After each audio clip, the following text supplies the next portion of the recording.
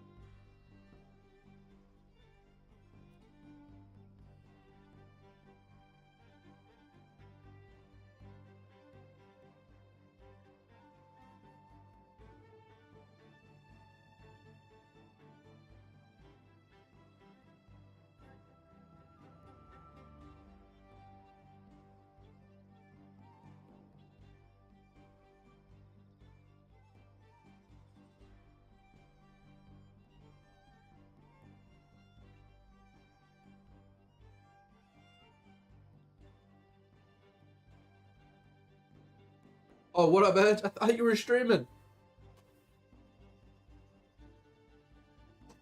Oh, going on, man. Assuming you might be in an ad, though. So, here's that. Oh, you just finished? Oh, okay. Oh, man, what was I doing? I forgot.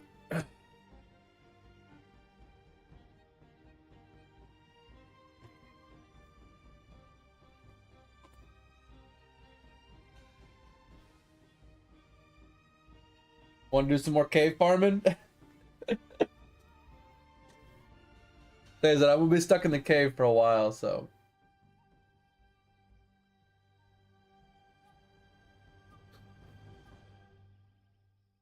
But, up to you. Need to poop! Yeah, I just got back. I started the stream and I was like, oh, I'll be right back. Yeah, I'll see you when you get back.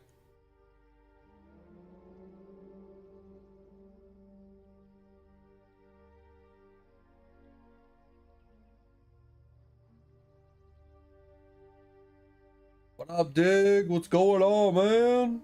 Welcome, welcome. How you doing today?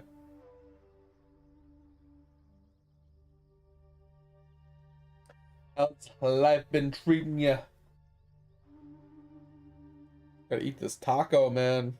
I had one of my 2 tacos so far.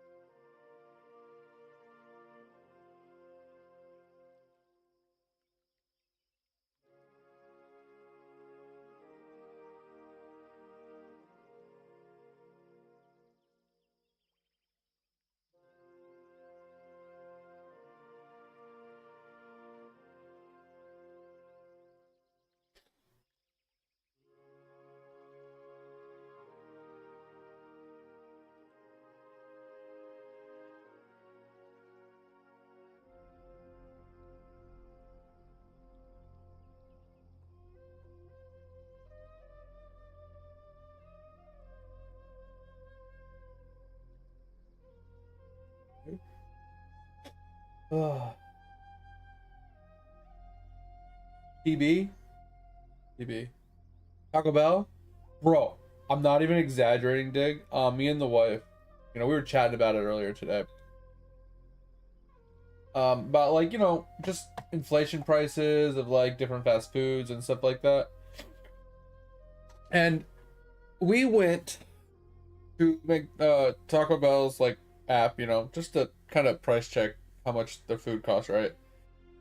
I'm not even exaggerating. The food I used to get for $15. Obviously, $15 is still a lot back in the day, right? We're talking like before COVID, right? So when I used to go to Taco Bell, I used to spend under $15 or right around $15 as it got a little more expensive sometimes. I didn't order, but I pretended to order. I just did the math, right? And the same thing I would have ordered back then. Can you take a guess how expensive it is? Just take a wild guess. How expensive my food would have been.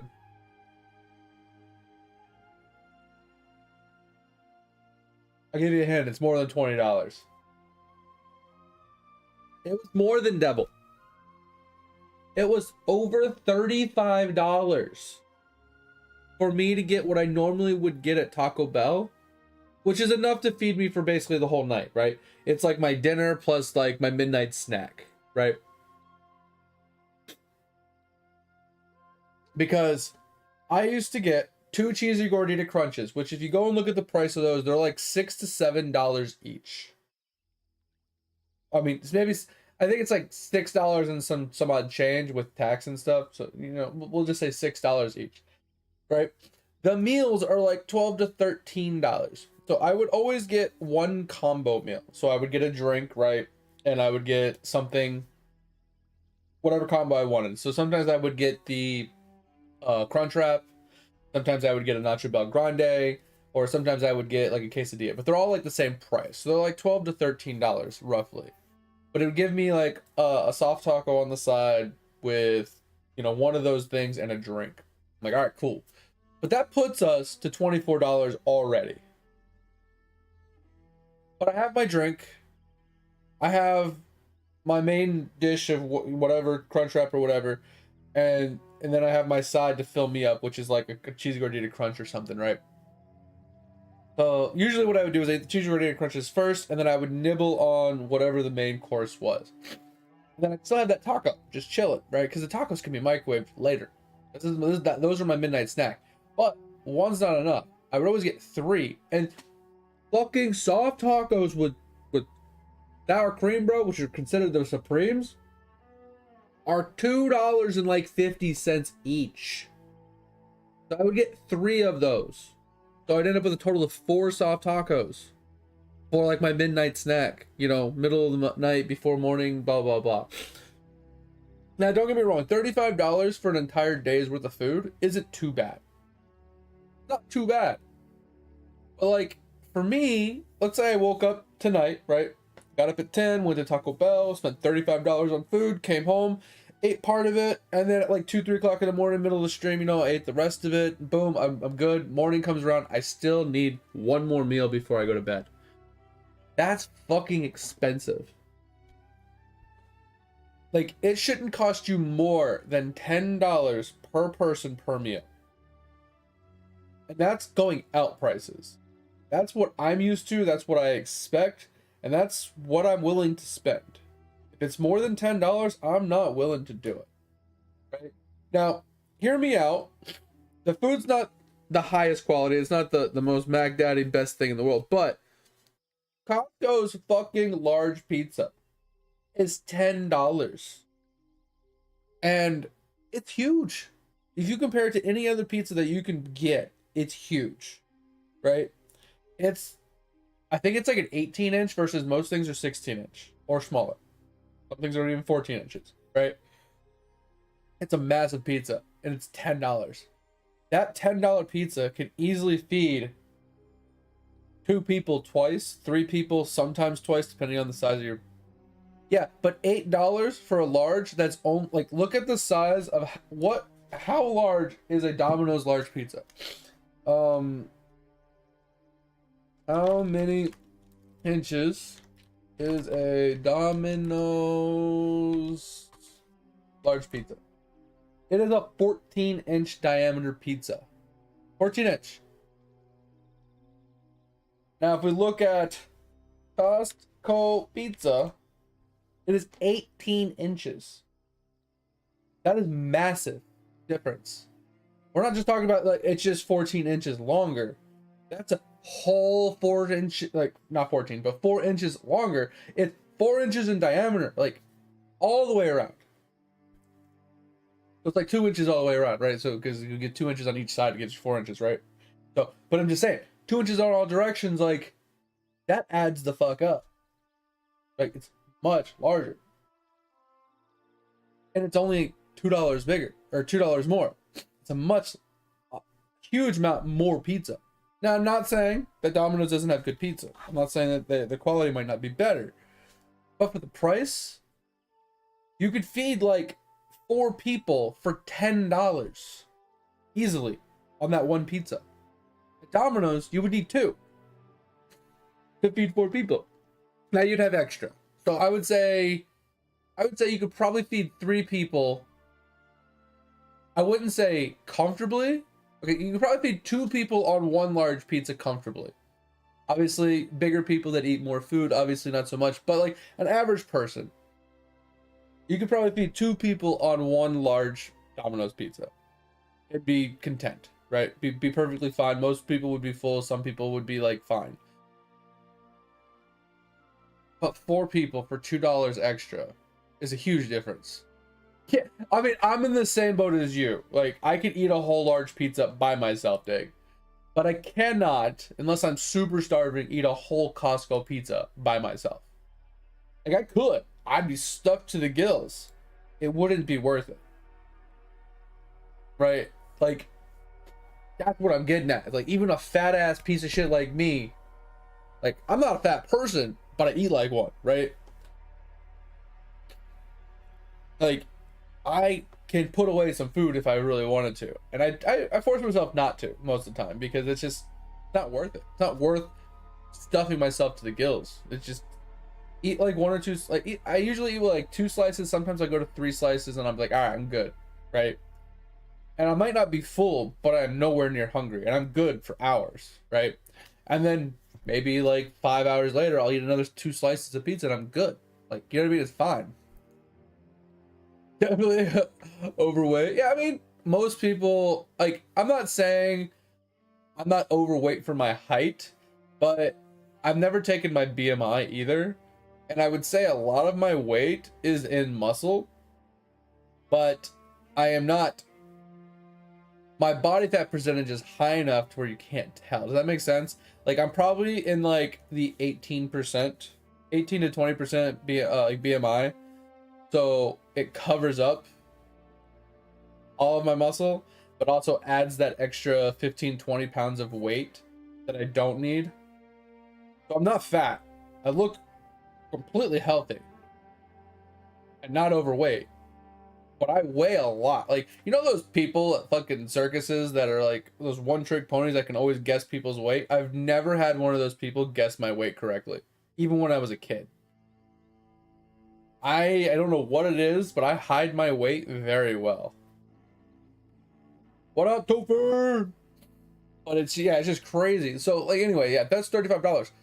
Low key, like, we looked at McDonald's, because McDonald's obviously had that big scandalous kind of thing where they were like $20 for a Big Mac meal. Like, that they hit their lowest point with that, right?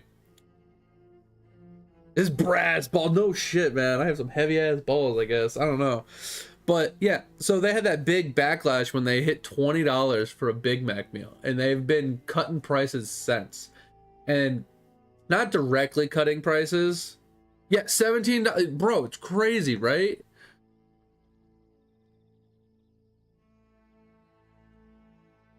Yeah, but I mean, like, we looked at it today. It's like $12 or $13 for a meal, right?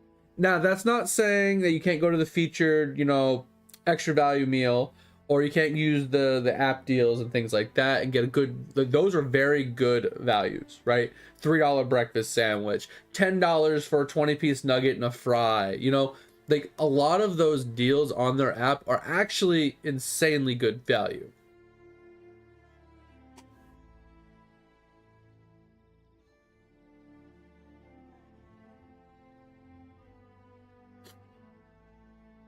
So, but that's what I'm saying. It's like, it's kind of crazy, their prices.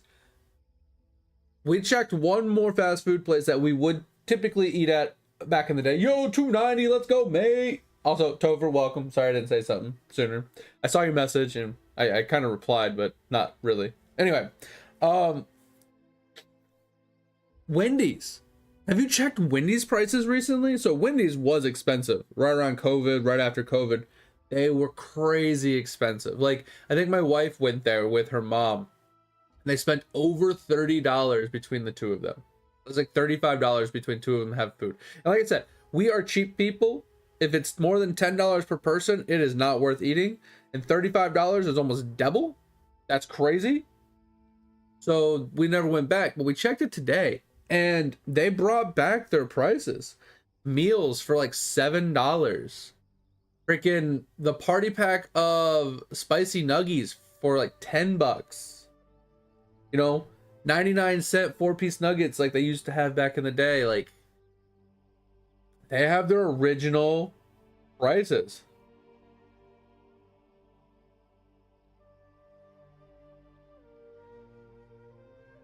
Yeah, that's the deal too. Is like, since they're franchise and like the employees that work there and the people that are in charge, certain restaurants and certain locations just suck. Like, there's certain Chipotles I refuse to go to because the people there don't know how to cook, right?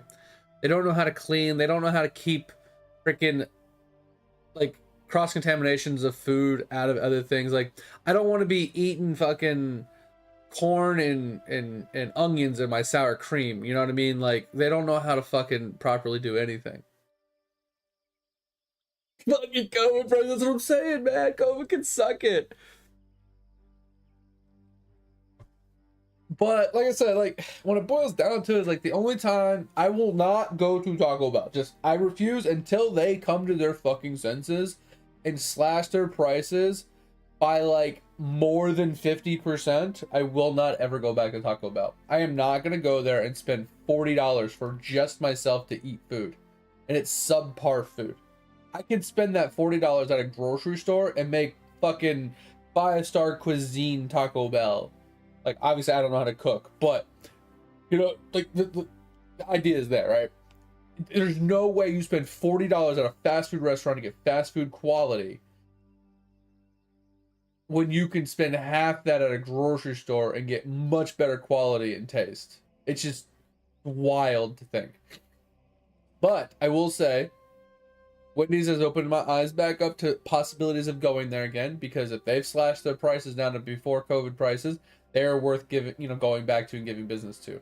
McDonald's, the only shining light McDonald's has is their meal deals, is their like featured app deals. Because like I said, they have a lot of good ones on there that are like $10 for a 20-piece nugget and a large fry, or you know, a fry or whatever, or $3 breakfast sandwiches, or sometimes they'll have like a Big Mac meal, like buy one get one freeze and stuff like that. Like, they have a lot of really good on like app deals, which are pretty spot on. Like, they're like, they equate to like before COVID prices basically.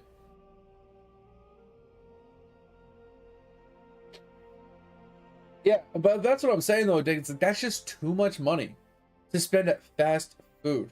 If you're gonna spend $20 at fast food, I mean, obviously you're prioritizing your time over your money at that point. But bro, like, money means so much in this day and age. Like, unless you're like well off, beyond well off, you need to save money where you can. And just going to a damn grocery store and buying like a pound of meat or a half pound of meat or something, and just making yourself a couple burgers, putting it on a bun with some cheese, you know what I mean? Like, and making yourself like $1 freaking pasta side or rice side. Like, it's just not fucking worth the price.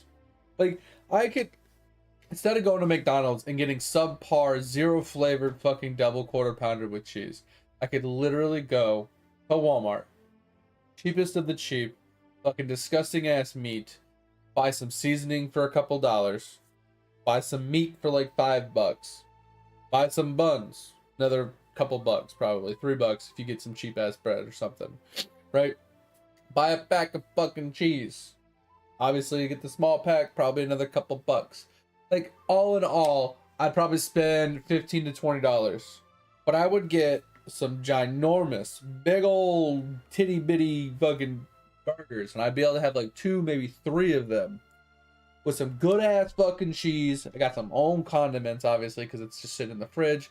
But, you know, add in the small amount of condiments you'd have to, you know, calculate in for the, you know, the seasoning, which will last you for a long time.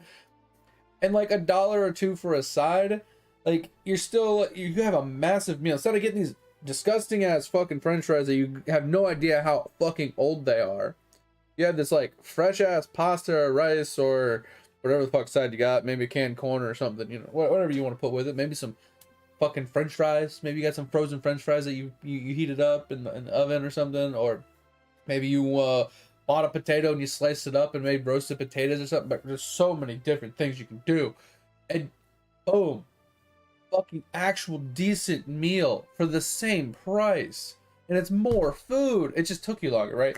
So going to the grocery store, let's say it takes 10-15 minutes to get to the grocery store. You take 10-15 minutes to shop, 10-15 minutes home. It takes you about 45 minutes to cook. That's an hour and a half worth of work, and you got like massive dinner.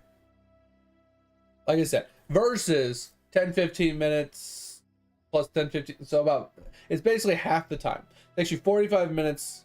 Obviously, some of my places I used to be able to get there, back, and get my food in less than 20 minutes. But let's just say maximum time you spend 45 minutes to drive somewhere, pick up some food, and come home. That's kind of way overestimation. But, you know, we'll just throw that out there. Half the amount of time to spend the same amount of money to get half the amount of quality and maybe a third of the amount of food. Right? So you almost get the same amount of food. Maybe half the food, because like I said, you get a lot more food, I think, when you cook it at home, depending on what you make.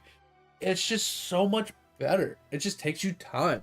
Obviously, I don't know how to cook, so I mean, I'm kind of like pot calling the kettle black, but like, I feel like if I lived on my own, I'd have to learn how to cook. There's no way in hell I'm going out to fast food.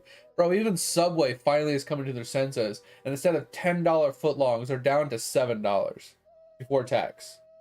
Like, that's a great trend. Instead of $5 footlongs, we're up to $7 footlongs. But I mean, hey, inflation happens. You know what I mean?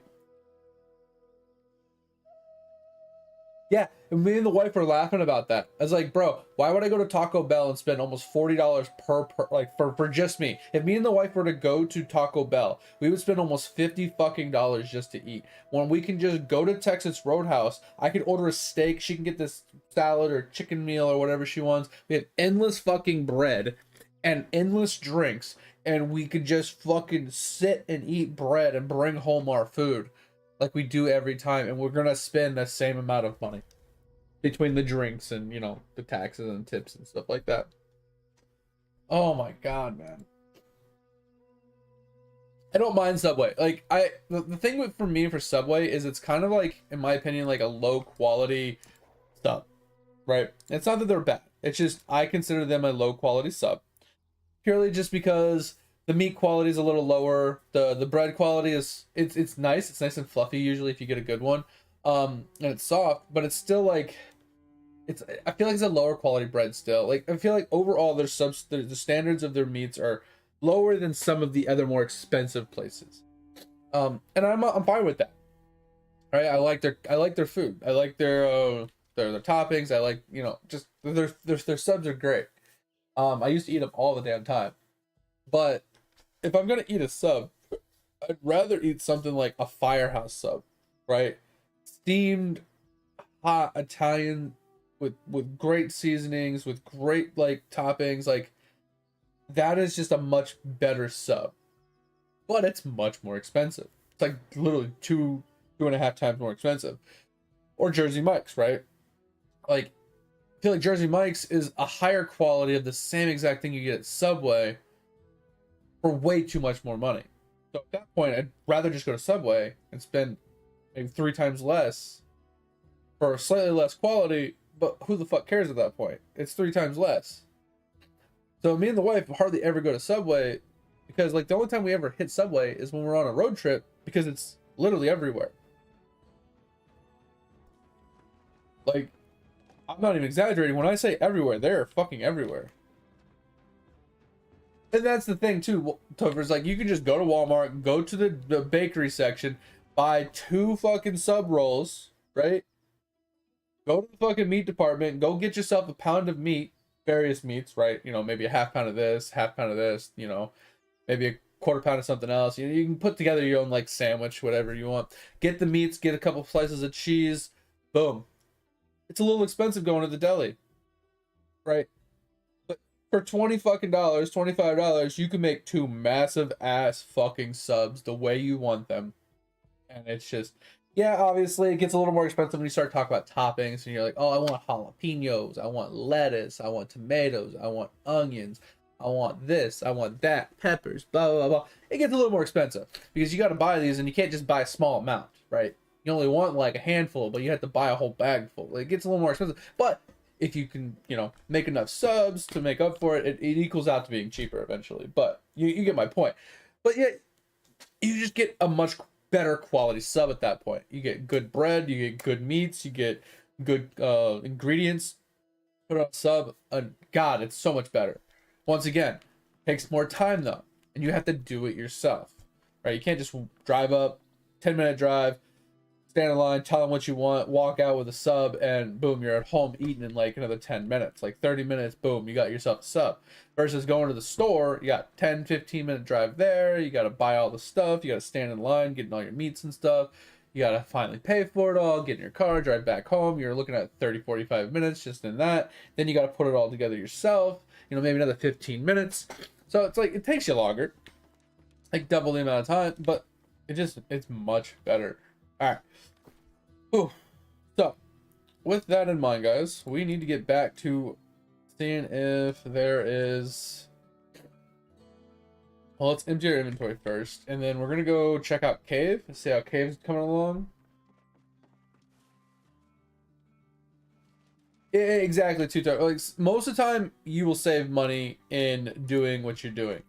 And sometimes it's not an upfront cost that you're saving, the way I look at it, because some of the stuff you buy, you have to buy in bulk. And when you buy it in bulk, it ends up costing just as much as if you were to go out, but it makes more in the overall time, right? So you might spend $20, same as you would have if you would have went out, but instead of having 1 sub, you now have made 3 subs, right? That's the difference, in my opinion. You'd have to equate it down to per sub at that point, not how much you spent total on equipment or on all the stuff, right? Oh, sorry, mate. I thought I did. Welcome. I saw your 290, and I said, "Oh shit, look at that!" And I mentioned Topher instead of yours, so my bad. But welcome, man. How you doing today? But yeah, like, I'm not saying fast food isn't a bad thing. I'm not saying it doesn't have its place. What I'm saying is, I think fast food is a dying art at this point because what it was intended for and what people used it for and how it came about, it's completely lost from what it used to be. Because it used to be cheap, affordable, and fast. Right? It is no longer cheap and affordable. It is no longer fast. It's okay fast. Like, it's okay when it comes to speed. Sometimes it takes you a while because I have to like do whatever, but sometimes sometimes it's super fast, sometimes it's really slow. So this really depends. The place you go, how busy it is, staff, so on and so forth. There's a lot that goes into it, but the short of it is, like, yeah, it's not the same as it used to be. It just isn't. Like I said, like, you used to be able to go somewhere and You could just grab it on the way home. It was cheap. It was convenient. It was fast. The quality wasn't too terrible for what it was. And the quality has gone down. The price has gone up. The time to obtaining has gone up. Like, it's just no longer fast, affordable food. So it's just, I feel like it's literally just a dying art at this point.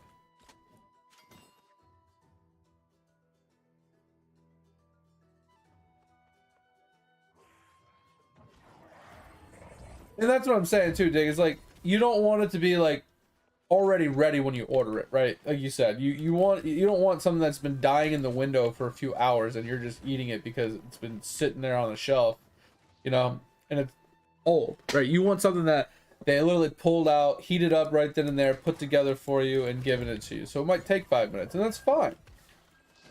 But like at the end of the day, like we're at an era where fast food just doesn't really work anymore. Really? I saw a commercial that it said footlongs for $6.99. It might be their daily subs. It might not be all subs, but it might be their daily subs. Because they have like a daily sub list where every day there's a different sub, and I think it's the on sale ones.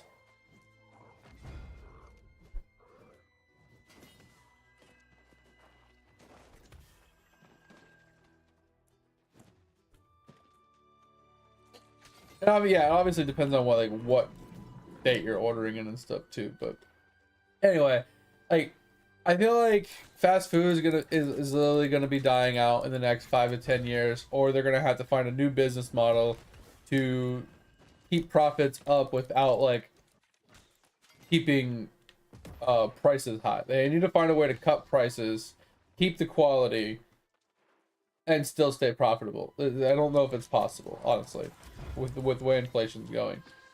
Especially since the newer generation, they want healthy foods, right? They want stuff that is relatively healthy. They want stuff that, you know, is good for them. They at least tagged as healthy. Like, they don't want this disgusting grease-fed fucking before you kind of food. They want healthy and affordable. They just, I mean, honestly, I don't even think they care about affordable. They just want healthy. And that's where like the older generation kind of gets lost, because we don't care. Like, we care about healthy to a point, but we care about affordable.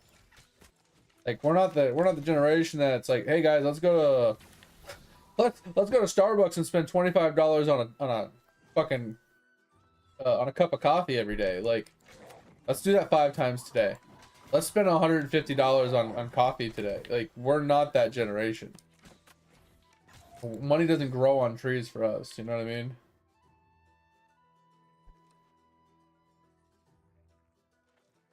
Yeah, I mean, yeah, there's the big cities. You can't eat out and survive unless you're really rich, right?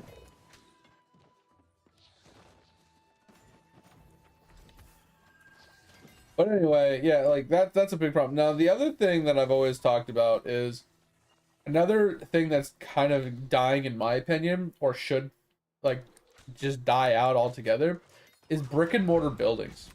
You know, places like Best Buy, you know, places like that. They don't need like Macy's, JC Penney's, like these places, these outlets for brick and mortar buildings to sell their wares and stuff. Now, I'm not saying that they don't need a storefront, but they don't need one every 10 feet, right? They need to minimize how many stores they have significantly, because the only time someone should ever be going to your store is to either return something that they ordered online, or to possibly test something that's expensive, right? Like, let's say you have like a device or something you know, you don't know if you're gonna like or not, but you want to see it in person, blah blah blah. Like, that makes sense. That's kind of like DX Racer, for example. They have a few outlet stores, very spread out, because you don't want to buy a chair if it's not going to fit you or be the right size or be comfortable. So they have a few outlets where you can go and test a couple of the chairs to see if you like them or dislike them, and then you can order it online and send it to your house, right? Like, that's how it works. And the reason I say this is because doing operations online is a lot cheaper than doing operations in real life. Because in real life, not only do you have the rent of the storefront, right? So you have to pay an arm and a leg for the building itself, the location in the building. Then you have to pay all the utility bills, which is expensive. Then you have to pay all the staff that sit in that building. And you have to staff it for the entire day, 7 days a week, 365 days a year, pretty much. And then you have to, you know, maintain the inventory and things like that. Like, there's so many costs, right? Operation costs in general, and then like upkeep costs and a few other miscellaneous costs that just go into all of like running a brick and mortar business. When in reality, all you need is a couple warehouses, not a couple, but you know what I mean? Like staggered warehouses throughout each state. So, you know, someone orders, it's relatively quick for you to you know, deliver it to whoever bought it. You know, if you have to transport from one warehouse to another warehouse in another state, that happens. That's fine. But at the end of the day, it's like you're staffing the warehouses, but there's less of them. There's like a lot less of them. You're now, instead of staffing 1,000 stores with like 150 employees, you're now staffing, you know, 100 warehouses with like 200 employees because you have drivers and stuff, right? And you don't need to worry about the stock as much. Like, you get it when you get it, and like if you need stuff from other warehouses, you can have it delivered, right? And move from state to state as needed. It's much more convenient, a lot less operating costs, a lot less employees, a lot less, you know, whatchamacallit, like stocking, inventory fees and stuff like that. It's overall, your overall overhead cost is so much lower with an online presence using warehouses to distribute all your stuff than it is to keep a brick and mortar thing in like every neighborhood like these people do. Like, there's so many different storefronts for different businesses, and like you see it all the time in the news. Like, oh, this company is filed for, you know, it's closed down 50% of their stores. This one's closed down another 20 stores. This one's closed down another 50 stores. Like, there's so many stores just getting shut down regularly every single day, like brick and mortar buildings, because they're not making money like they used to. It's the nature of, you know, the way the world's going, and I feel like brick and mortar is like the way of the past.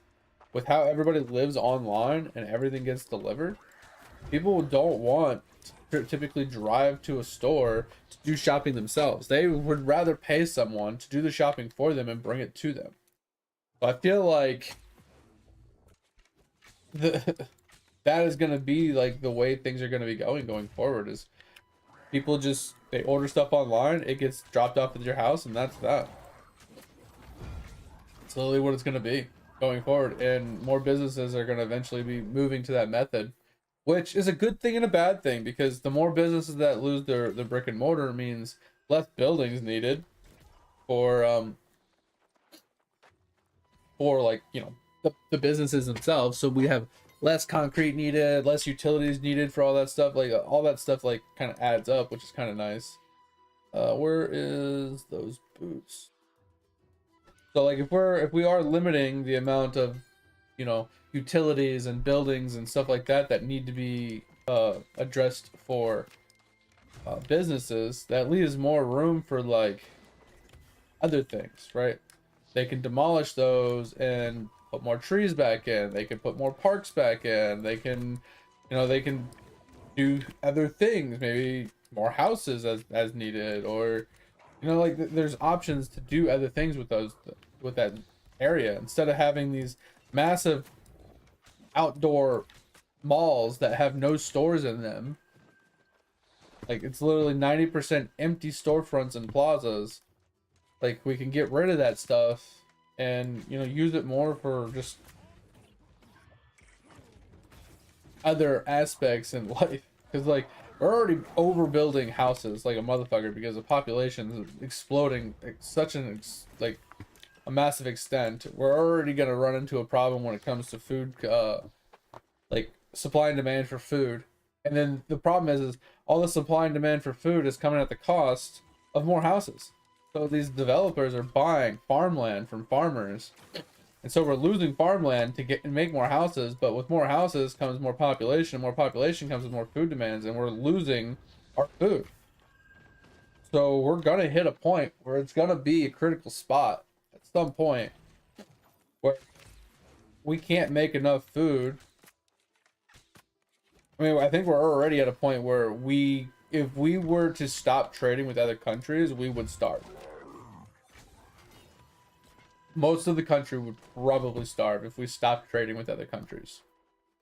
I don't think there's very many countries in the world that are self-sufficient in all aspects, that if we stopped trading with each other, they'd be able to survive purely on their own. Because most places, they make something specific, and they make an abundance of that something specific that people trade for. And then obviously when they're making that something specific, then other people are making other things that are something specific, and they're trading for it. I mean, it is what it is, but it's just, man, I don't know, this world's going to shit real quick. Like I said, I think fast food is going to be something of the past. I think brick and mortar buildings are going to be something of the past. But at the same time, I think, at some point, being a farmer, being like a food provider is going to be a thing again. It's gonna be like something that's going to have to happen. But I think it's going to be more business oriented than family oriented, right? Because before it was just like farmer families, right? The farmers own the land, and they hired hands to help them work the land or whatever. But now I think it'll be like an actual business will buy up all the land, and then they'll commercialize that land and try and like pump out as much as they can, kind of like how we have like chicken farms and stuff owned by like Purdue and Tyson and all these places. I don't even know if they even use real chicken, but you get my point, right? Like you have those businesses that own those types of lands to produce the foods and the chickens and everything else. They're gonna do that probably for even more stuff if they already haven't, and they're gonna have to buy up more and more land. And I think what's gonna end up happening is, like, if we start getting rid of storefronts and we start losing fast food places and stuff, all these places zoned for commercial use on these big major massive like speedy roads are going to probably get converted into places to make more food again, which would be a good thing because we have way too much concrete in the world. Like, the amount of concrete and asphalt in this fucking day and age is ridiculous. We have way too much of it. I'm not gonna say, like, I don't want to be one of those doomsday doom and gloom kind of people, but, and I'm not a scientist, but I'm just gonna say places that have lots of concrete and lots of asphalt typically stay hotter for longer than places that don't. If you go out into the fucking country, middle of fucking nowhere, or in the middle of the desert where there's not a lot of concrete and fucking asphalt everywhere, those places, they get hot. Don't get me wrong, they do get hot when it's daytime. But when the sun goes down, that shit cools off real fucking fast. You can go from like 110-degree weather to like 60-degree weather in a few hours because nothing is there to retain the heat. And you want to talk about fucking global warming? Like, yeah, there's a lot of things that happen with global warming, right? Like between like gases and fucking shit like that with the ozone layer and whatever the fuck else we want to talk about. But bro, if the fucking planet can't cool down because we have too much fucking asphalt and concrete retaining heat, bro, get rid of it. Get rid of like so much of it, and the fucking planet might be able to cool the fuck off. Jesus Christ, thanks for the hydrate, mate. I appreciate it.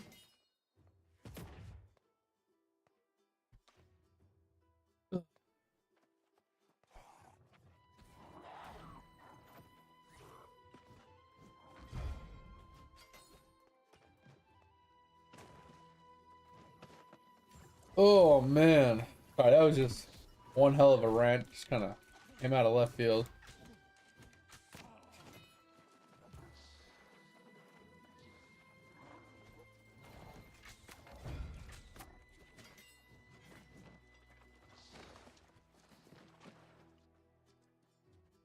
You do crops? 203? That's huge. Yeah, I haven't really made any progress on my Eidolon. I still haven't gotten a single T8 plant.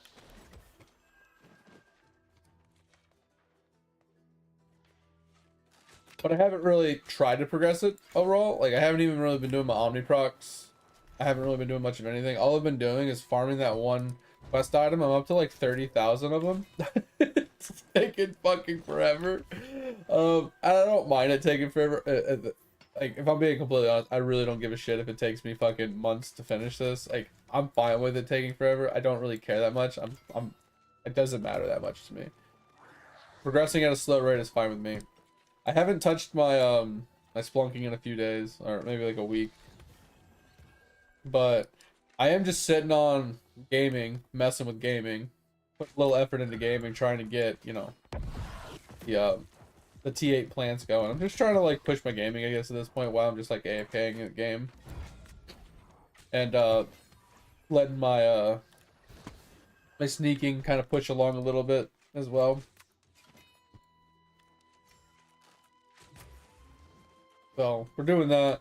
I've actually been putting a lot of effort into the idle skilling. We're getting kind of close to I think we're like 2/3 of the way to a 2-star damage. Maybe 50% of the way to 2-star damage. But I think I'm reaching a spot where I basically, in order to progress, I need to actually do a ton of ascensions. And then I need to actually start doing my rebirths. Because I need to unlock more of the rebirth unlocks, and I need to max some of them out. If I don't start doing that, I don't know if I'll be able to actually hit 6-star damage. But we finally got our potions leveled up quite a bit. We finally we're finally on like the second stage of potion unlocks. We're finally on the second stage of crops and farms and plants, which is good. Our spelunking is pushing into section 3. I've been doing section 1 and 2 for a while. I finally started unlocking the section 3 stuff, which I've never really paid that much attention to. So our spelunking is like coming along pretty good. And then we reset our afterlife, and our afterlife is kind of cooking right now, giving us a lot of upgrades. We're about to be kind of hard stuck on afterlife though. Our trekking is coming along. We've unlocked a couple new pets, and we're getting our power up quite a bit. So trekking is doing pretty well. We're getting kind of close to unlocking our next color in trekking, so that'll give us more unlocks and more progression there. We're leveling up more pets in trekking to give us more fighting power and more attribute bonuses and stuff. That's coming along. We're farming cards right now, so we can level up our cards to 5 and 6 stars and stuff. So that's coming along nice and slow. But we've almost unlocked every card in the game except for some of the event ones, which won't be able to be obtained. And then we are almost done with all of the achievements, aka achievements in the game, which is pretty good for us. So like I said, we've made quite a bit of progress. So what we're going to end up having to do before we do another rebirth is I'm going to have to pick up a new ice cream, because each ice cream you pick up reduces your damage even more. And if you don't have a shit ton of damage, you won't be able to progress it. So now that I'm at like 1-star damage, I might be able to do the second ice cream after rebirth. I'll have to like revamp my damage back up, but with the fact that I can get to 1-star damage means I should be able to probably do 1 or 2 more ice creams, which should give us even more and it'll unlock a few more things for us, which is pretty good. So like I said, we're making quite a big jumps in auto skilling, which is pretty good. Like, obviously, it doesn't really matter how long it takes us to do it, but you know, it's coming together quite nicely. And like I said, once that's done, I'll have freedom on my off days to pretty much play whatever I want. And also, like I was saying to you yesterday, Topher, if you do want me to show you some BDO, then like, you know, maybe show you a couple aspects here, because I don't want, like, there's too much to show you to go over all in one day, but I can show you like one or two things and like just kind of give you a quick overview, like, you know, cliff notes, like what the game looks like and the gist of it, so you can like decide if you want to even try a few parts of it to see if it's anything remotely worth you even trying. Because I think it's a really good game. And obviously you get out of it what you put into it. So if you play for like 1 or 2 hours a day, you're gonna get 1 or 2 hours of progress. It's not gonna feel like a whole lot of progress because of how long some of the grinds can take you, but and it is what it is. It's kind of like just slow playing like Eidolon, in my opinion. You know, how I play Eidolon real slow. It's like kind of like the same thing if you were to play BDO that way. I think it's a great game. It gives you something to grind, and you can see incremental increasements every single day. Whether it's an increase in money, or it's an increase in EXP, or an increase in levels, or increase in gear, there is always something to be increased every single day. And that is the best part about it. Is everything scales everything. So, you know, you get another level in Gathering Profession. It gives you more mastery. More mastery gives you more yield. More yield gives you more EXP. And it gives you more money. And more money and more yield gives you, you know, and more XP, you know, kind of revolving door of leveling faster, but also slower, because every time you level, it takes even more XP. So you do technically level slower every time you level, but you get more XP per hour. But you also get more yield per hour. More yield per hour gives you more money per hour. And more money per hour allows you to buy more materials, to try for more upgrades, or to buy upgrades outright. And the more upgrades give you more yield and more XP per hour as well. So it's just a huge revolving door of like increase here, increase here, increase here, increase here, and just constantly increasing. And like doing different parts and things to like just grow your overall count. It's pretty dope.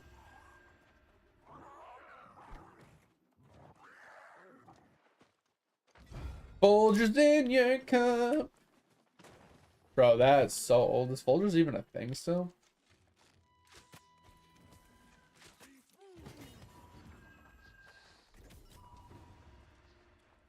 Oh, thanks for the hydrate though, mate. If I didn't say that already.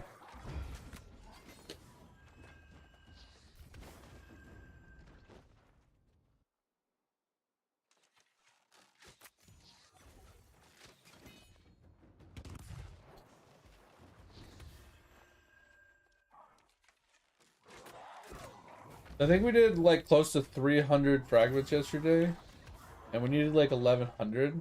So I think today we need to get like another 700 or 800 fragments. I don't think we'll get that many, but we'll get as many as we can. And then we'll go back to armor farming. And armor farming today will basically be me going and farming a bunch of linen, because I need to get to the higher tier linen.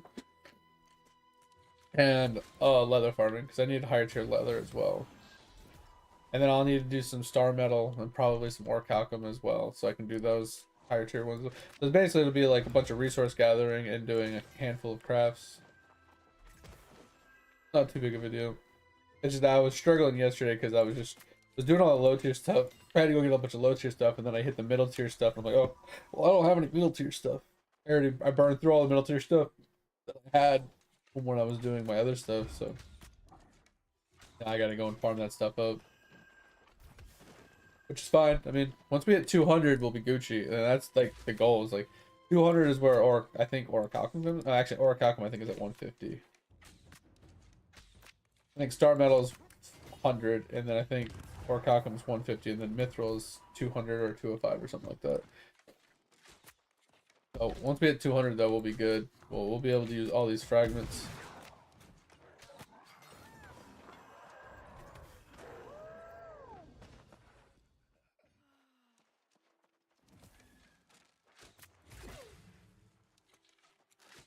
And then that will push us to 250 probably because we just have so many of them. Or we can get so many of them. But yeah, once we hit 200, I'll switch to weapon crafting, push that to 200, and then we'll switch to Arcana, push that to 200. We'll just rinse and repeat that process as best we can. We get all 5 of those to 250, and then we'll be pretty happy after that.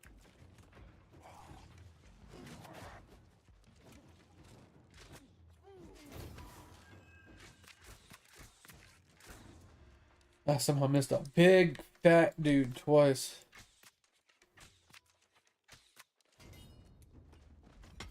I love it when you're in cave with 50 other fucking people and nobody's attacking. And I missed a big shot.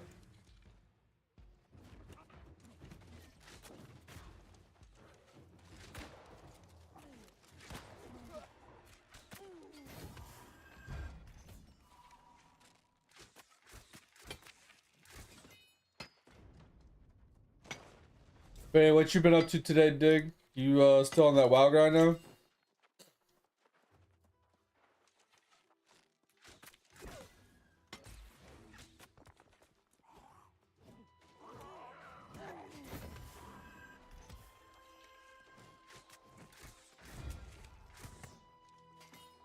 Lotro WoW? Nice. Yeah, I figured you were still trying to push Lotro pretty hard before you got into a bunch of other games, where you put it down temporarily.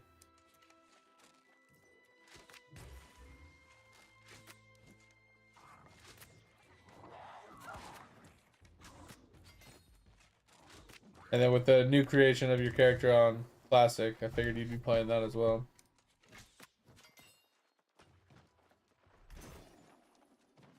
So did Quinfall not kind of interest you enough to draw you away from Lotro or WoW?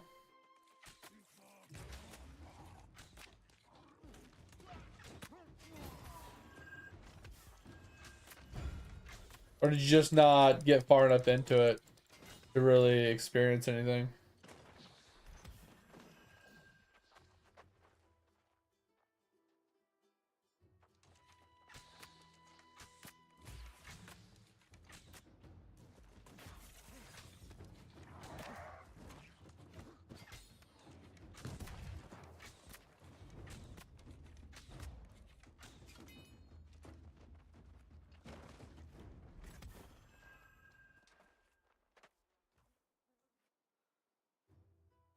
Oh, that's all good, Toby.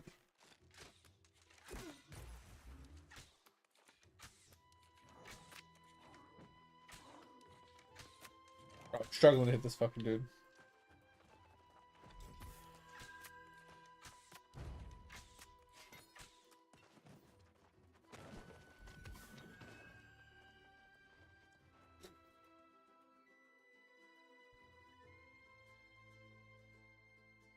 Yeah, that's what I was gonna say, Dig. It wasn't like the short time you put into it didn't interest you enough to pull you away from like your other games that you're already invested into. That's what I was asking. Yeah.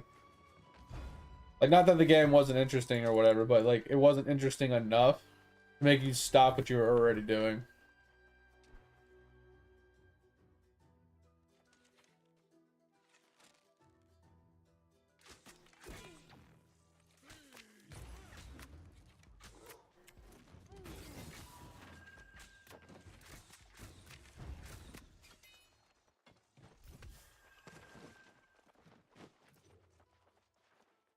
What up, y'all?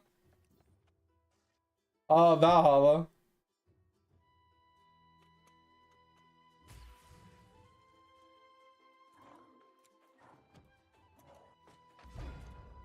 Yeah, I got you.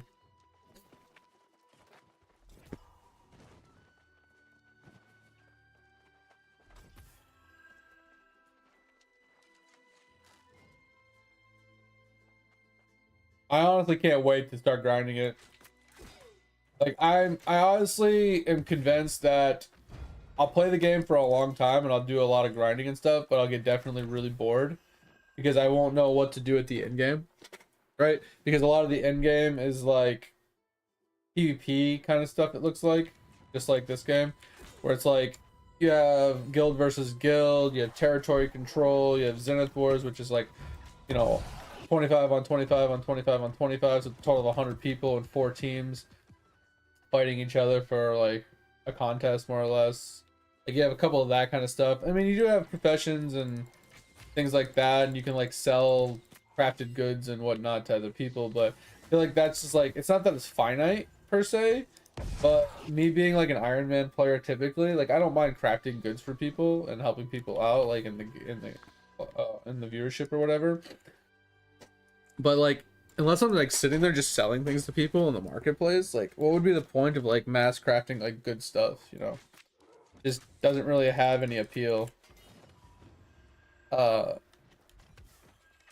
but I mean, I could say the same thing about BDO, right? Like sitting there grinding, leveling my stuff up for endless amounts of time, just making money, money, money, money, money to buy like better profession gear, and just basically just an endless loop of that, just trying to progress that. Like I feel like Quinn World would be the exact same thing for me.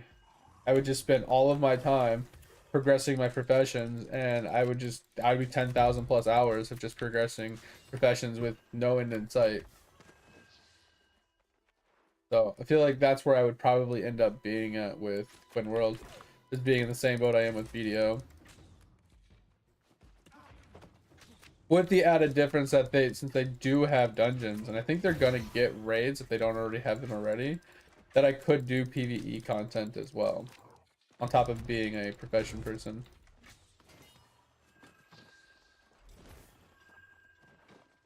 I don't know. Not that I'm torn. It's just I know I'll like it, but I know I'll probably eventually just be like, all right, let's move to something else. Because I don't get as invested into video games like I used to. Right, like with WoW, for example, when WoW was like a new thing and I was like, you know, younger. Like that's all I did. All day, every day. Just wow. Grind, grind, grind, grind, grind. Grind, grind, grind, grind, grind, grind, grind. It just never stopped grinding when I was a kid, you know. Now it's like I grind a lot as an adult. But kind of, it's not that I lose interest. It's just like okay, well, what else does the world have to offer? You know, it's like I'm not just sticking with the one tried and true that I know. You know, I kind of I'm willing to experiment and try other things and see what else there is to offer, and you know, put it down and try something different over like at random times.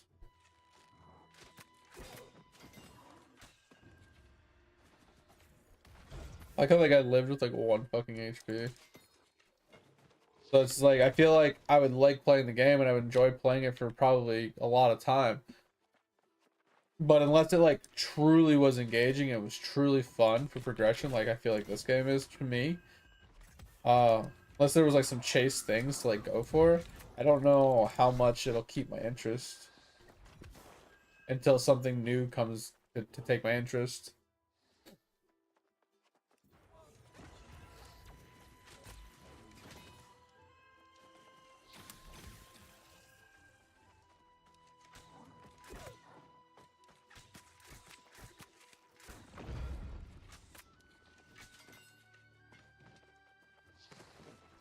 Also, the one thing that does keep my interest a lot longer in video games nowadays, though, is having people to play with. You know, like, the reason I liked Lotros so much, and I stuck with it as much as I did dig, is because me and you would group up and do things, right? I wasn't locked out of a lot of, like, dungeons and content because I was by myself. I was able to duo with you and have a lot more fun because it allowed me to do more content, right? Like if you weren't playing with me, it's not that I would have quit the game sooner. I just wouldn't have experienced a lot of the game that I did experience, and it wouldn't have been as enjoyable. Like I said, I still like the game. I still want to go back and play my druid or my bear. I had a lot of fun playing that game. It's just with all these other games and all these other things, I want to finish some of the stuff that I can't. Like I won't be able to finish down the road. Like namely the New World thing. I want to finish this. And it's not that I don't want to go back and play it after I finish this, but there's a lot of other games that have come out that deserve attention before I go back to it tried and true. Something that's always going to be there, right? I feel like Lotro is always going to be there, and if it's always going to be there, I can wait. You know, I could test some new things out and see if it's worth playing the new thing over going back to the old tried and true. Oh, yeah, we're losing a lot of people from the cave. Which is fine. I need to eventually get some human farms going. I just wish I could solo it. Because if I could solo a human, it would make things so much easier.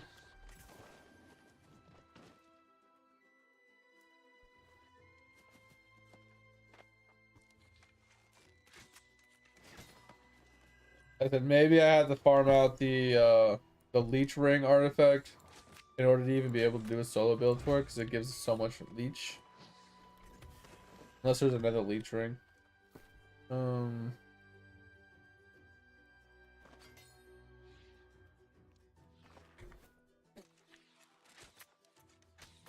That was like 300 something gold. Hell yeah, let's go.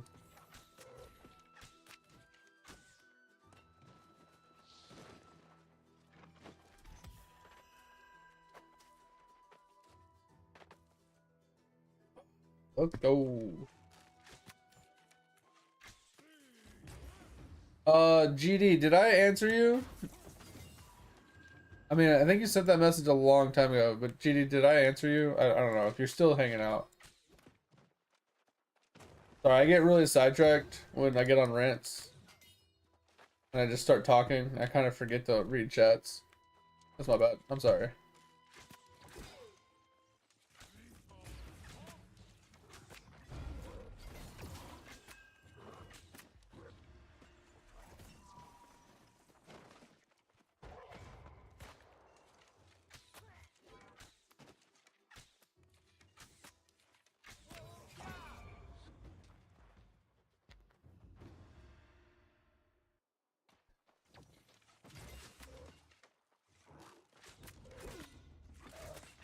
Oh my god. I timed that really poorly.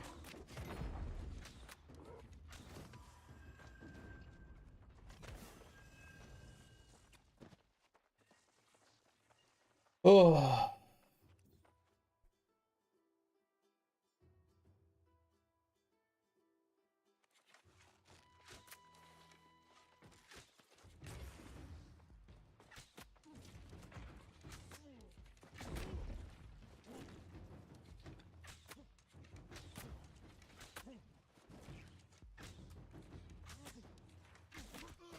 Oh, I was gonna kill him before he hit me.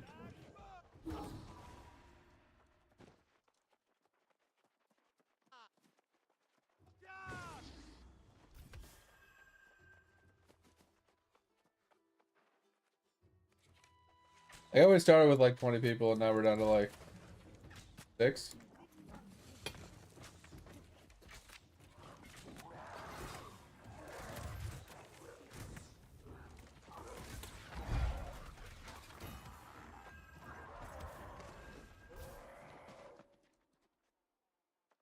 Oh, I think we're making good progress though.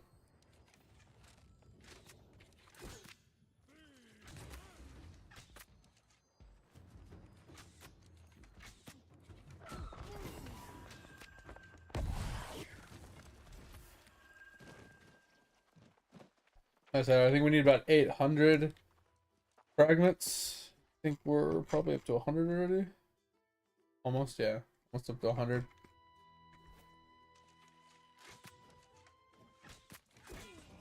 Really? Nice duck, bro. I feel like a lot of people come here to AFK weapon XP and not for the gear itself.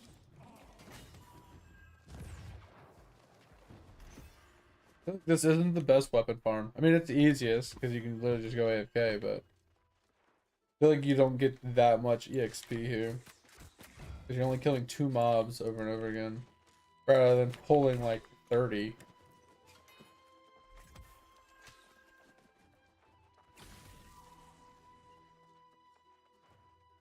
Oh.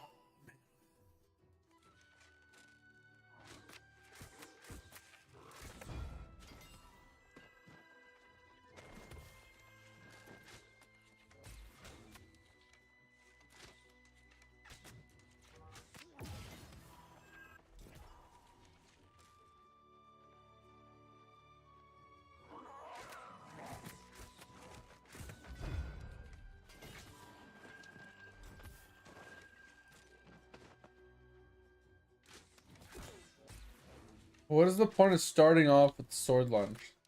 Or is that a heavy attack he's starting off? If you started with a heavy attack, it makes sense.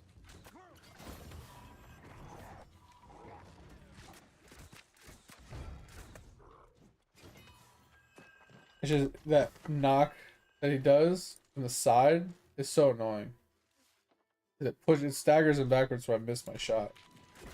Like both of those somehow fucking missed. It would have killed it.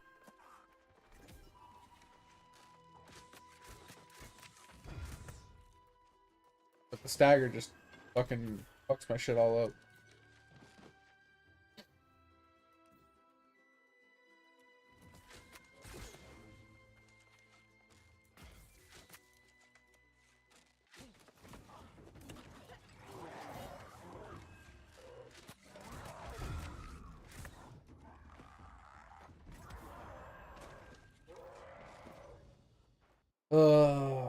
Yeah. That's what I was talking about yesterday though, is like the problem with the game like this is everybody has their own like play style. And they use their own abilities because of what they like or dislike or however their build is set up. But they don't put into consideration like, okay, if I use this ability, it's gonna cause the mob to do X, which then fucks over anybody else that's trying to, you know, be accurate to hit a moving target, right? So basically what I'm saying is like melee players have no care in the world when it comes to ranged players. They're like, oh, knockdowns, knockbacks, staggers, sweeps, throw them on the ground, pushbacks, you know, like they just don't care what their abilities do to the NPCs. So they're just like, all right, sure. This ability is gonna make me do 10% more damage because it's gonna give me empower. It's like, okay, it gives you empower, but it makes the fucking ranged guys all miss their attacks, which means we lose 90% of our DPS because you wanted to get a 10% power boost, and you're not even doing that much damage. Like if you're able to like 1-2 tap the mob, then sure, fucking boost your ass, bitch. But bro, you're doing 0 fucking damage. You're a fucking tank. Like, chill the fuck out. Just sit there and fucking haunt the bitch. But I mean, people do it with like hammers and spears and stuff like that. They are DPS classes, but like, what's the point of fucking sweeping the mob and knocking them onto the ground, do some damage, when we could just all shoot it like one heavy attack or one light attack or whatever? Not cause a stagger, not cause a knockback, not cause a knockdown, and actually just do fucking damage and just instigate the thing. Kind of like that. Where we don't have to worry about like missing our shots and stuff. Just so much extra damage when everybody can actually hit. Like that. It was unnecessary to knock that mob back at that point. Like, I missed my heavy shot because he wanted to do a random dagger knockback heavy attack. Okay, so it's just me now? Cool. Alright.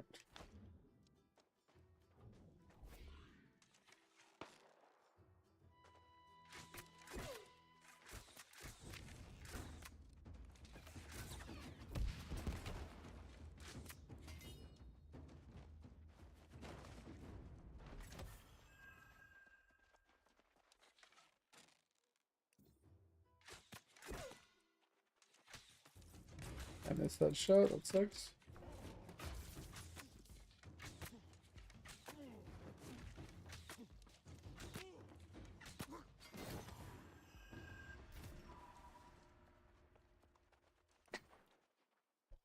Oh.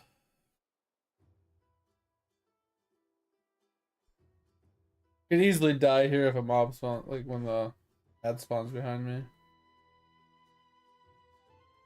And the respawn rate is horrible when you're by yourself. So, we will leave since everybody else left.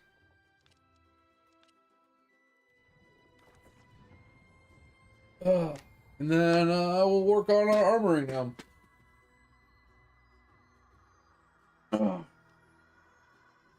I got made 2 tacos. I ate 1 before stream, and I started stream, and I have just had no interest in finishing my taco. Oh man. All right. So let's start with metal farm. See what we need to farm for metal. Scrap everything we got. Got to go through our profession stuff too. I hate that this is only a tier 4. Wonder why. Alright, so we're the socket gear. Alright. So I really wish they would fix this. But I mean, we could do this. This is a good sphere, good XP. We don't need to though. I feel like I'm not going to, purely because we can hit this to 200 or 250 without doing anything. This is what we want. Armor. All right. So we are currently at Orichalcum. So what does this equal? 10, 18, 22, 27, that 33, 43? 43 Orichalcum? That's pretty doable. Here's some charcoal. Yeah.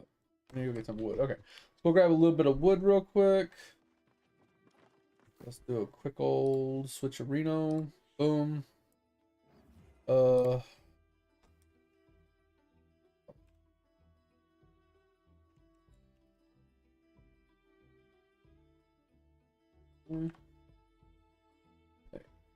This is logging. That's what.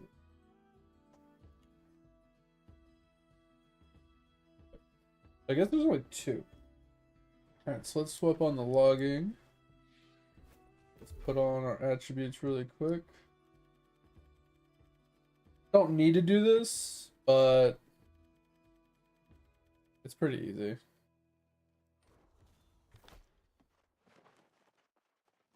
Like, doing this is kind of unnecessary because it's just a little bit of logs, but I need to get as much logs as I can. So we'll also do a log really quick for yield.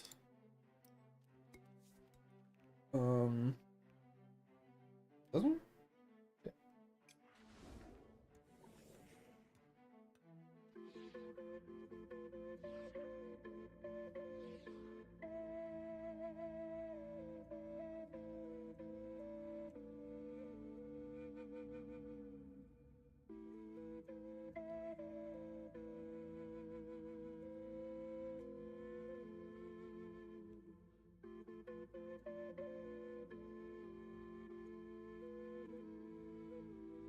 There we go. Alright.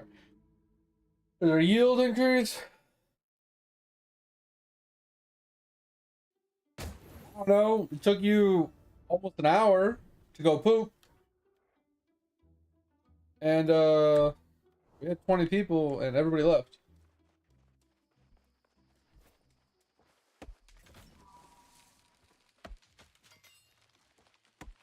I didn't want to push.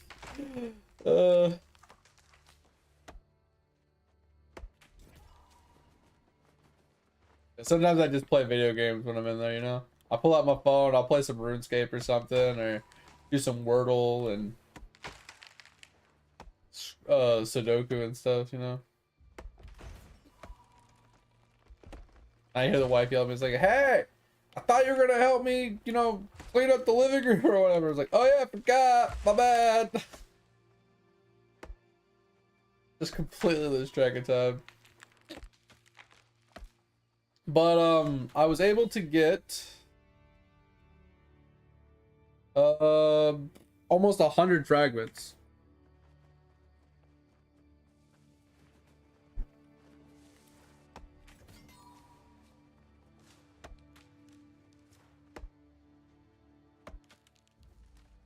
Not too big a deal. We're working towards our armoring some more right now.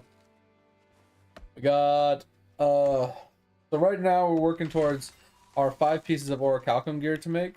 I think there's 5 pieces. There might be 10. I don't know. I'd have to double check. So we need some charcoal to make our metals.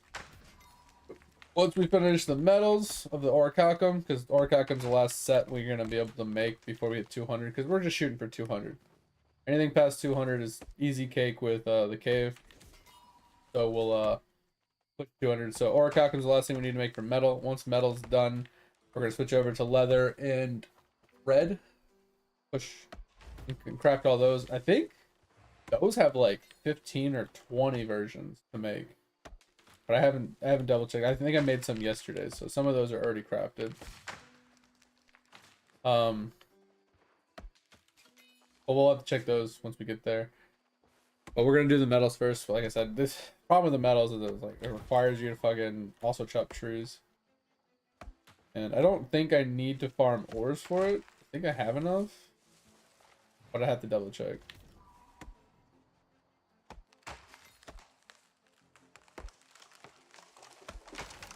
Because I don't know if I have enough star metal to finish it up. But anyway, we'll do this, and then we will we're gonna turn around and do some leather grind, because I think we needed a bunch of tier 5 leather to do the leather stuff, and then we're gonna have to do tier 5 thread after that, do the thread stuff. Then we should be able to hit 200 armoring pretty easy today. Possibly start working towards the weaponsmithing after, which once again we'll start back over doing metal and stuff again, but it's fine. Our jewel crafting is almost 200, which is pretty good. Jewel crafting is not going to be an easy one to level, purely because you don't get a lot of jewelry when farming materials like that, like in the cave. Like, you just don't get a whole lot of jewelry. You get a lot of armor and you get a lot of weapons, but you don't get a whole lot of jewelry. I feel like jewelry would actually be more or less me farming silver, pretty much. It'd just be silver farming and just spamming silver. Just doing sets and inlays and stuff like that. Just making massive amounts of those and throwing them on the ground because I don't need them. Obviously, there's a lot of like first time crafts we can do with like cutting gems and fusing gems, and then making certain earrings and amulets and stuff. We could do stuff like that just to jump out some stuff. It's just getting it to 250 would take quite a while, purely for the fact that like we just don't get a lot of those fragments from scrapping, because we just don't get a whole lot of fragments or a whole lot of those items. The jewel crafting would be kind of harder, but I think alchemy shouldn't be too difficult. Push it to 200, and hopefully if we just put on alchemy weapons and sit in the cave when we actually have a group to carry us, we should be able to farm up a lot of like life staffs and things like that to give us a bunch of weapons to scrap. So hopefully that could go pretty well.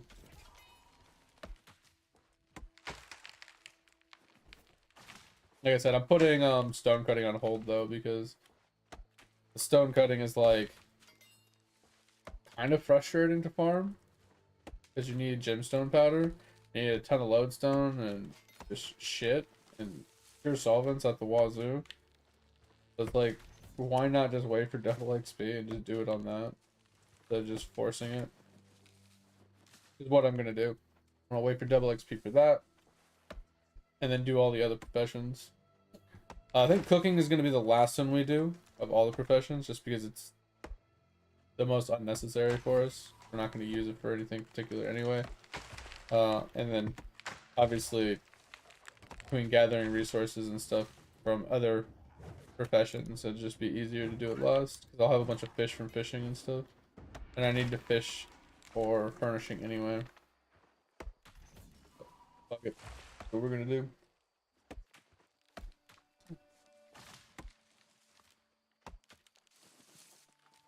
Oh yeah, Edge, whenever you come across a gift that you would like for the help you gave me so far, let me know.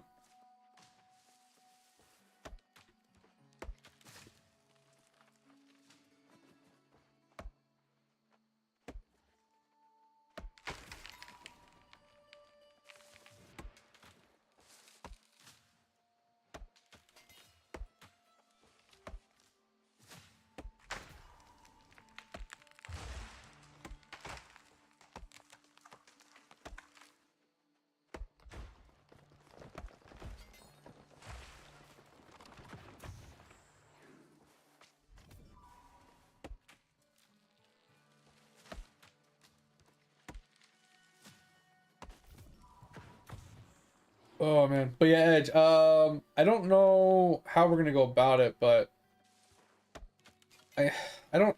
Man, I'm trying to figure out the best way we can go about doing the human farm. I already have like 40 something, like 47 of the fragments, which is almost halfway to one trophy. But like, there's no way I can solo it. And like, we tried to duo it before, and our gear just wasn't good enough. I don't know what kind of build we need to put together to be able to duo it. Because the guy just hits so hard. And from what I've seen, the only way people like can solo it or like survive that fight is just massive leech. So like doing rapier with like a massive leech. I've seen blunderbuss with massive leech as well. Because blunderbuss has like a pretty consistent attack speed. And like with it hitting as many pellets as it does at such a close range, they're able to like full leech their HP back up when they take a hit. So they need enough HP to not get one tapped and enough damage to full leech back up after taking a hit, basically. And at least with the rapier, like you have a bunch of like small hits that you can do, and then when you do take a big chunk, you have like flurry to like huge chunk HP back, basically. And then you could probably riposte big hits. I don't know if you can actually riposte a ranged hit or not, but maybe you can do like the evade or whatever to avoid taking like the big power shot or something. I don't know. Just trying to think of like the best way we can go about like duoing that guy. Because if we can find a way to duo him and do him for like an hour or two, you know, here and there, we can get that trophy out the way pretty easily. And if there's already two of us and we can get like even one or two people to join us every once in a while, like it'd make it much faster, much easier.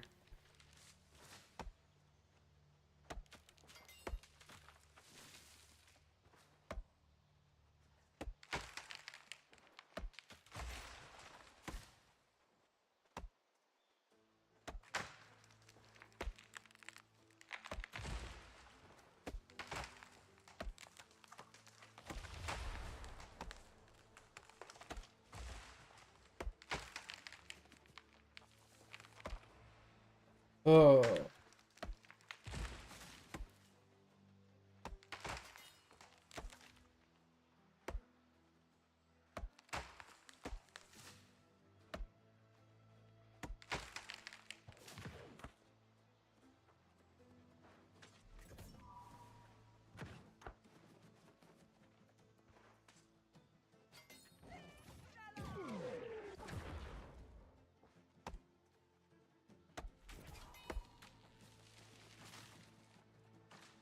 Head back into the town.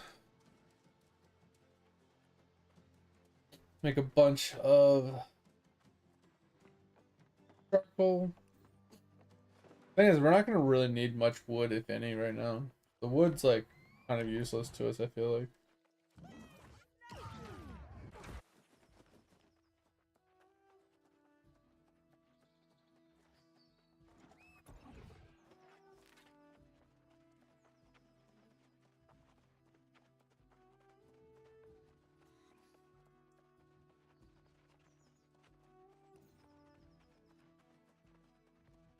Why do I just have a logging thing stuck on my screen?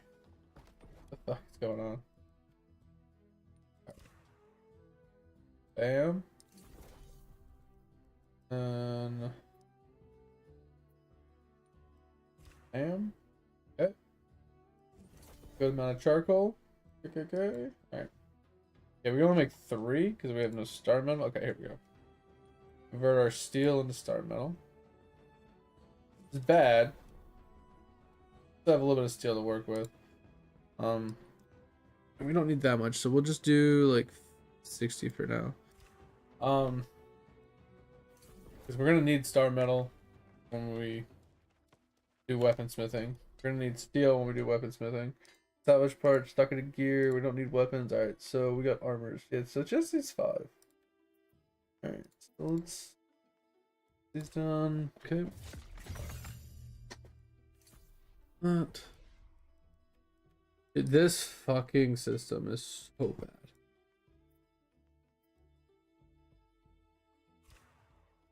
$263.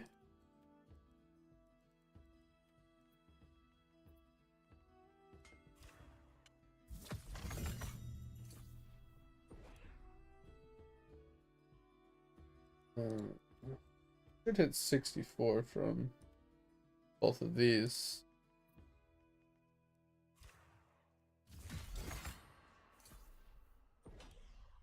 Yeah, 64 from this.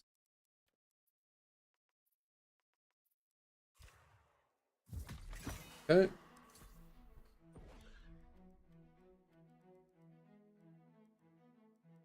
And then name crafting items, probably unnecessary. Yeah. And so that. Okay. Let's do our engineering books really quick. Over here. I didn't want to climb that, but okay. Right here. Yeah, we got 9. One more would have been a 10th, which would have been kind of nice, but fine. I pushed it to 230. Oh yeah. Alright. Head over to the tailorer and figure out what we need to farm now. We'll have to put some stuff away because our inventory is getting a little full, but it's fine. Figure out what is next. Alright. So we don't need these or these or these. So we're stuck on. Alright. So we got infused silk. Whole bunch of those to craft. Yeah, we need these. So was it 5, 9? That's 20. Oh wait, no. 5, 9. And these two are probably the same thing, right? That's 18. 28. 38. 49 silk. Silk. That's not too bad. See what we're lacking. Yo, bro, this shit all downgraded. What the hell happened? Everything downgraded. Alright, so we need this. So we need wire fiber. Okay. Shouldn't be too hard. So we can go find that. Club, DB, interactive map. Turn off mithril. Or I know there's a handful of places that there's abundance of this. I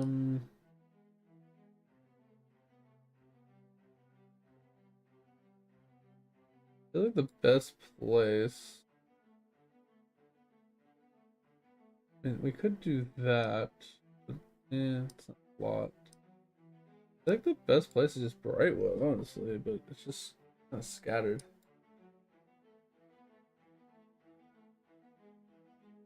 Let's just run over here really quick and see if we can just get a handful. Because I don't think we need a ton, but I think we need a little chunk, you know?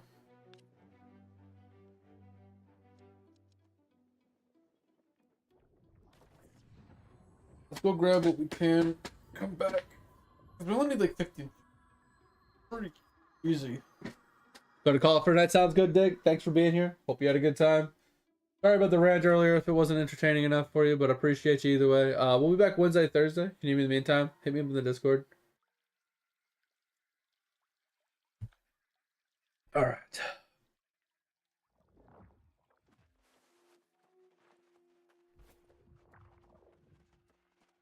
I don't think we need oil right now.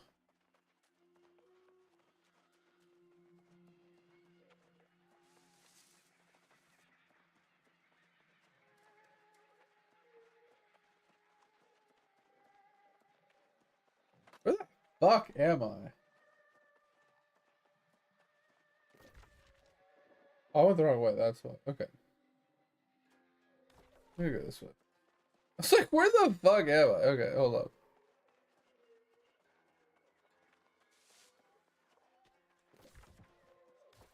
We gotta go over this way. Also, we gotta reset our stuff. So give me just a second. Oh, you got okay. Hold on. Let us go here. Let's hit this. Let's do what's the harvesting stuff? Yeah, why isn't our why isn't hard showing up? Oh, that's why it's okay. So let's put on the harvesting stuff. Wait. We'll get rid of these. We'll put on this. And then harvesting, I think is...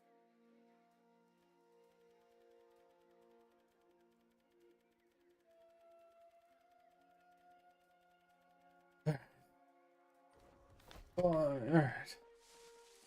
Go look for what we're looking for.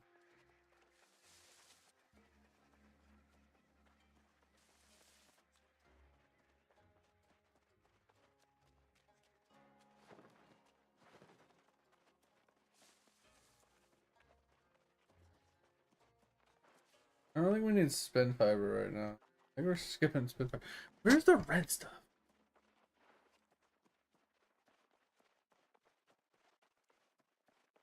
Where's the red? Oh, I see.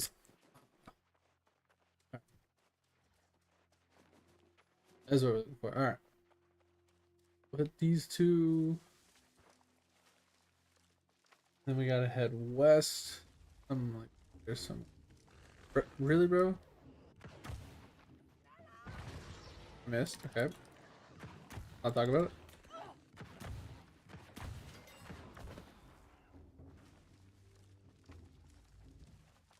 It's good XP for the fire staff though. 666. That's pretty good.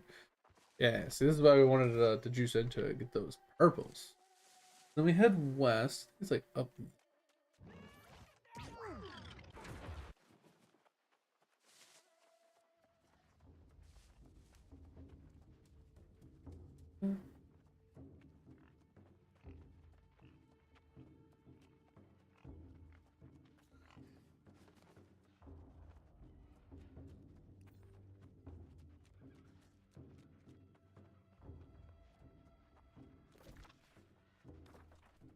Right up here somewhere. I think it's by this rock.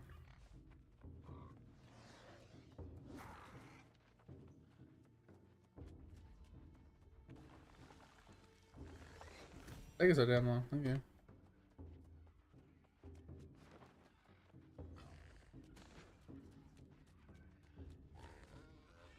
Supposedly one around here somewhere.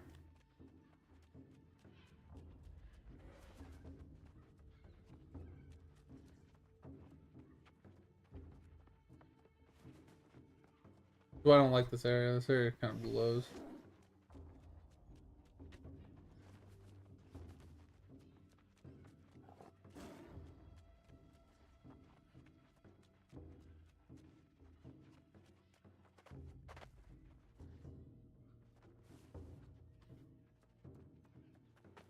We'll go this way. I think this is, yeah, because I think there's a U-turn of it all right here. I just don't know where that one is that I just can't find. It's like up there on that hill. It's supposedly like right here, but I couldn't find it. Alright, so we got this, there's some over there, and then some over there.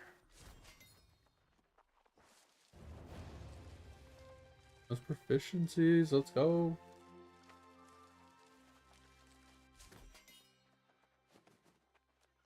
The scaled stuff is actually really good because it helps us with our daily crafts.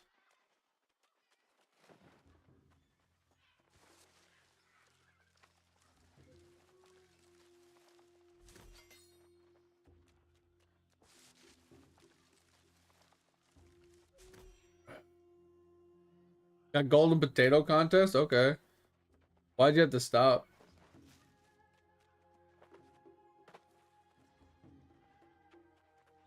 Nice, you almost done with your prints. Let's go, mate. Congrats.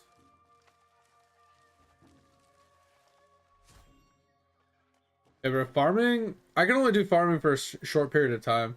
Like, I can do like 1 or 2 contests, and then I'm just like kind of burnt. Like, I just start getting tired or falling asleep.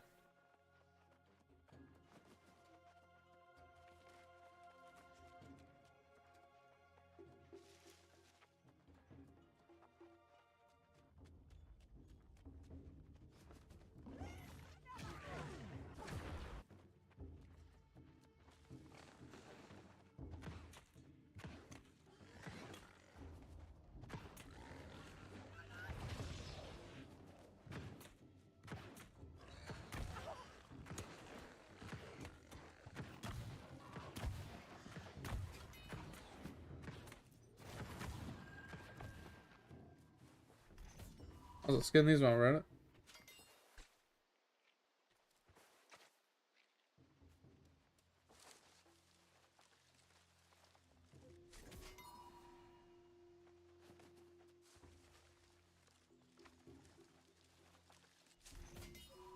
Yeah, farming. I think farming is one of the few skills that I can easily burn myself out on.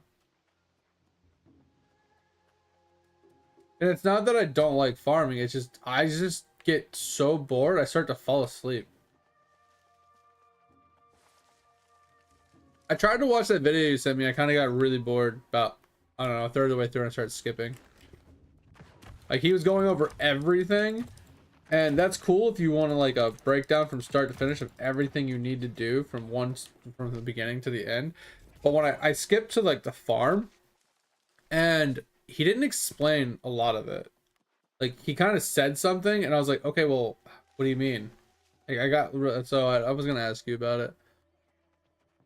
5 to 8 hours of farming a day? Yeah, bro, you're gonna really be burnt the fuck out if you do that shit.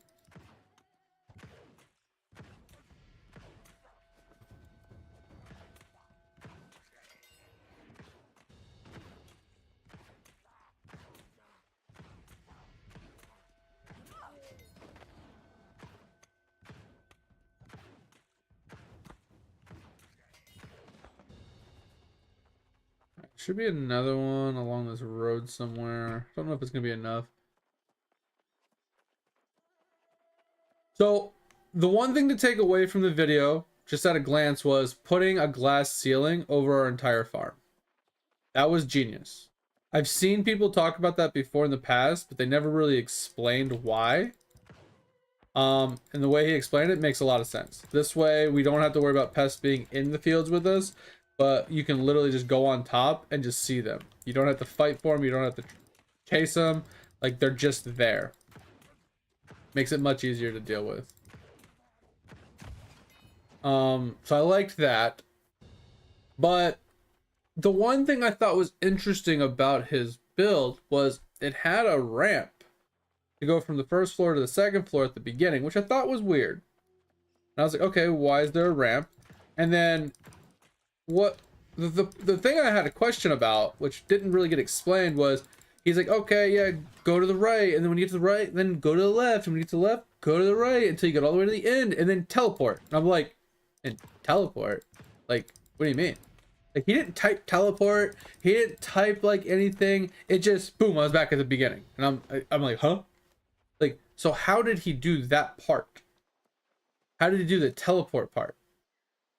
Like, that's where I got lost, because he didn't explain. Like, was it built into the farm? Like, it was like a teleport pad or something? Or did he have to type something? Like, I don't know. That part, kind of, I was lost on. So I got confused on that one part.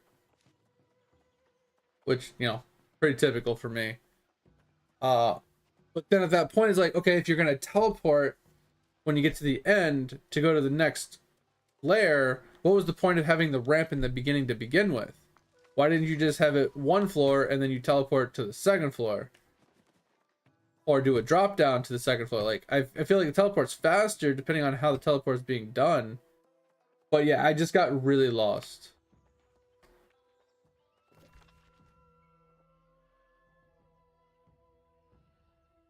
I mean, that's not what it looked like. Like I said, the video specifically, he started and you saw that he was going downward. He was like zigzagging down from the second floor to the first floor, and then he was zigzagging the first floor. When he got to the end, he literally said, and then you teleport to the second layer. And I'm like, okay, so you teleport, so you start on the second layer to instantly go down a ramp to the first layer to then get to the end to then teleport to the second layer. Yeah, I was very confused. Like, I want to pull it up really quick, because that's what confused me, man. I got really confused, and I know you've already seen it, obviously. Soon we'll be telling the whole. But that's the one thing that really confused me, right? Is yeah. So here's his farm layout, right? So he says set it to this, set it to that, do this, do that, right? And then you see, like, this is where he starts on the second row, and he starts going down. And I'm like, okay, that's interesting as a transition from one floor to the other. And then he's like, oh, now once you get here, make sure you hold the left button, right? And then when you get to the other side, you make sure you go to the end. And this is where it gets confusing. So he talks about that, and he said, when you get to the end, this is exactly where I got confused, right? So teleport. Teleport. Huh? It looks like he's on a teleport pad, right? Because he just poof, teleported, right? And now he's still holding the same direction. So he has a mod that auto teleports him. Okay. And then he's still in the same direction. He's going left still on the second floor now. And you're automatically going on the other side, and you will start farming on the second. But yeah, you see, that's where I got confused. Because, like, when you look at this farm, like, this is where he starts, right? And he's going, douche. And when he gets to the end, he teleports. And I don't know where he teleports to. I think he teleports to here. And then he still goes left, and then he goes right. And then he's doing that layer, right?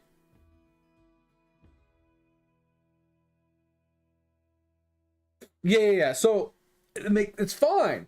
But what I'm curious on is, why the fuck do you even need the ramp if you're teleporting to begin with? Right? At this point, start here, go all the way down, all the way. Oh, teleport, boom. Whatever direction you ended on is the direction opposite. You know, let's say you ended on the left. You want to have your teleport put you on the right side so you continue going left. And then you just do the top floor. And then when you get to the end, boom, teleport back to the beginning. Like, what's the ramp needed for? Why do you need the ramp? The ramp doesn't make any sense. It just... I don't understand the ramp, bro. It doesn't make any sense. Anyway, yeah, that's... And then he started getting into this farm thing, and I'm like, the pest part. I'm like, okay, over my head. I'm done. Just fucking walked away, dude. I'm like, closing this down. We're moving on. He was pulling out fishing poles, switching gear. It was way over my head. I was fucking lost. So fucking lost. All right. So I think we needed like 50. So we'll just do this. Yeah, that's what I'm saying. There was a lot with that part. That part was just like, yeah, I'm good. Like I said, I just gave up. I was like, yep, I don't care about this part. We'll come back to this another day. Just like, but yeah, I got confused on the whole teleport part. Like, I was just like, what do you mean teleport? How'd you do that? Like, so he didn't actually explain the teleport part, which is what threw me the fuck off. And like, if you use the mod, sure, that's fine. But tell us. He's like, yeah, make sure you have this mod. I mean, he might have told us he was using a mod, but when he says, oh yeah, use your hotkey from this mod to teleport you to the next floor, right? Like, that's what he should have said. Instead of just teleport. It's fucking teleported. Like, bro, come on. People are gonna be fucking lost when you just randomly teleport. And you say the word teleport, you teleport. Like, come on. Like, what the fuck? Like, voice activated spells. Like, what the hell?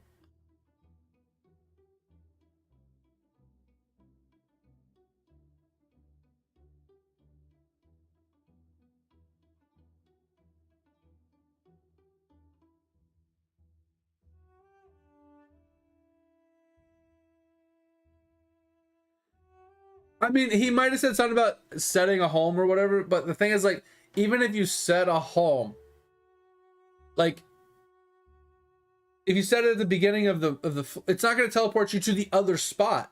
That's where I was confused about, right? So if he sets his warp spot for when he falls off the map or whatever to the start of where he started on that ramp going downward, how did he teleport to the spot to the left of where he started going the opposite direction? Right? Now, the only way I know that that's possible is, like I was telling you before, where you turn the water to ice, so it's a solid block, so it moves you to the next closest block. That makes sense. That was explained to me at some point. But yeah, I don't know, that threw me for a loop. But like I said, the takeaway from that is, I don't The ends are the traditional ends that I'm used to with less wasted corners. Because usually they fill in the whole corner that he had missing on his. Which is empty space. It's just empty space. It's useless to be there. It's just there because it keeps you from falling out or whatever. But also they do it for water. Now, I don't understand how he was watering his crops. He had things that were floating, and I think that's the difference in his farm is he had things that were floating in the air, which probably were like these like water sources of some kind to water the crops, because the crops didn't have any water around them. Even though he said you need depth striders too, but I didn't see any water in his thing.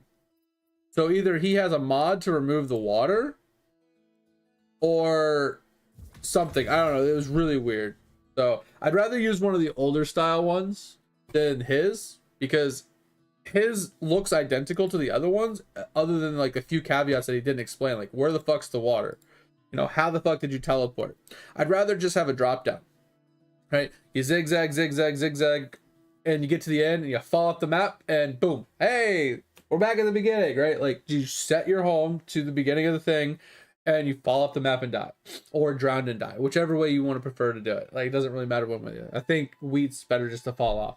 But if you do a 5x1 and you're going all the way down 5 blocks, all the way down 5 blocks, all the way down 5 blocks, by the time you get to the end of that third row of falling off, going the away direction, and you fall down, hit the ground, and you spawn back, you're still going the same direction.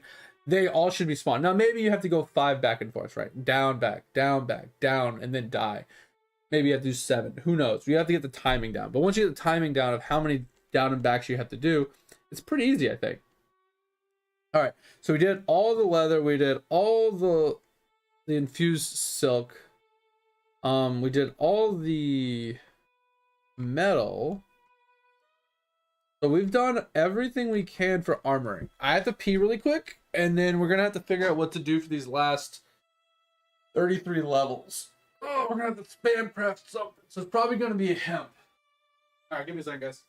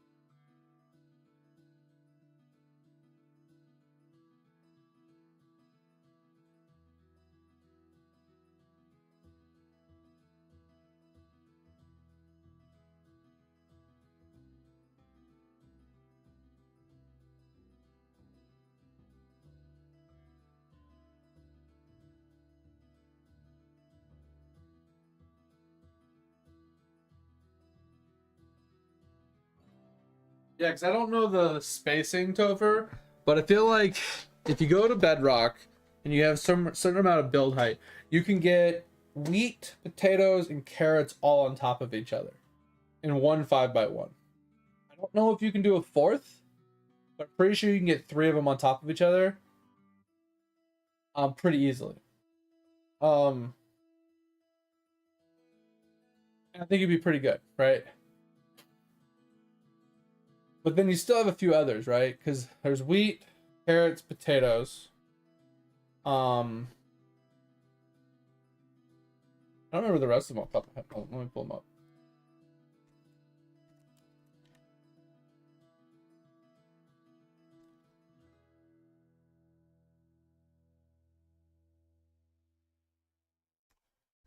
I'm just trying to figure out like what things there are to farm. Alright. So yeah, you got potatoes, carrots, and wheat all on top of each other. You also have netherwort as well. If you can fit a 4th, sure, but I don't think so. But you have sugarcane and netherwort as well. So sorry, here's the actual list. Wheat, potatoes, carrots. Boom. Cocoa obviously needs like a kind of like a 4-high one for itself. You can put a ceiling on it probably, and you'd be good. And put something above it. So you can do like cactus or sugarcane above it, be perfectly fine. But you still need pumpkins and melons in their own 5x1. You probably don't need a whole 5x1 for one of them. Like you can zigzag like we're doing with the other ones, but I think you can layer two of them on top of each other. You can put like pumpkins above melons. You can have two layers of it instead of doing like a drop down to have it extended for melon or extension for pumpkin. You just do one of each because I feel like, bro, we don't need to min max so it's fullest. We just need to be able to do them, right? And then obviously I feel like mushrooms aren't necessary personally, just because you have a cow, you can get mushrooms, not a big deal. And the only other thing would be left would be like the nether wart. And everything would be kind of taken care of because like I said, there's cactus and the sugarcane as well, but like that takes care of most of that stuff. That's the basic stuff. That doesn't count greenhouses. But we would end up with 4 or 5x1s to deal with those. And then we could put the greenhouses, the 3 greenhouses in the open spaces, and the 2x1s that we have. All right. So I think what we're gonna just spam craft. This is expensive. But it's 1000 EXP each.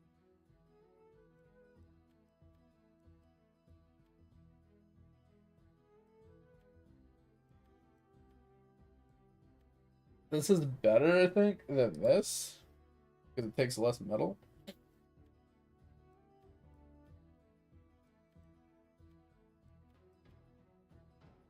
So this is 5, this is 9, 280. Trying to figure out what's the best EXP per material used for the basic bitch ones. So it's 9. So 288 divided by 9 is 32 EXP per resource. Same. 9. This one is 12, 18. So 576 divided by 18 is 32. So I think those are equal. And the chest is 1120 divided by what is that? 24, 34, 35. Yes, 30. So all 32 each. So I guess we just spam shoes. Same EXP per craft. Or per material crafted. I guess we just do this. And like 60,000. Yeah, we're gonna need a ton of mats. The thing is, I'm trying to avoid having to do much with metal. If I can avoid metal altogether, that's great. That would be kind of like the ideal, is to avoid metal completely.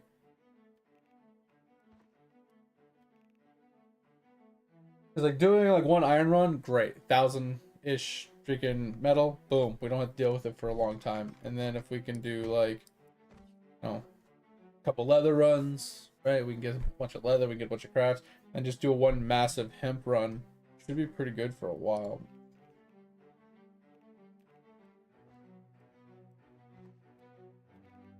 And then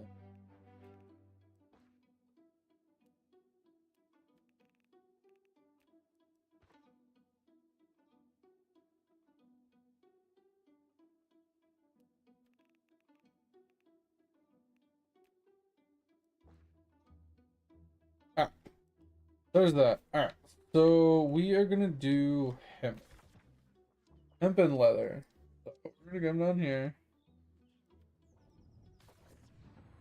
And I'm gonna have to kill these things with a fucking fire staff.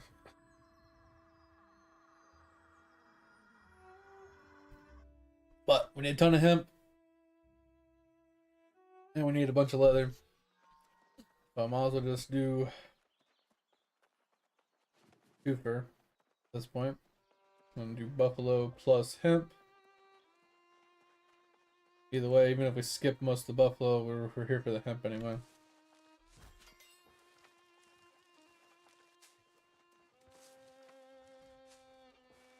Because we need a ridiculous amount of hemp.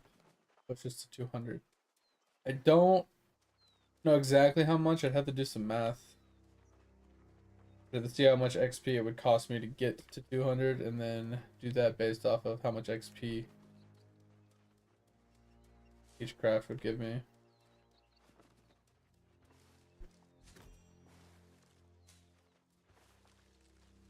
But it's a ridiculous amount. It's 288 XP per craft, and I need 60,000 just for this level. That's more than 200 crafts just for one level. And that puts me to 168. I still have 31 levels after that, or 32 levels after that, or whatever.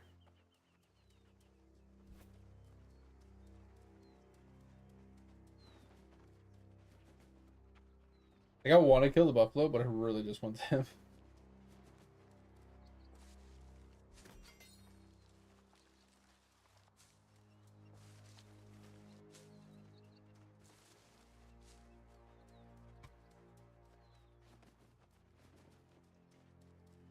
Alright, so we're gonna be stuck hemp farming for a hot minute.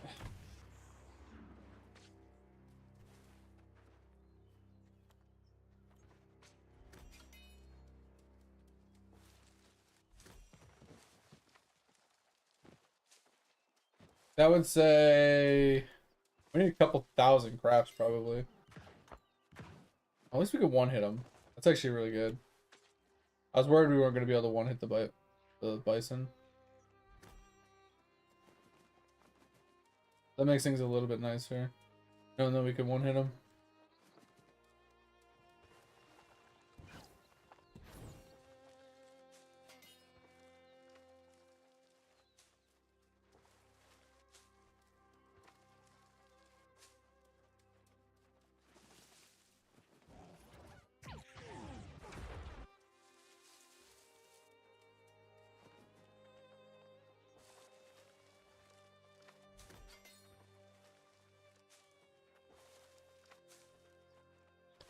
Oh, we need 1,000 crafts to make a dent.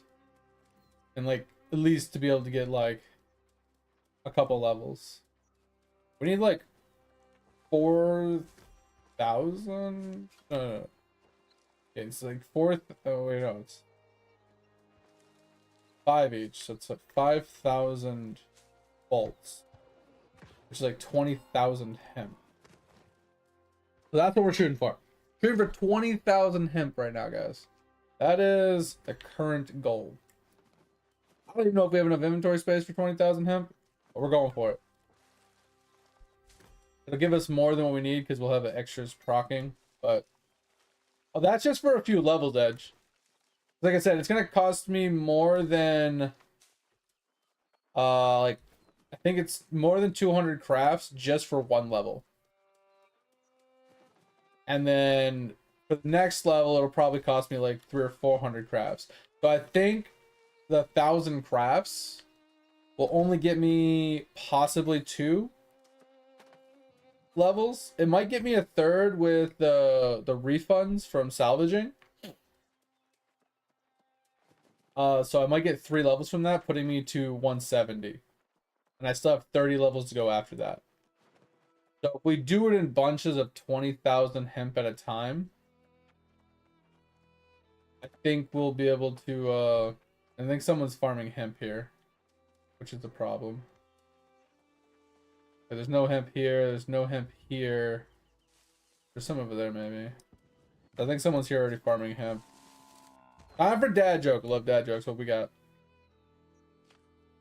Why did a computer wear glasses? To improve its website. Yeah, they'll talk about fucking get 'em. That's good. Yeah, so we got all first time crafts except for dungeon crafts done, Edge, for the armoring, and I'm at 167. So we have to spam craft like a motherfucker. Now, we could, in theory, upgrade to satin instead of doing just linen, which would probably I'd have to check to see if it would be worth it, right? Because obviously, like, if I spend an hour farming 1,000 crafts worth of materials, and that gives me, you know, I don't know, 280,000 XP. If I was to convert that into satin and then do those, will it give me more XP for consuming the weaving refining agent? Because at that point, we're gonna burn through a ton of weaving agent, but will it give me enough return on EXP that it'd be worth it? Like, that's kind of what I'm curious on. It's like that's math I've never actually sat down to figure out. Is if doing, instead of doing tier 1 crafts, is doing tier 2 crafts actually more EXP per time spent? Because you gather the same amount of resources, but you get less crafts, but you get more XP per craft. But the crafts require you to use the refining agents, which is also a resource that needs to be farmed via doing chest runs.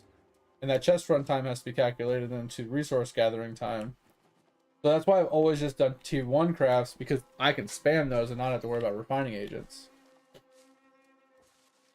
So I'm not sure which one, if you're doing it Ironman style, which one gives more XP per time spent gathering resource.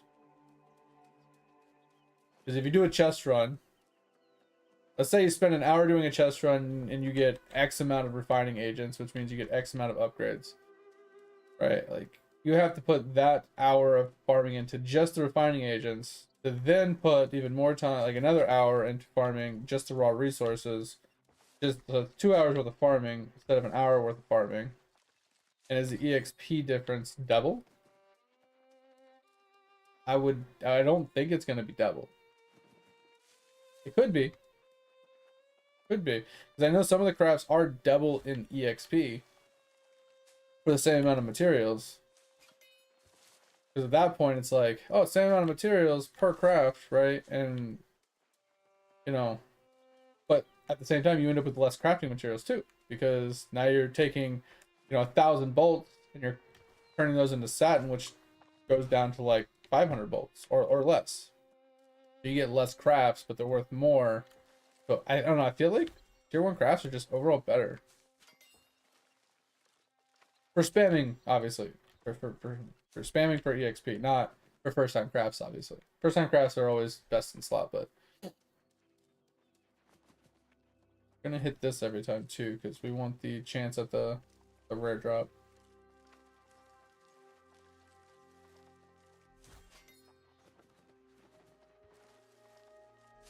Making some progress. We're almost at the 2,000 hemp. Like I said, the goal is 20,000. I don't know if we'll be able to hit 20,000. We might have to stop at 10K. Like I said, we do need to make sure we're picking up leather as well. We are picking up wisps every once in a while. We just don't have a whole lot of inventory space as it is.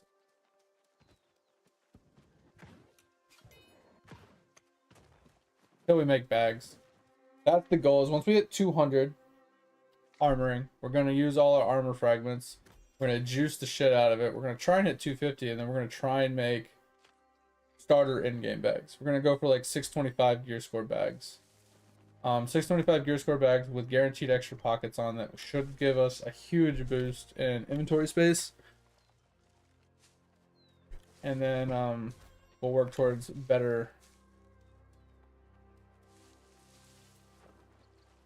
bags after that down the road, if we even care that much. I still wanted to hit my goal of making one max gear score bag, because that was my #1 goal when coming to the game to start with, and I never got a chance to do it.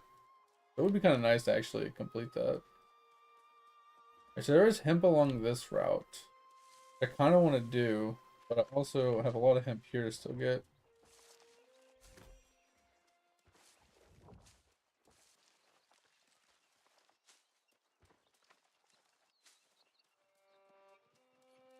I feel like if we go this way, pick up this, let's have that one, then we can head that way. But there's hemp there too, fucking everywhere.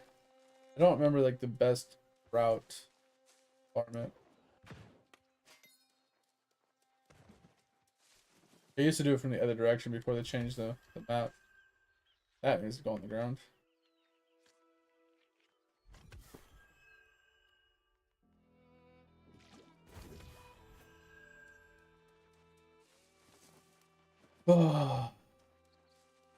What'd you end up getting your armoring to, Edge?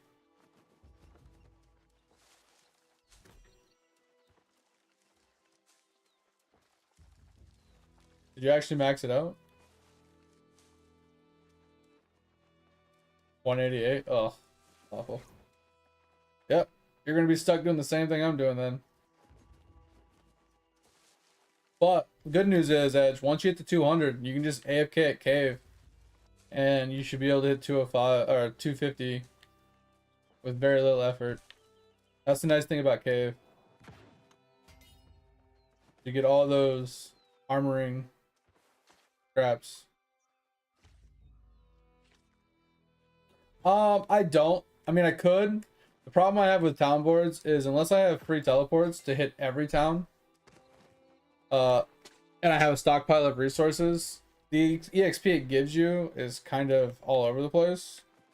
And it's good EXP per resources spent, but sometimes you end up with things like they need you to make ore calcum boxes or star metal boxes or, you know, like steel boxes and like all these. It's not like basic bitch stuff. So it ends up taking you so long to go and like, oh, and I gotta go on a star metal run. Now I gotta go make some ore calcum. Now I gotta go back and do like another iron farm. Now I gotta go and do, you know, thick hide farm. I gotta do like, you gotta do all these different farms. So it takes you like 2 hours to farm all the materials to do a town, like a bunch of town board missions. And they're worth it. They definitely are worth it. Between giving good AXP per resources spent, it definitely helps out quite a bit. But I would almost rather just hard farm the T1 mats and just bulk trade like I'm doing right now.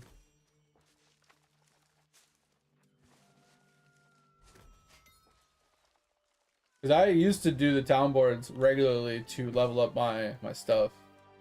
It's definitely something I did for a very long time.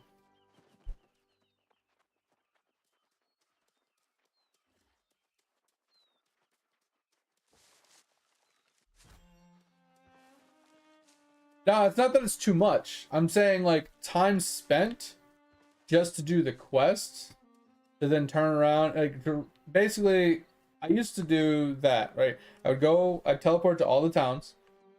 I'd get all the town board missions for all the weapon, armor smithing things, right? And then I would come back and I would craft as many things as I could, and then I'd figure out the resources I needed to go and farm. I'd go and farm all the resources. That'd take me about an hour, right? And then once I finished farming all the resources, I'd craft the last few things. I'd go to all the towns again, and I'd turn them all in, and I'd grab new ones, and I'd just rinse and repeat that. And I used to do that a lot, but I found that I got more EXP per hour, typically, just spam farming one resource like I am right now, and just spam crafting one item. I got more EXP rates per hour doing this than spending the time teleporting and running routes for different ores and different resources, and then having to worry about getting refining agents from chests and making the higher tier ores and materials. It was much faster to just do this than it was to spend the extra time to get all the extra resources for less XP per hour. Like that's what it boiled down to, is like, how much XP am I making per hour? And if it wasn't more than what I can do just speed running T1 mats, then it wasn't worth my time. Which in my opinion is why T1 resources are bought so regularly. Obviously it's used in to make the higher tier materials and stuff as well. But I feel like the T1 mats, they always sold so much, like in such high bulk, because people were spam grinding, like spam crafting stuff. Other people were actually buying it to use their profession outfits to proc excess procs to sell for profits for converting up, you know? And it wasn't a bad way to make some money, for sure. Like, I know a lot of people did that. And like I said, it's not a bad way to make money. It's pretty solid if you have the profession outfit to proc excess procs more often.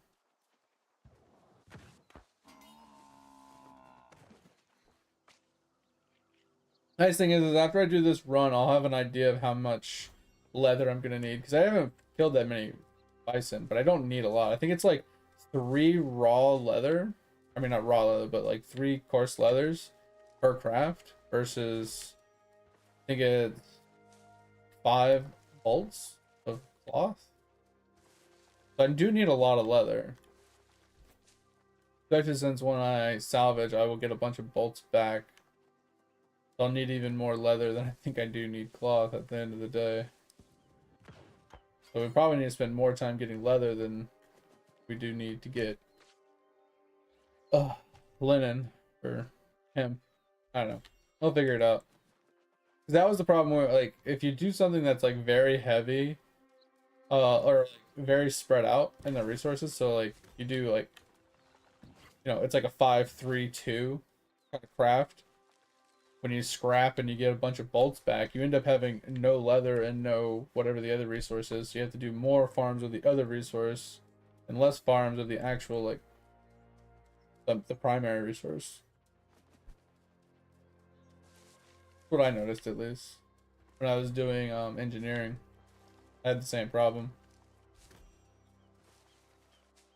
We are going to end up with a whole ton of water moats doing this, that's for sure. And then I think we're going to end up with some air moats too from all the skinning. That's kind of nice.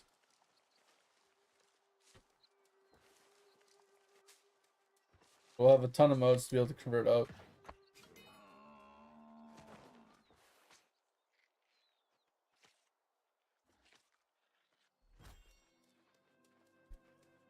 All I know is, yes, this is time consuming, but pushing all our professions to 200 and then using cave to finish them up, definitely the way to go.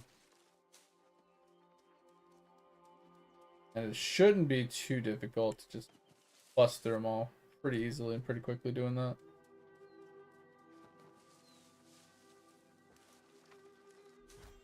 I think we're gonna go do this one and then head left. Problem is, we're not quite on a 20-minute rotation. So some of these are respawning after I leave. It's fine. It just sidetracks me when I see them with front of my eye. Gonna lurk. Yeah, the chat sounds good, sounds good. I'll be here.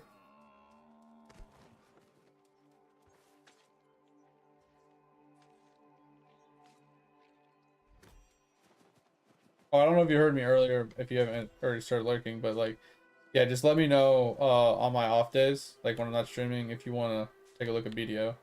If you're not interested at all, that's fine too. Just let me know. But yeah, if you happen to want to check it, take a look at it, just let me know. I said it earlier, but I just wasn't sure if you heard me.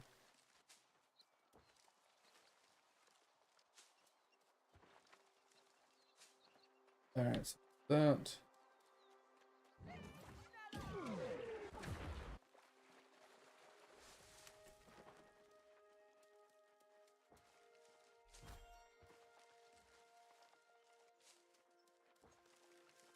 Up to 4,000 fiber.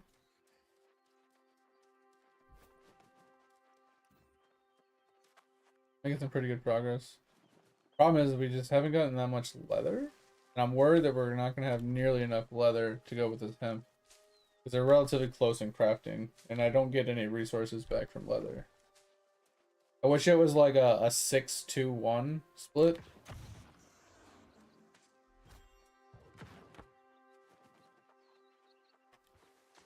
That way most of it is in, or like a 6-1-1 or like a 7-1-1 or something like that. So that way most of the resources is in the hemp. And very little is in the excess.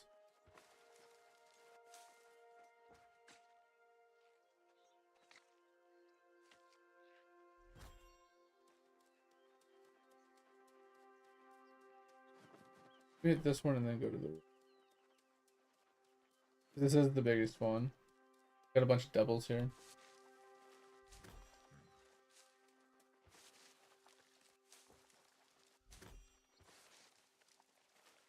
I'm surprised they never fixed this. They have like double spawns on top of these.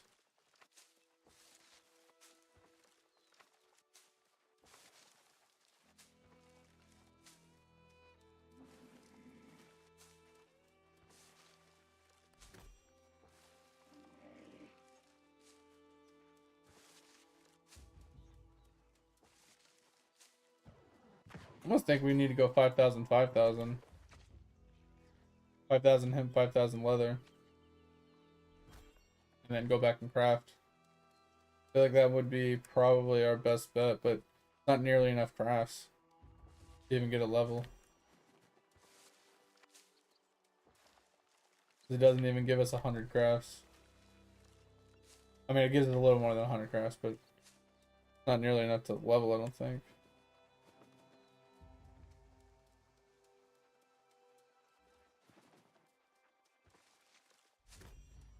I think I need over 200 crafts just to get my first level. We'll be able to take advantage of the phase fiber though. Phase fiber will help us a little bit with some extra crafts because I think we can use that for the satin crafts.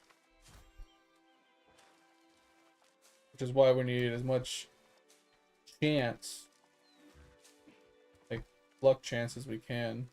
So if we get enough luck chance, we can get a lot of the phase fiber.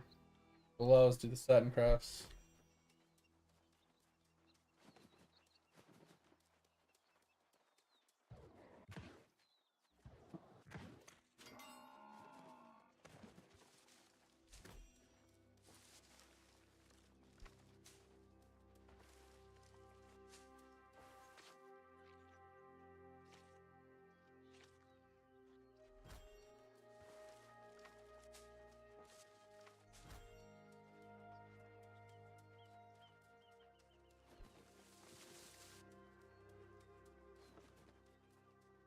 Oh.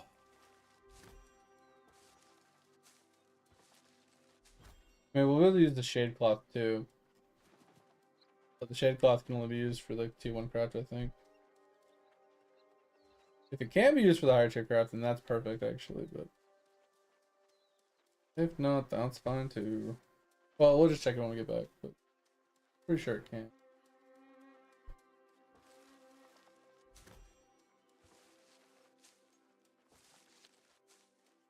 We did just hit 5,000 hemp, which is kind of what our goal was. So I think we go for buffalo now.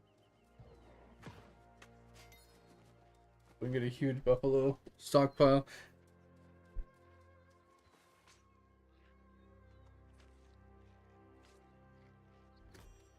We don't need rare crafts for this. Granted, we could though. Could do leather crafts with a higher tier leather. If we have excess leather like that. But we're not gonna get a whole lot of the excess like rare leather drops, so might not be the best.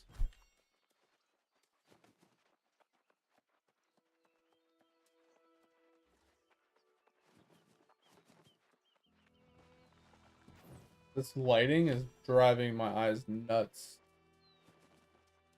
Between semi-blinding me looking at it and making me feel fucking motion sickness looking away from it. Actually making my stomach turn.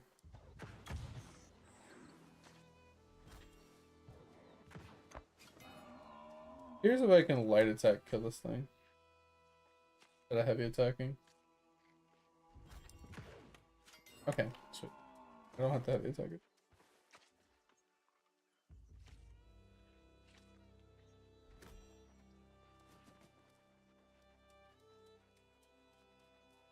Oh, there's another guy here farming buffalo.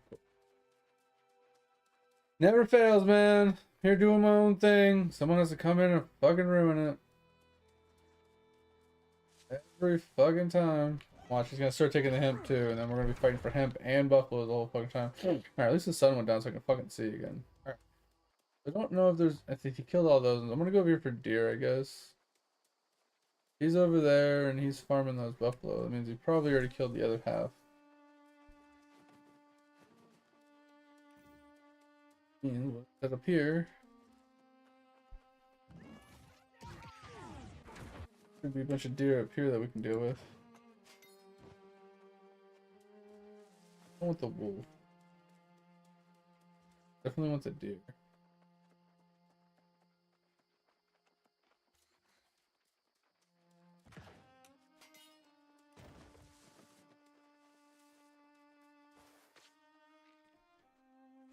They should give, yeah, 30s as well.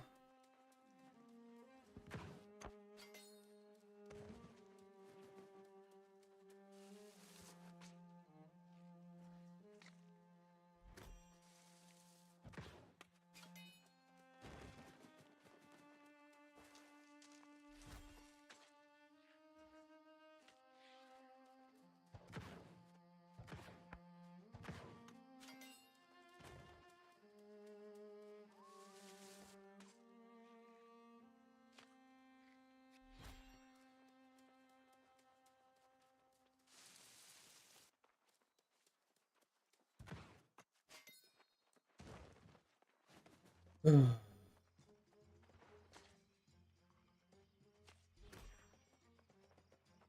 not even at the 2000 hide yet.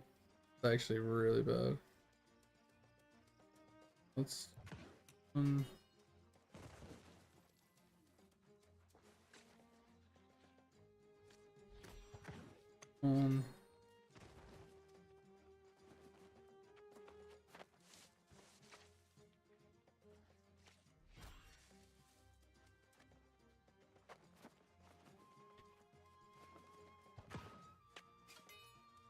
We're almost there.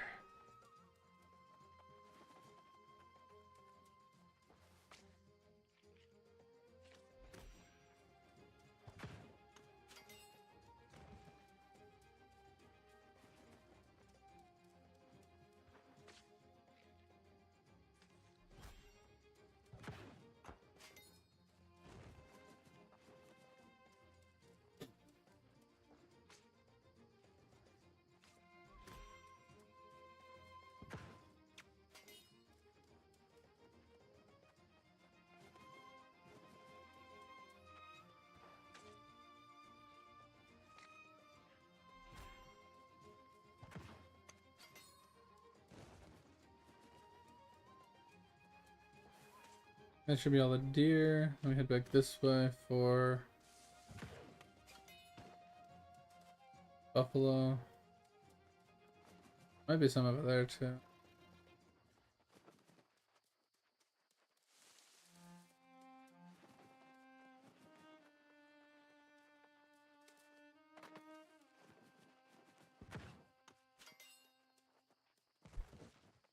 Oh.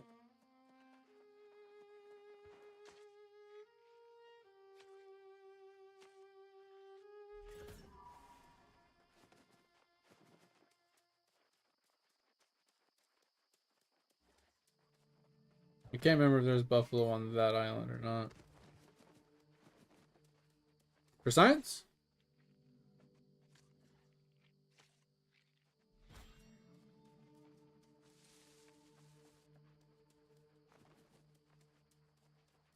There's one, at least. And a pig. I don't think pigs are the best. They're fine for getting the rare drops. I think for raw resource drops are not the best.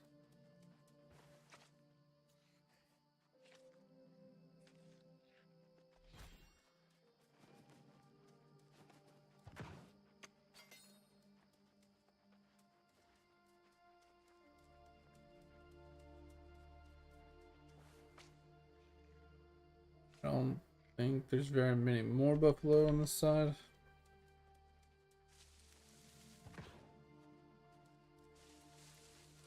What?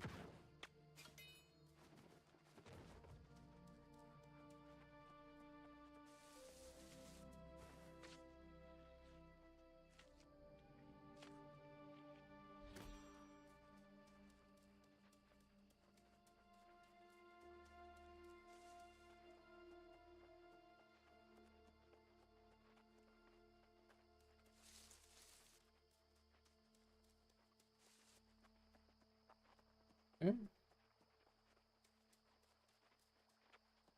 there any more around here? Like, where's more buffalo? Deer, something. I don't know if there's any on that island or not. Nothing else over here. Kind of like what I'm looking for. I'm looking to see if there's any like along this coastline for the next time. I don't think there's any by this town either.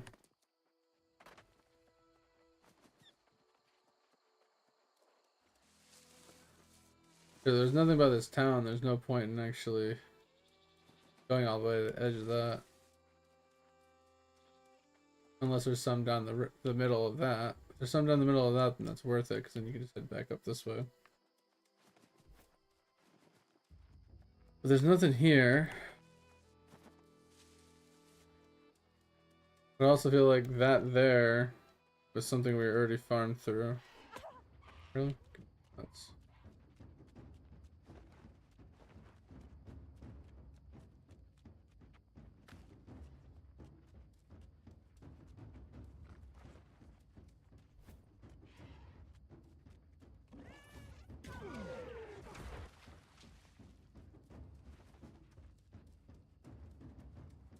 This is where we kind of started, I think. I think we started over there and we wrapped around here. This is where buffalo are. This is a couple buffalo and a bunch of hemp. Yeah, this is where we started. I don't know, man. Doing our best. Not a very fluid, continuous circle, but doesn't help that somebody else is here killing stuff, so. Putting a little damper on our grind.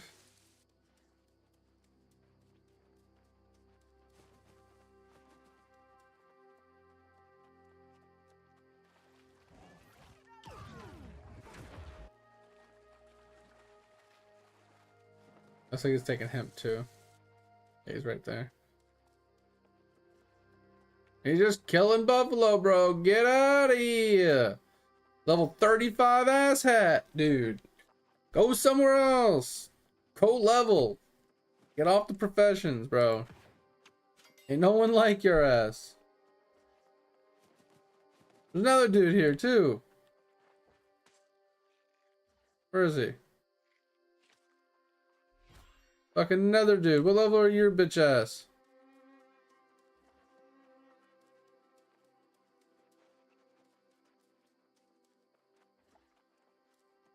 Level 70. Get out of here. You smell funny. Fucking people.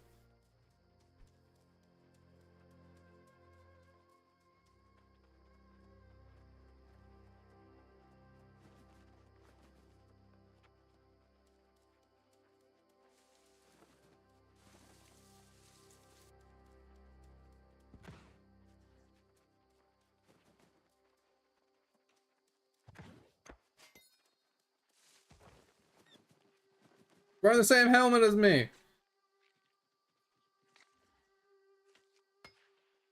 Taking a rock. Why are you farming rocks if you're killing bison? Just forget about it. Forget. Just forget about Let's it. go. Hey, just forget about it. Oh, we got a fucking rabbit's foot. That's huge. I need one more. That's insane. Just forget about it. Oh my god, only 3,000 rabbits to get 2 rabbit's feet. We're on a roll, boys. We're on a fucking roll.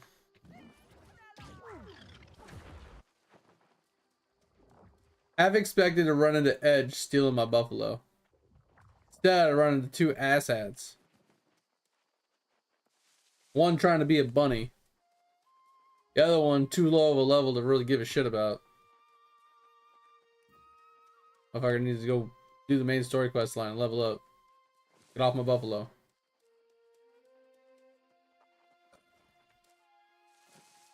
Oh, back to deer we go.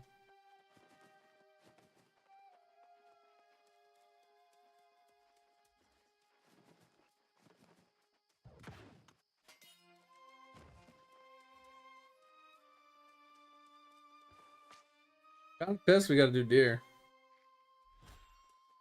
I mean, there's a decent amount of them, but...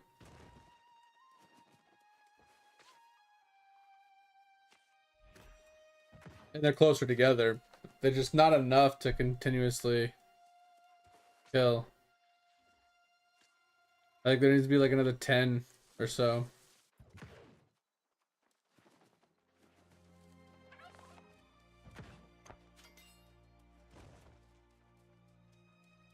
Oh, hell yeah. I don't know how to check to see, like, is there a like a list somewhere that can tell you like which ones you've done?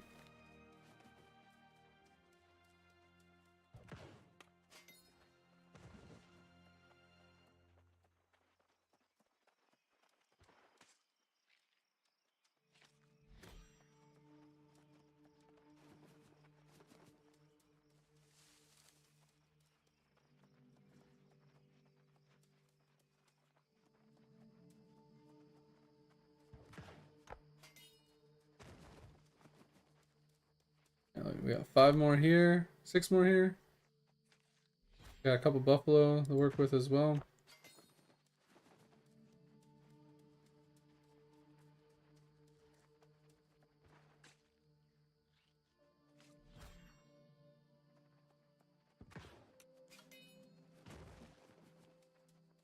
Well, what I mean is, like, does it tell you which ones you've done? Not like a count of how many you've done, but like does it actually tell you, oh, you've done this one, this one, this one, not this one? 'Cause that's kind of cool if it does. 'Cause then I can like understand like which ones I'm missing. I know I'm missing World 6 ones. Ah, that's kind of cool. Okay.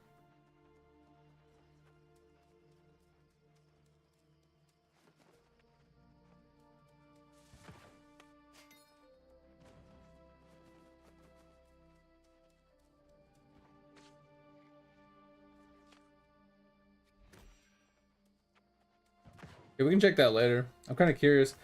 I think I have a little over half of them done. But I've not been very consistent with my Kilroys, so I know I'm missing a bunch.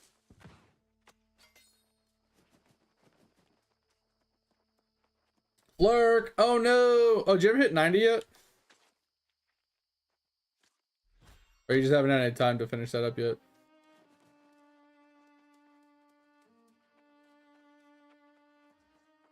No time? That's not figured. Alright. Have a good lurk. I appreciate you. Are you going to bed, or are you just... You're gonna be back?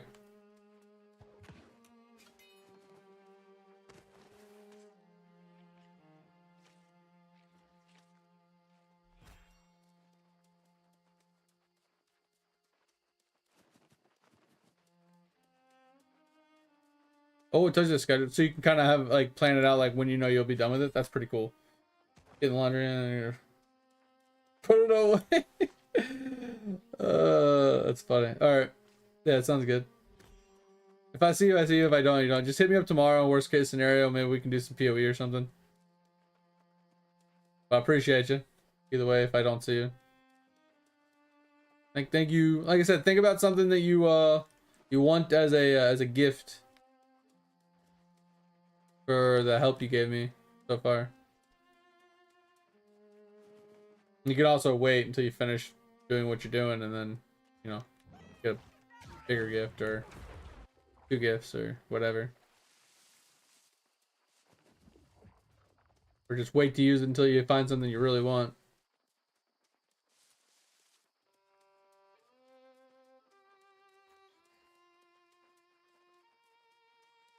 Where are these buffalo at?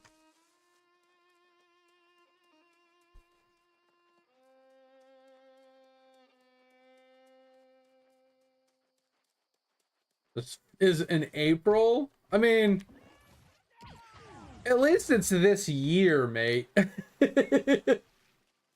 Like, I feel like April is only a couple months away. That's not too terrible.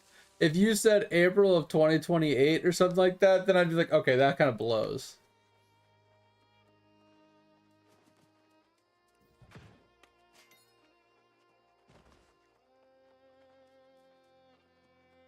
Alright, we need to head back. I'm almost at inventory space. Yeah, let's just head back. Alright.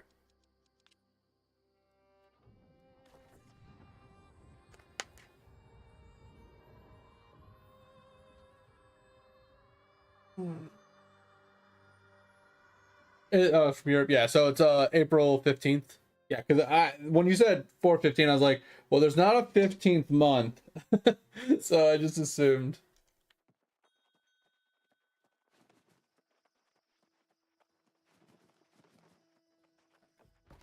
How much course load is gonna make us? 500. So I made us almost 700. or whatever. Yeah, so we're pretty good on that for a little while. How much of this are we going to be able to make? 1,200. Turns into 1,700, so it's a pretty huge craft. Alright. Let's go.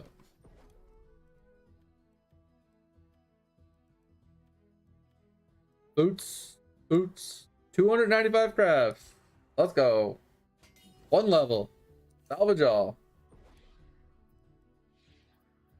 Out of leather. That's what I figured. That's what I figured out. So we got 1 level there. We do have a bunch of these that we can take advantage of as well.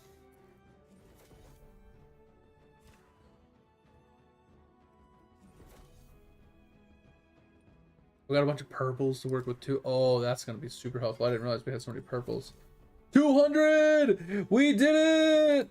Okay, that worked out absolutely fucking beautifully. I was not expecting that. And hey, guess what, guys? We're done with hiring. Let's go! Let's go! That's insane! We can now make good ass bag. Problem is even if we put all best in slot stuff on it, we need 3 exquisite rune of holdings to make 1 bag.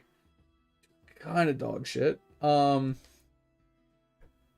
need an armory matrix and 3 of these just to force this, but it allows us to craft 3 things, which is the kind of the cool part. So we could force onto a bag like this luck, which is really good for us.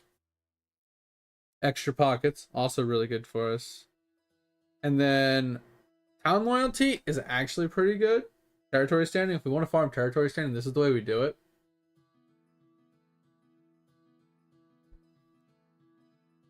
And then our other option would be just like reduced weight. So I feel like we get 3, but like then you have the option, you know, obviously you'd have to do the 4th one after that. The 1st one would have to be like chance. But this is what I don't understand about the crafting. So at 650, I mean, I don't know when it changes. I think it's 625 is when it changes. 630?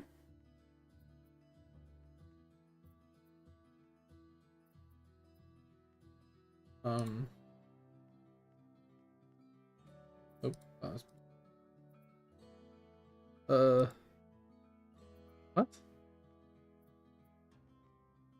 That's a massive difference. Okay.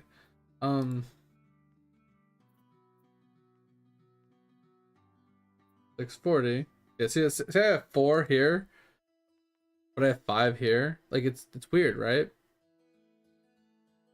Get 5 perks at a lower gear score. It's kind of weird. What about go to bags down here?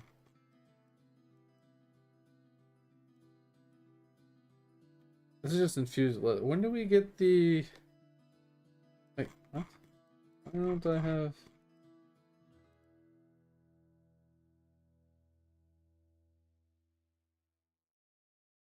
What? What are they called? Natural? Yeah, so this is the weird part, right? Like,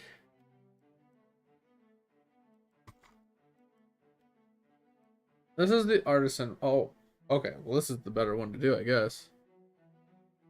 Oh, no mind, because it's just triple perk. Okay, but it is 700 gear score, which gives 300 weight. This one is even more weight, so it's like, yeah, that one's bad, I guess. But what I don't understand is why is it only a 150 leather bag?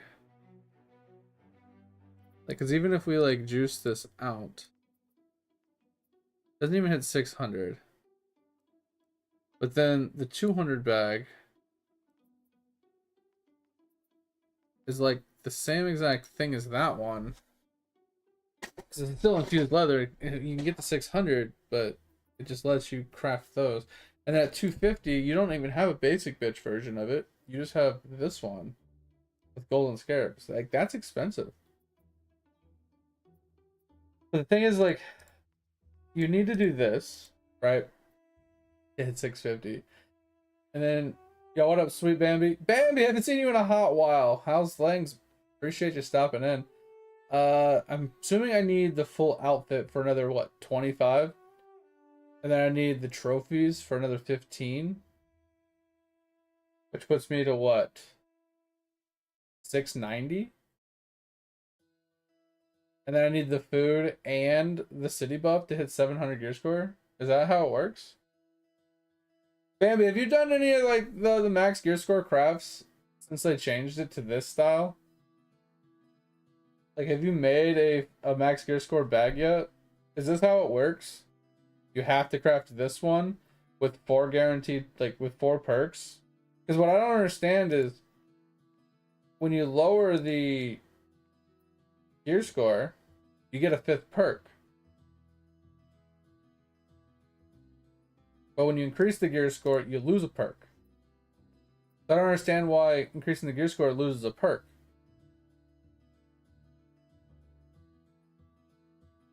And then on top of this, how do you hit 700?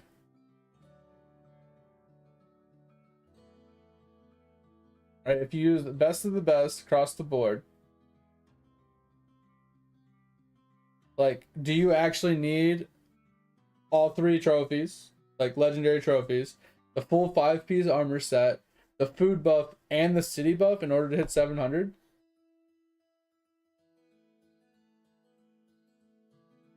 Because this is best you can do, 650, right? This doesn't include the city buff, because I don't think there's a city buff running right now. But if we look at New World DB armoring,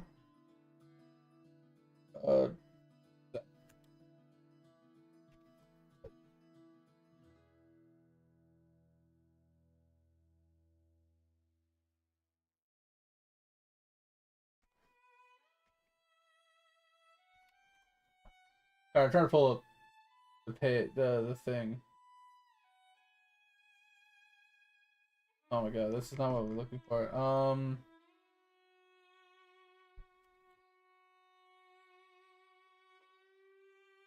Alright, armorer's hat. Okay. So this is what we're looking at. So the armorer's hat, chest, blah blah blah, each one of them gives +2. So it's not as much as I even thought. You can get 10 from this. That puts you to 660, right? And then the trophy.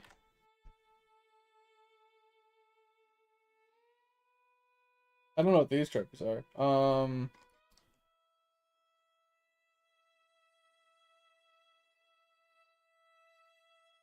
Where is the trophy?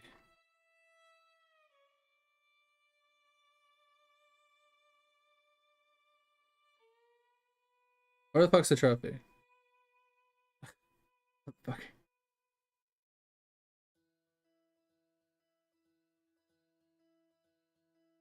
Okay, how about this?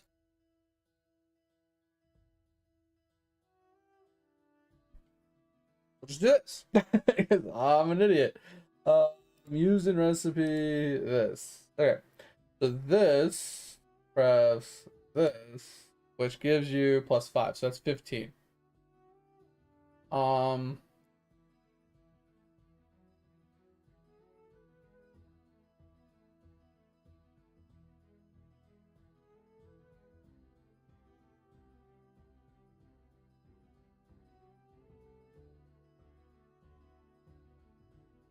I didn't see a prismatic craft. I only saw this. So I typed in satchel. This is all I see. I got these 4 basic crafts. I got the artisan one, which is really bad. It is 700, but it's bad. It's only 300 weight and it only comes with 3 guaranteed perks. Not the best. And then you got these 2 high-end ones. So this one takes 1 golden scarab, and it's like the low-end version for 200 for 600 gear score, and then this one for 700 gear score. So those are the only 2 I see. And like I said, if you put all the best in slot daily crafts on this, the armor set puts you to 660, and then the the trophies put you to 675. And then we do skill food. I don't know what food gives you that. Like,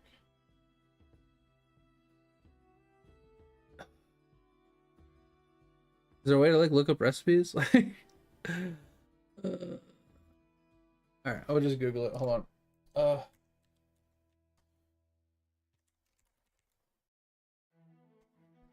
Skill food, trade skill boosting meals. That's what we're looking for. Okay.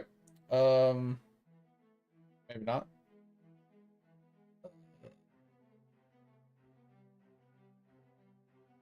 Luck. Logging. So these are like logging luck. Skill boost. Yeah. Boost? Yes. That boost?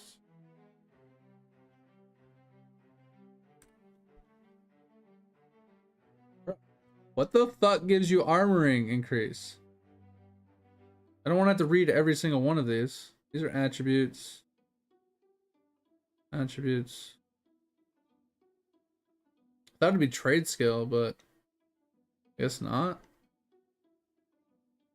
This is so frustrating.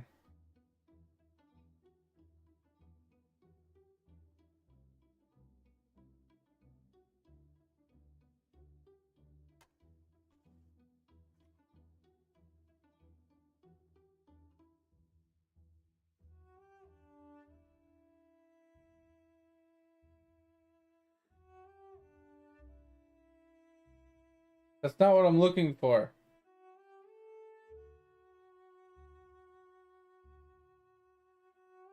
Okay. That's what we're looking for. Spicy cabbage. So, okay, so that's 15. I didn't realize that.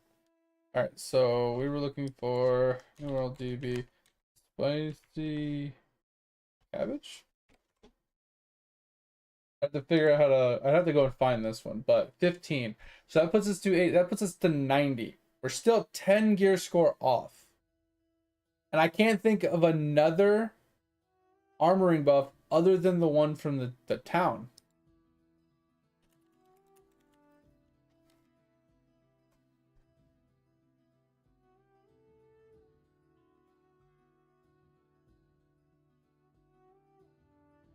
And those only give. I think they only give 5. But it's not telling you how much.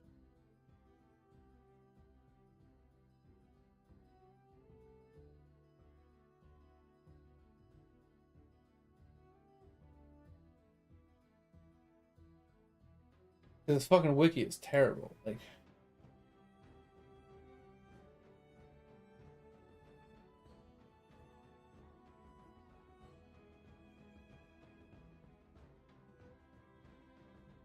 Anyway, so if that only gives, I mean, maybe it gives 10? I thought it only gave 5.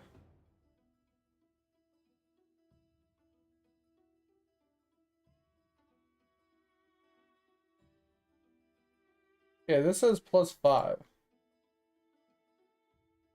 Which is what I think it is.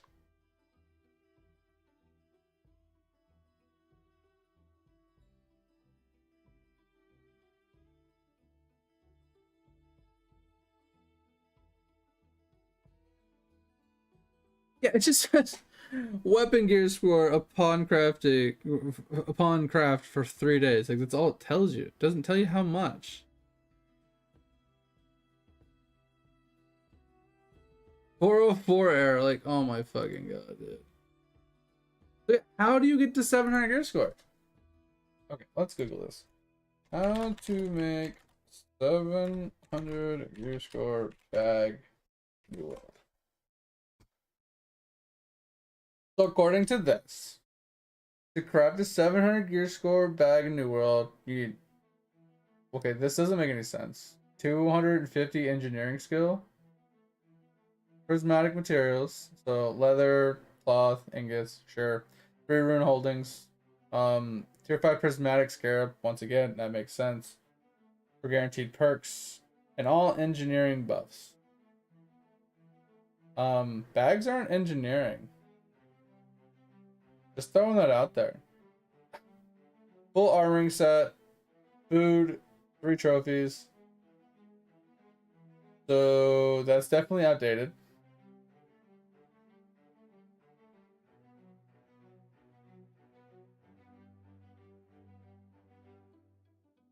Why is this taking me to Facebook? I don't like that. You need major armoring trophies, armoring gear, eating and armoring food buff, full set of clothes. Wait, what? You need this and this? Wait, what? Oh, there's the earrings. I forgot about the earrings. Okay, so I can see that. I forgot about earrings. So I think the earrings, I'd have to look it up. Hold on.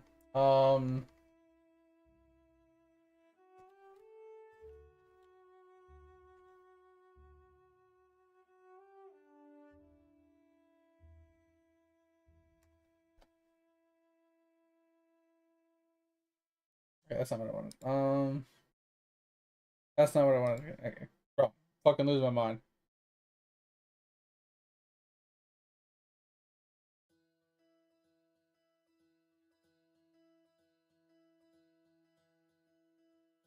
I want to see what the buff is called.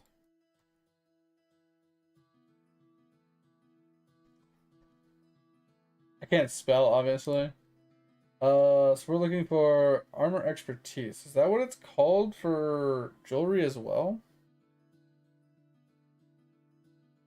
I don't think so. Okay. Let's go to perks.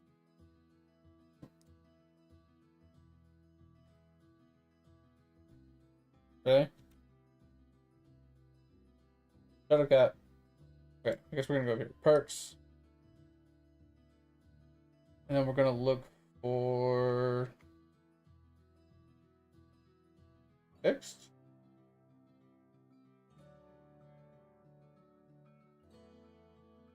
No way to search category.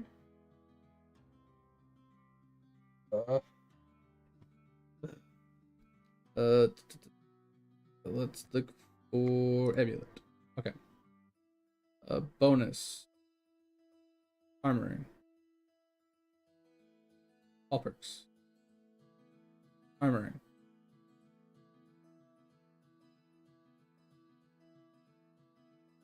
So is this one for jewelry?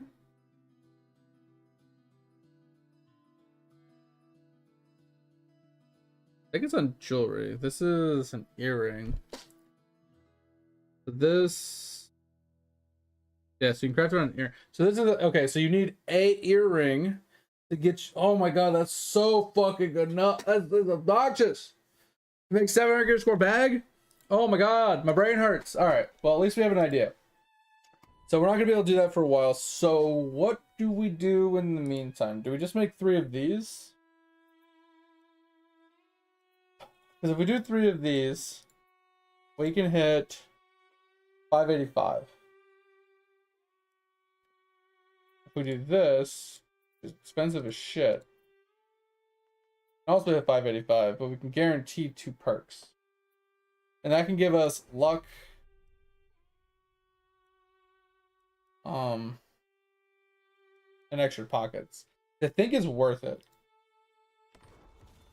Luck and extra pockets could be worth it for us. Welcome back, Tover. I think, I mean, at that rate, we might as well just do this one. If I'm being honest, if we're gonna go this far, we might as well just go this far. It's just the golden scarabs we have to farm, and I need to get what armoring matrix as well. What do we? This is less rivets, reinforced brace. Bro, that's so much.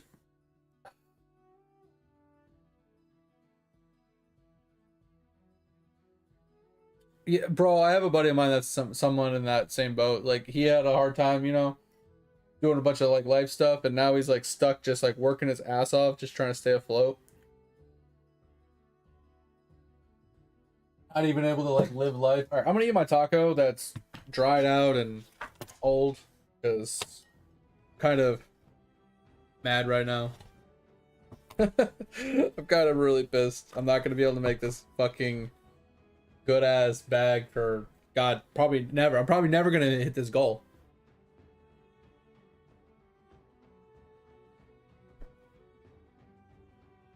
This goal is ridiculous. So,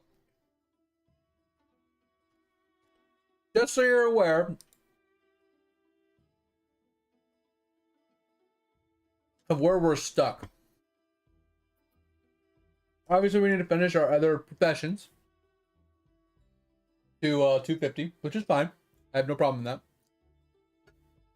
The problem is, actually, we're in an ad. I'm gonna wait a few minutes. I'm gonna eat my taco while we wait.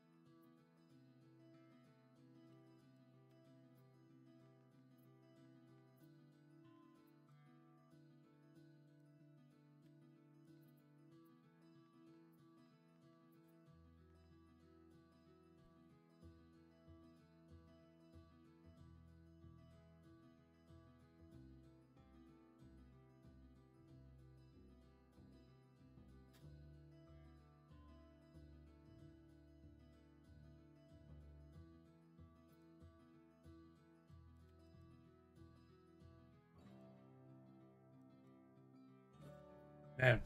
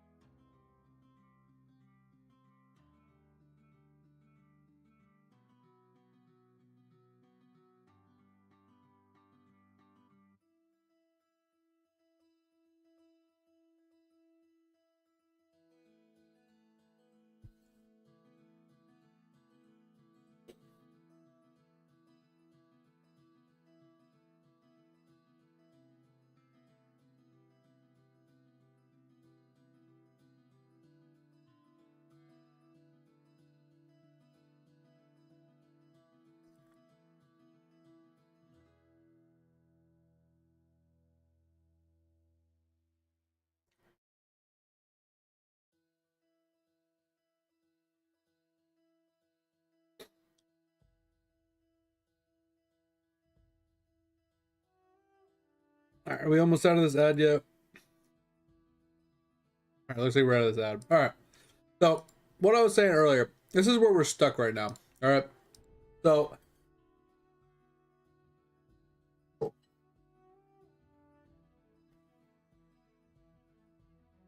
obviously I say that and then I stuck my food in the last bite of food. So, give me a second.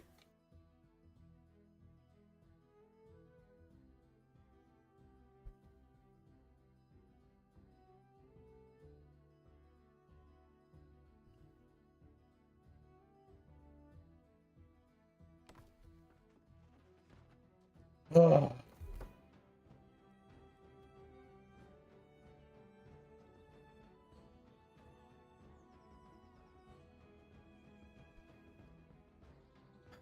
right. Food is eaten. All right. So, here's the dilemma. So, I have a few options. I either make this bag, which is a lot cheaper because it takes one rune holdings to make one bag, right? I can only force one mod, which is fine. I can put extra pockets on it.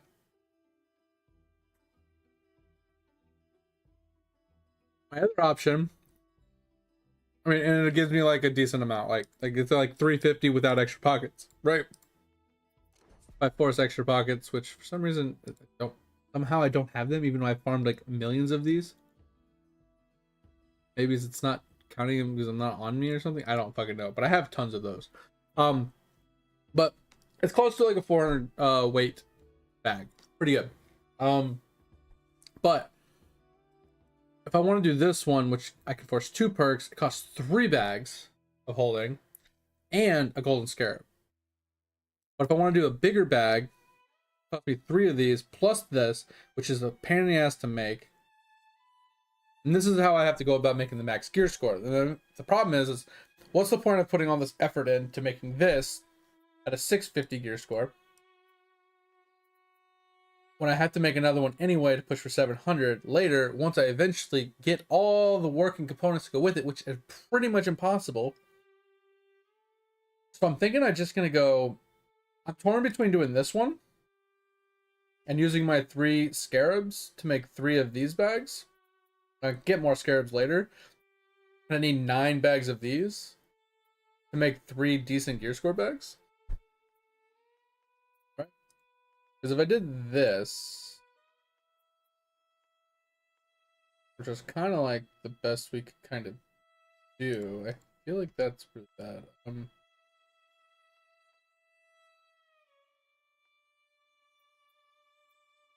feel like I think 550 is the best we could do, unless we upgraded to these, which is our daily crafts. We can do a 585, which is a pretty decent gear score. It's still over 115 away from max. And we can force 2 perks, which would give us luck and extra pockets, which would be really nice. I feel like this is what I should do.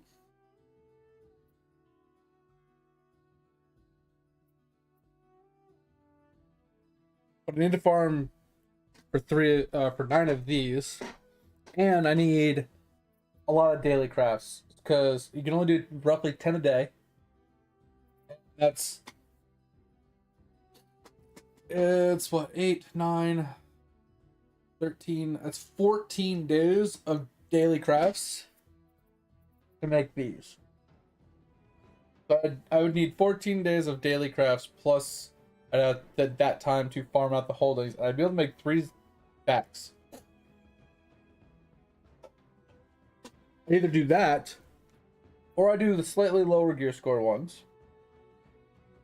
At that point, I might as well just do this one. Do the slightly lower gear score with these types of materials. Get 3 bags of holdings. Get me starter bags. And just force extra pockets on them. This would be the cheapest, easiest route, just to get me rolling, so that I can work towards possibly upgrading to these, to then eventually upgrade to these, which is probably what I should do, because right now my bags are pretty bad. I'm rocking a 580, which is only 512, so we're looking at trying to make something that's over 350 weight. So this would give us, because I think with the extra pockets it'll push me to like 600 weight, or sorry, so over 400 weight, because it's the 351, and then I have to add the extra pockets, which is going to give me like almost another 100 weight. I feel like, so we're looking at like this gear. I think we'll gain like over 100 weight here. We'll gain like another like 100 weight here, and this one will gain like 350 weight. I mean, maybe these 2 aren't worth getting rid of, but like, and this one's really good. It's got extra pockets and luck, so this one we probably don't need to replace. I actually really like this one. Loyalty, faction tokens. That's pretty helpful. It doesn't have the territory standing one, but it's fine. This one has loyalty as well for more faction tokens. Has extra pockets, but it doesn't have luck. And this one's just bad. So I think we might just make 1 bag. And if we're gonna just make 1 bag, maybe we just do the bigger bag. Like the better one that takes 3 rune of holdings, and so maybe we do this one, and then we force luck and extra pockets on it. I think that would be a better bet. But like I said, torn if we do daily crafts. Push this, because like could do this. We can do today's daily craft on this and get an extra 10 gear score out of it, because it'll push us from 333 to 339. It's not much, but like we're so far off from the other two. Like this is 2 days worth of crafts. This is 4 days worth of crafts. But it might be worth it. Maybe we do this. I don't know. Maybe we'll just hold off on doing the bag for a little while. I don't know. So you know what? Fuck it. I think this is what we're gonna do. I think I'll just do it right now. We will buy this one, and we'll just get a quick upgrade to our really bad green bag. The problem is I don't know if we have a high enough faction level to buy the bag that the bag of holding we want.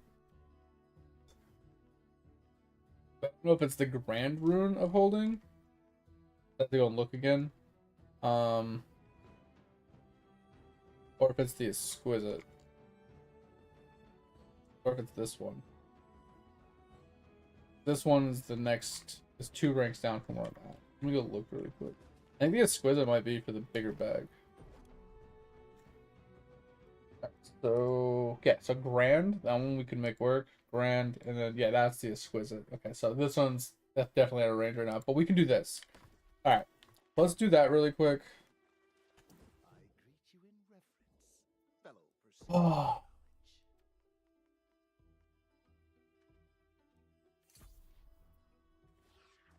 Make this bag. I need to figure out why the fuck it's not pulling my slivers of adder.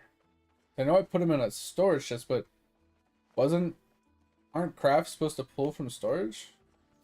Or does it not pull crafting mods? It doesn't pull crafting mods. That's kind of bullshit.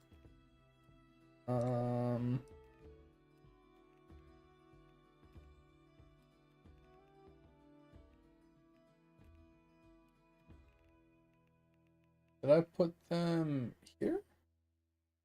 Not charms.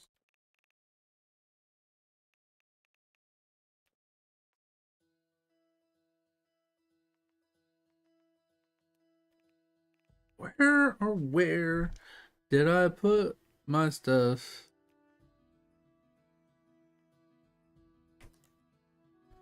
Alright, we're just gonna go step by step and look for them, I guess. I know they're called adder.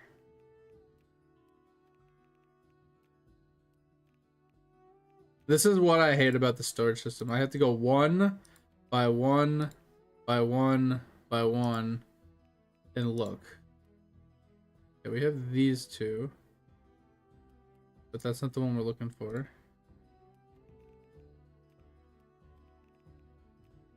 Yeah, they are. Let's say I knew I had a ton. Like, where the fuck? Okay. I don't know why it's not counting them. Alright. Like I said, we'll just make a starter bag, bro, at this point, just so we get off the green bag. Give us another like 300 or 400 weight.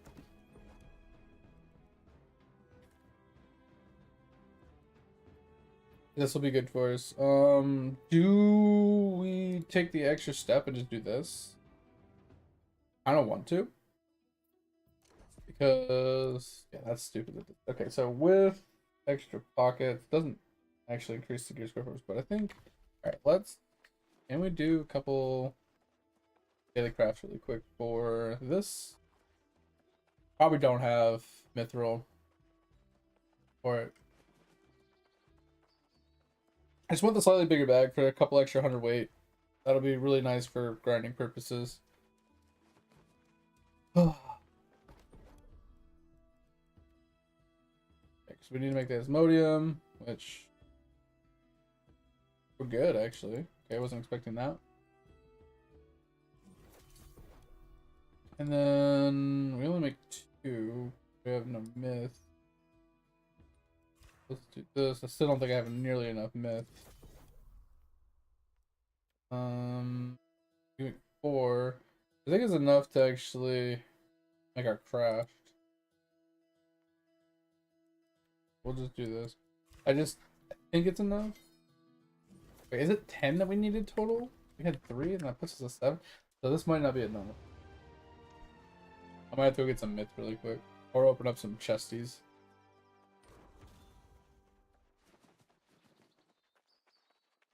Oh, a lot of bullshit, man. It's 420. Let's go. Time to relax. Yeah, it's 10. And I just cucked myself because now I don't have enough myth. Ball stack.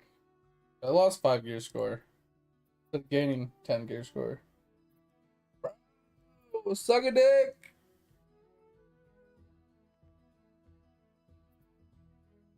I'd have to use Asmo. I don't even have Asmodium to use either. Yeah, instead of this, 330. Oh, it's still the same gear score.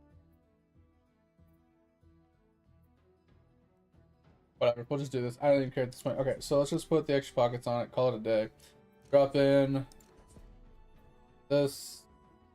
Fuck it. At least we got a bag at this point. 550, boom. We got town loyalty, I'm cool with. And cooking foods, kind of whatever. We didn't get anything else of value, so it kind of sucks, but we'll take it. Let's equip that bad boy. Over here. Okay. Alright. So we can get rid of this fucking ugly bug. Alright, so there we go. Got a new bag. Happy with that. Now we need to work on weaponsmithing. Try to push that to 200. That is our next goal. Weaving. Oh, sorry, I got a little bit of hickey ups.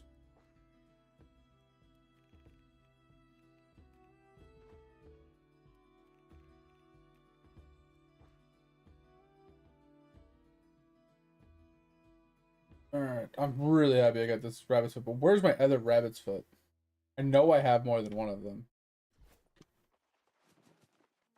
Rabbit's foot, let's double check. I'm 99% sure I have 2 rabbit's feet. If I don't, I'm gonna be pissed.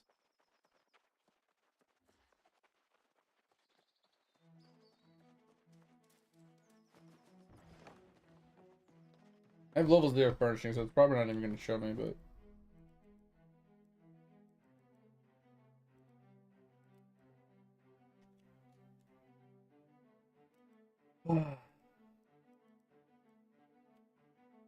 yeah, I have 2. I gotta find the other one. That would be really nice to have. Or pull this rabbit's foot up, wherever the hell it is. There it is. Okay. We want both of them on us all times. Okay. So we need to get furnishings are gonna be one of our last things, but having the trophy would be nice.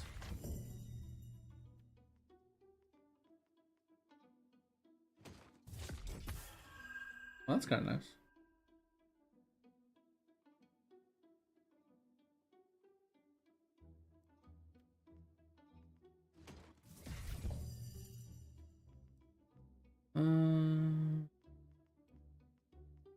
No, we'll just open up the rest of these. We're at it.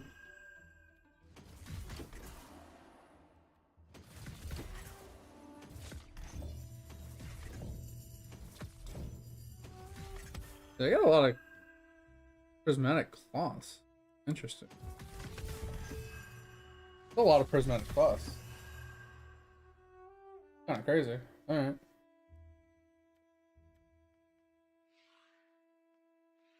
It was easier to know, other than just hovering over each one.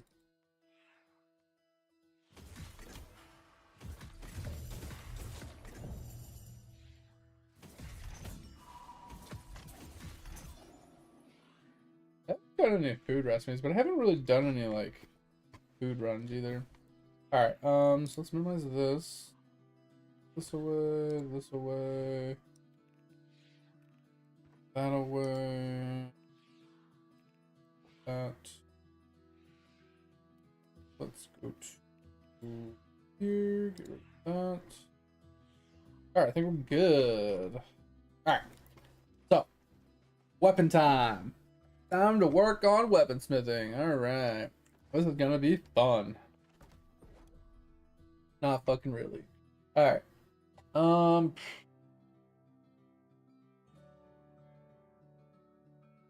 right. So we're on the star metal.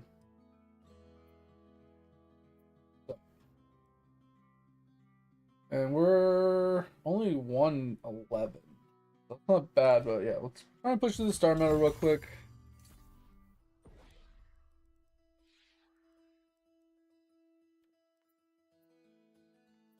We have a lot of materials to work with.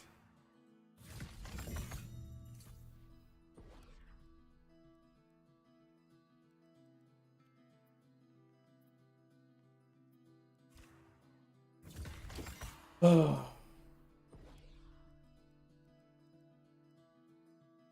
Alright, we're not gonna do engineering, not doing engineering. Okay. 3 different shields to make.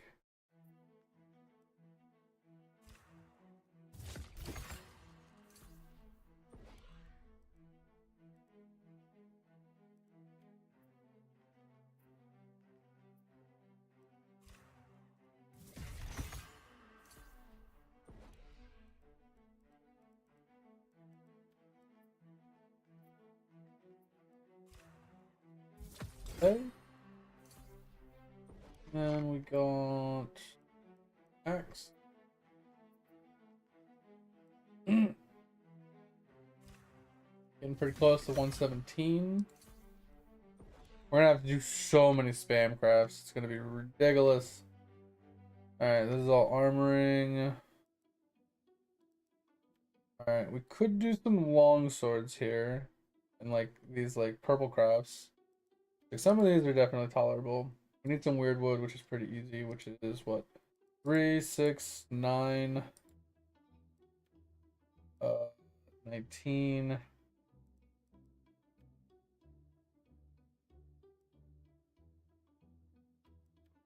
Ooh, these ones are a little expensive. 19 plus another 50. Is that like 69?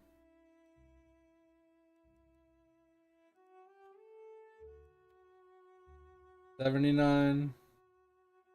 We need roughly 79 weirdwood planks, which is not too terrible. And then we have all these other things that we can't do right now. Alright, let's see if we can make like 79 weirdwood planks really quick.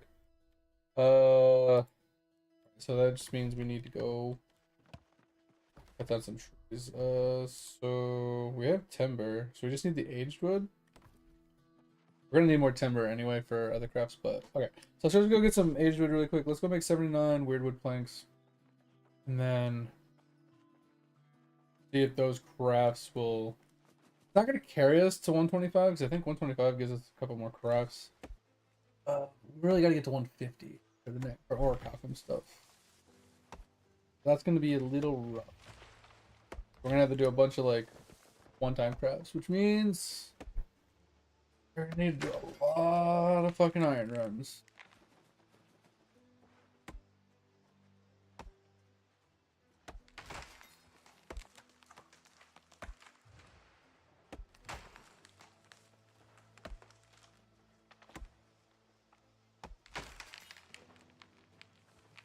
Should be on Constitution dead.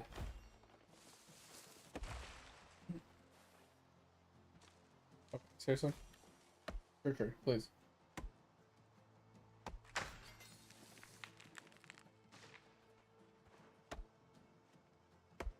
Oh. At the end of the day, though, we're making massive progress. Almost done with engineering. We're done with wood armoring. We're gonna be pushing weaponsmithing real hard right now. Then we just gotta push jewel crafting and arcana. I feel like both of those will be somewhat easy-ish to push. And I feel like that's just gonna be a huge, like, percentage completion parts done. Like I said, the weapon levels, those are easy. Some of the other professions are really easy. The hard part after that is honestly getting as much luck as possible and just running chest runs till my heart explodes. Like, because the nice thing at that point though is at least we're not worried about leveling anything. We're worried about doing our daily crafts and doing chest runs. And I feel like a lot of the chest runs need to be done in Brimstone for scarabs. Because I think like what Bambi was saying earlier is there are prismatic crafts. Prismatic scarab crafts. For certain crafts. And I think, if I'm not mistaken, maybe I'm not seeing the prismatic crafts because I don't have a prismatic. Maybe it's hiding the prismatic bag craft from me. Because I don't have the prismatic thing yet. So this will make us 100, it's not quite 70. We basically need to shoot on 80 and there's double, so we need like 160. Probably close to 800. A church tree. Or aged wood, whatever. So let's just shoot for 800.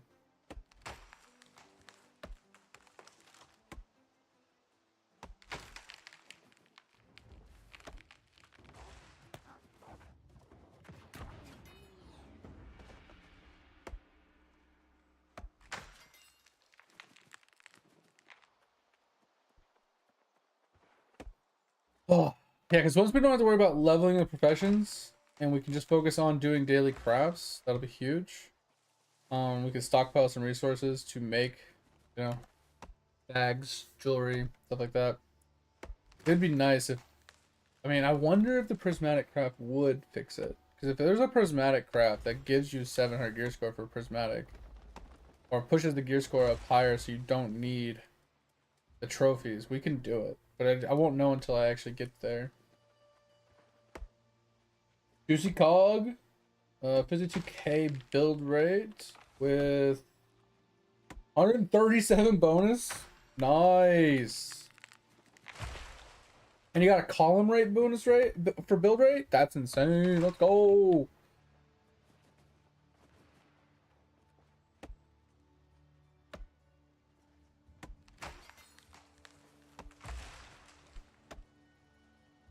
So I had a question about the jewel cogs. I don't remember off the top of my head.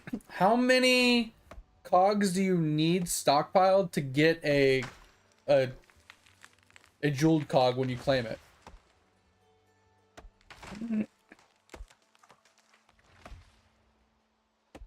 Is it 10?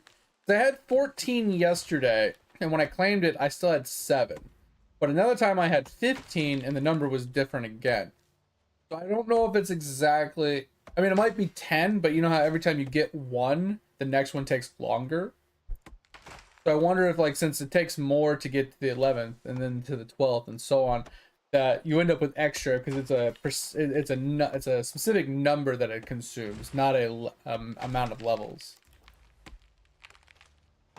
But if the bare minimum is 10, then that's cool. Then I know I can claim it every 10 levels. And I don't have to wait till I'm like 14 or something. Alright. Should have enough aged wood now. We'll turn this into the weird wood.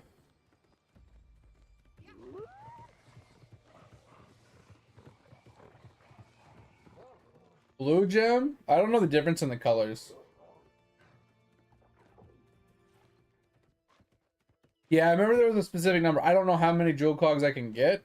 I'm okay with getting one a day. I'm honestly okay with that.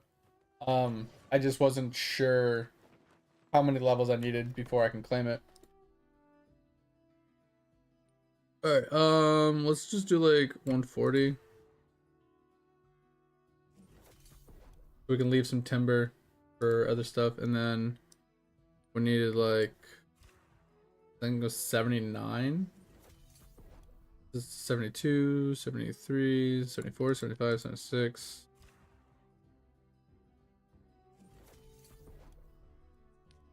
Make one extra, please. No?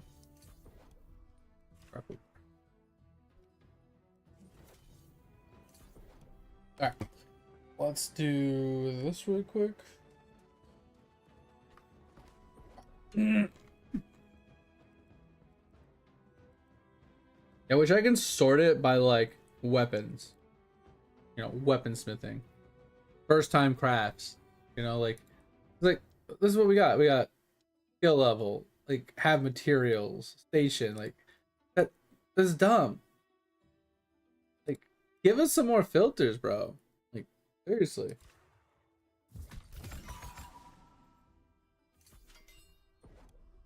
It's 5 per day? Okay.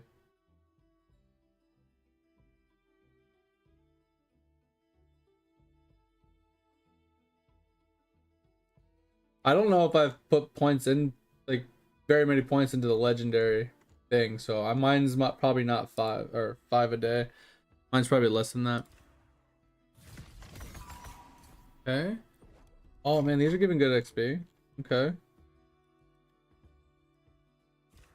And we're gonna burn through all of our rare resources, but that's fine. We need to push through this, so.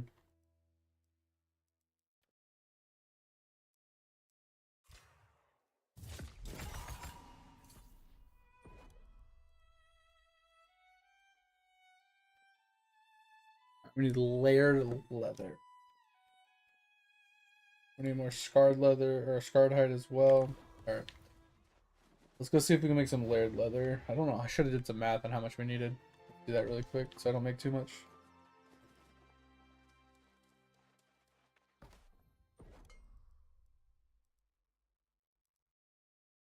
Because we're not going to make these. These are, yeah, they armoring shit, like weapon matrices. Yeah, those aren't going to be made. Weapons aren't going to be made. Armors aren't going to be made. Okay, these are what we need. The named ones. Okay, so we need 15. 7 times 5 is 35. That's 40, 50. Layered leather. 50. That's 80 layered leather. Okay, so we need 80 layered leather. We're gonna have to go farm leather anyway because we need scarred hide, and I think it's tier 5. Oh, which I can't remember best place to farm. Is it the? No, it's not tier 7. I'll have to Google it. Need rugged. Okay, so we need regular. Okay, so let's go do a run really quick. Go kill some deer real quick. Alright, we need to reset the dex really quick. So why don't we do this? I don't really care about the skinning right now. So we won't change that, but we will put the skinning attributes in for the quantity.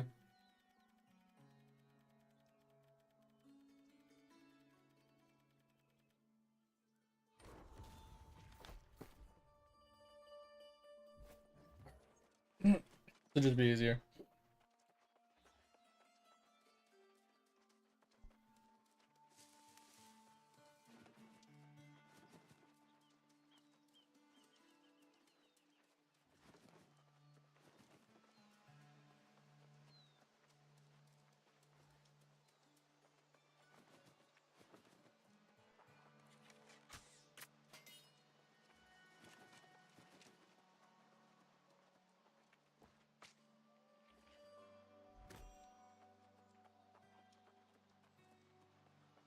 That's crazy. This 6-man merc.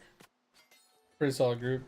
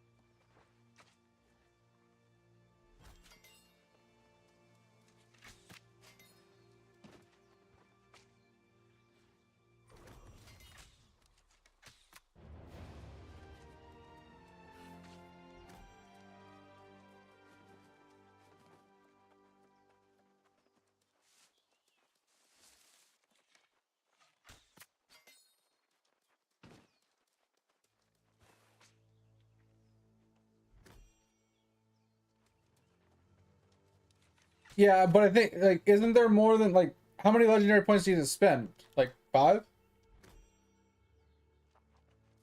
Because like I said, I don't think I've maxed out that talent unless it's a single talent from the talent tree from the whale. Unless it's like a single point, I don't think I maxed it out.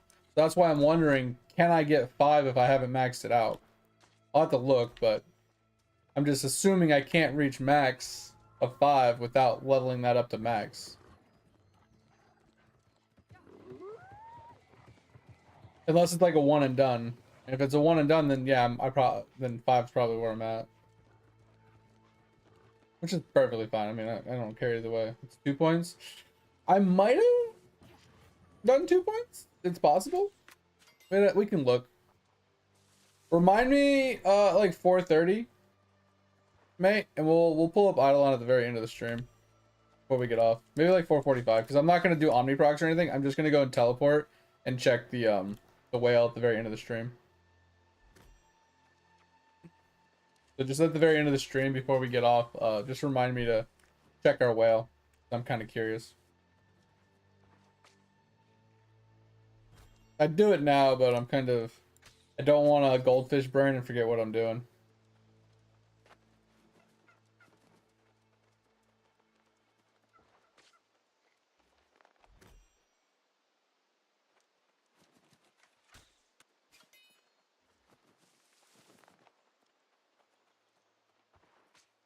So, Tova, are you saying like the first point unlocks it and the second point gives it +4? So that's how you get to the +5?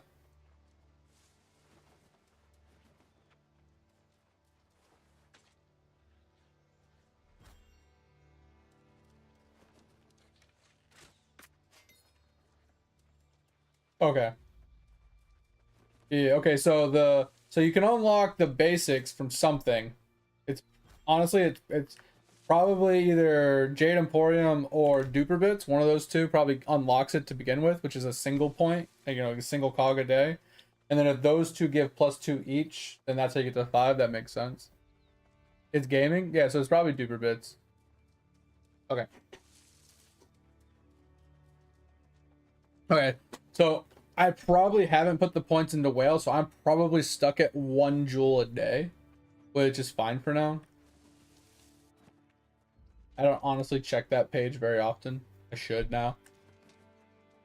Ugh. So we'll start checking that at least once a day for the jeweled cog.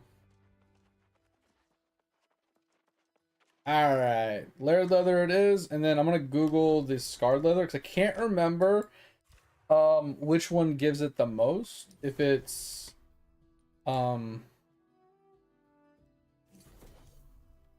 this didn't make us enough. If it's the buffalo that we can farm in Reekwater, we need to do another run. Or if it's Ebon Scale, or slash Morningsdale.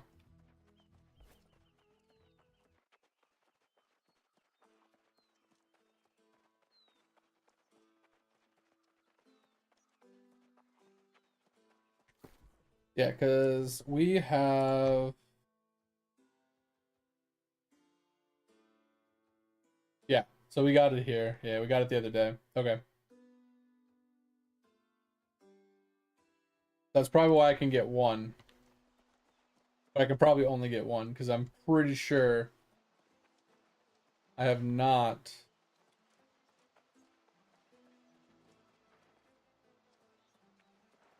Uh, Upgraded the whale one. I'm gonna go pee really quick while we wait this deer to spawn, and then we'll do another route of leather before we go and farm. Actually, we can Google the scarlet leather one.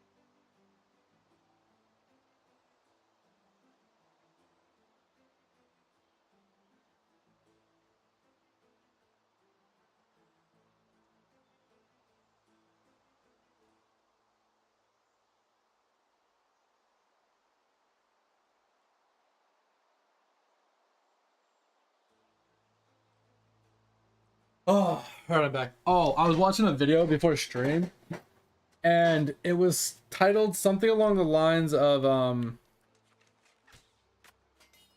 unbelievable things that you didn't know, like that you wouldn't. I don't know. It was like unbelievable things in the world that you might not know, or something like that. I don't remember exactly what it was labeled, but one of the first one was like, it basically was just a bunch of like foreign objects in people's bodies that kind of just wild things to like know, right? Like one guy, I guess, when he got blackout drunk at a bar, he got into a fight, and next day, he had a pounding headache, and it was getting worse, and after a couple days, he still had a really bad headache. Long story short, he like went to scratch his nose one day, and he felt something inside his nose. He's like, "What the fuck is that?" So he went to the doctor, and come to find out, he had chopsticks that were up his nose and punctured through his skull and into his brain, and was like tickling inside of his brain, and he was still alive. Like wild, right? And then there was a couple other ones, that they showed of like wild things like that. But the one of the other ones that like really caught my attention on that like segment was there was this lady that she wore contact lenses, right? And she would wear those like daily ones where it's like you use it for one day and then you throw them away or whatever. But she would wear her contacts throughout the day, and then she'd forget to take them out at night and go to sleep. Next day she put in contacts, so on and so forth. Well, she was complaining that she was having headaches, and she was like having bad blurred vision and like problems seeing and stuff. Well, I guess she went into the doctor, and come to find out, she had like a stockpile of contact lenses that had like gone up into the back of her eye, like up on like above her eye and her eyelid area and her eyelid cavity. And they were just stockpiled up there, and they had like obviously grown an infection and stuff like that, and like a bunch of other problems. Bro, they showed like a little video of like the doctor using a Q-tip to like pull them out. It never ended. Like I think like while I was watching like the small little segment of like 10-15 seconds, I think I saw like 20 come out of her eye, and they were still coming out.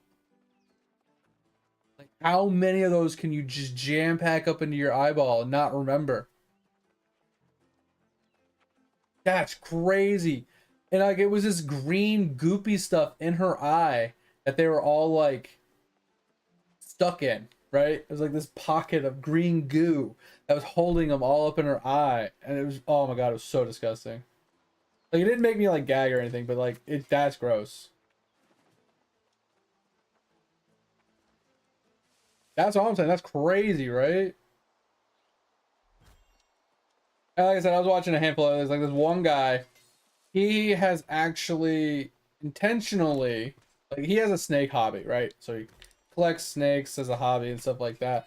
But the snakes he collects are venomous and they're deadly and stuff. So he had the bright idea to, hey, why don't we start injecting ourselves with venom and letting them bite us regularly so we can become immune and build up a tolerance to this, so if they do bite me one day, I don't die, right? So he's been doing this for like decades, and at the beginning it was a rough start. Like he almost died. He went into a coma, but as time went on and he slowly worked his way into the process, this motherfucker is immune to being bit by like so many fucking snakes. It's crazy. And I guess he's working with some sort of scientists, people or whatever, and they're using his antibodies, because you know how snake antibodies work, anti-venom works is like they inject like a rat or something with the venom, and then a very small amount, so the rat can produce antibodies that they can extract to make the anti-venom.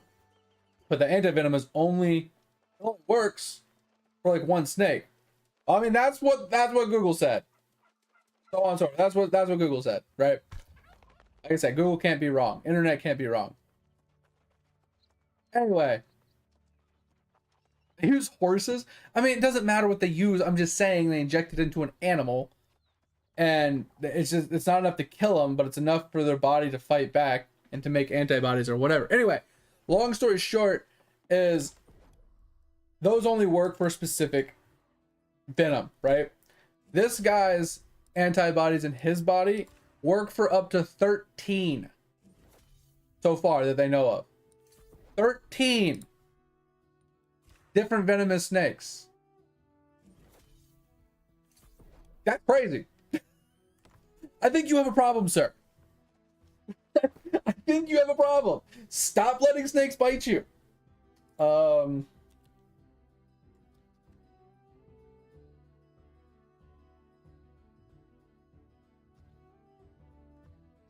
Alright, so we need to find Scarhide. I'm pretty sure that's what we're looking for. But that's crazy, right, Dover? Come on, you can't tell me that's not fucking nuts that a dude lets snakes bite him so much. And such a variety of snakes bite him.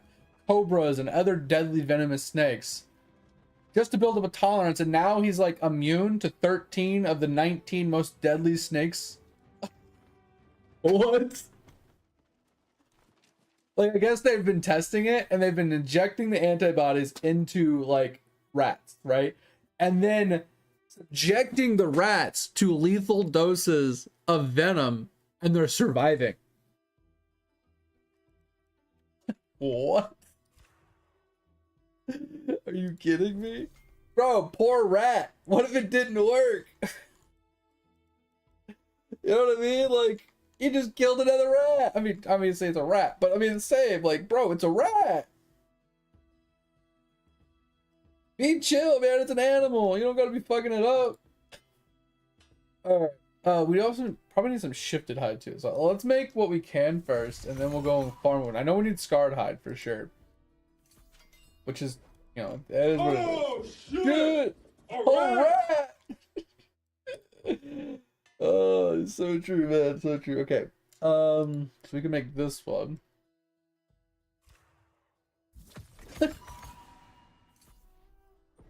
And then there was another one that back in the day, you know, when they were doing like A-bomb tests and stuff like that. So I guess, you know, in the what is it, the Nevada or wherever they did all those like tests and stuff in the desert. I guess they used to dig these massive chambered holes or something to put the bombs underground or whatever. Yeah, the manhole cover into space. I was like, yo, that's insane. Goodbye. Say hello to the aliens. I mean, supposedly they don't know if it actually made it to space or not. Like, it could have, like, you know, evaporated in the air from all the heat or whatever, but like, that's still fucking hilarious. Literally the fastest, I think what they say, it was something along the lines of it's the fastest man-made like object ever. Like the fastest propelled item that humans have ever made. And they wonder why our fucking sun is going to die eventually. Because it probably got hit by this fucking massive ass manhole cover flying at 1 trillion miles an hour. Now the sun would just melt that bitch. But you know what I'm saying? Like, probably impacted the moon and caused like the most massive crater in the world. Or that bitch is going to go around the universe and it's going to be what kills the fucking Earth. Because it's going to go all the way around multiple times. It's going to get on a specific trajectory and it's going to smack into the Earth and cut us in half or something.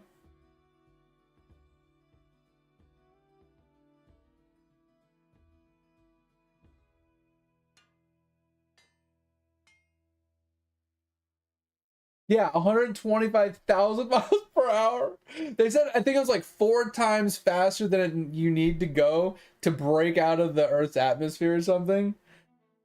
But they were saying that since it wasn't like a streamlined object, the amount of friction and like heat that it would build up could have melted it before it left the atmosphere. It's possible. Like I said, they're not completely sure. I thought that shit was fucking funny. Alright, so it looks like the only thing not crafted of these 4, which basically means I need to farm up 7 scarred hide. Scarred hide will drop from 50 plus mobs. Okay. So if we were to pick a mob, any mob, pick a boar, right? And let's find a hide on the boar's drop table. This says doesn't say an optimal level. This says 50 plus. All right. So with that in mind, maybe we just go and do buffaloes and require.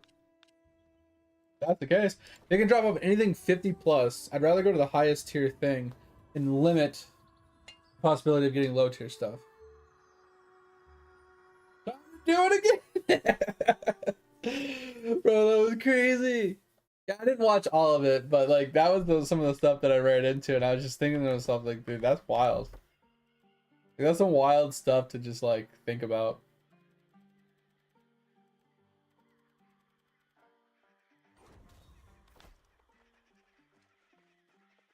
I wonder if I can one hit this thing. Nope. Thanks for made.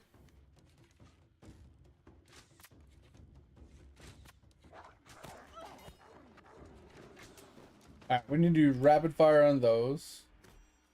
Alright, there's 3 of the 9 we need.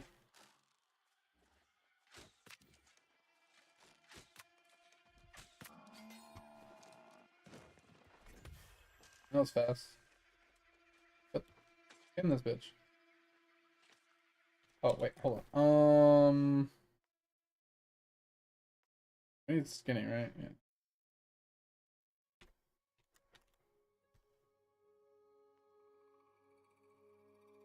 Oh, we have a full set now. Alright.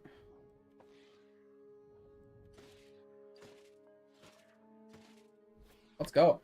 Huge skinning. That huge skinning luck. Let's go.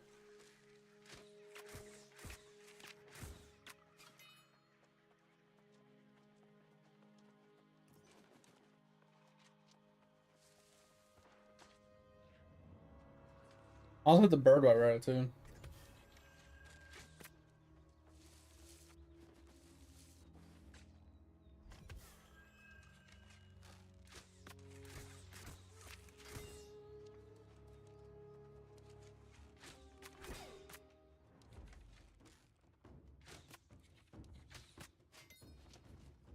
Hey, 'cause we're not here for the leather, we're here for the rare drops, so anything is game at this point.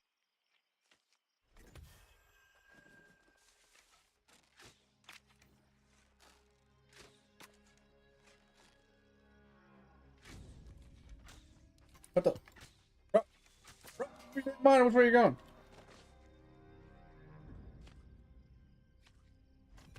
We're gonna try and pull.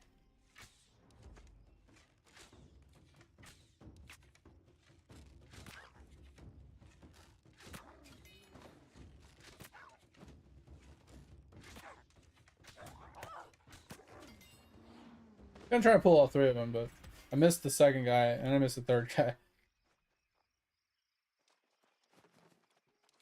Let's pull this one and this one.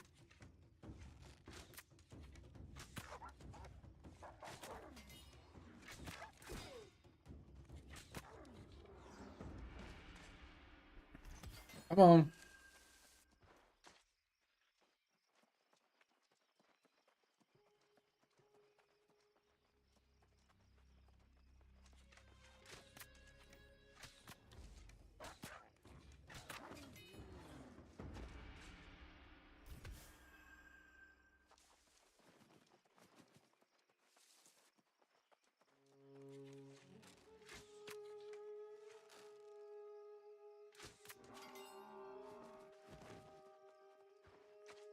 Come on.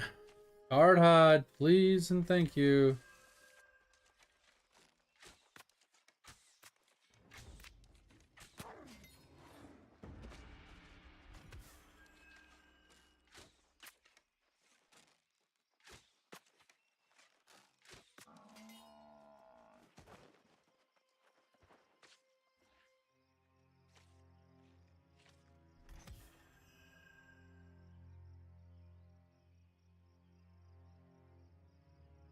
Oh yeah, fucking Salt Lake, dude. That shit is not seen love since it was invented.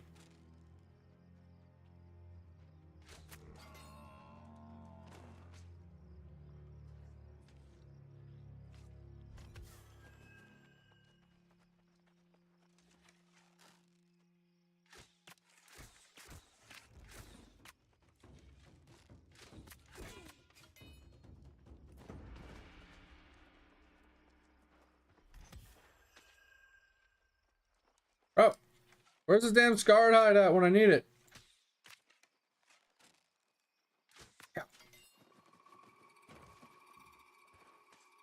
Got 3 right off the bat. I needed 7.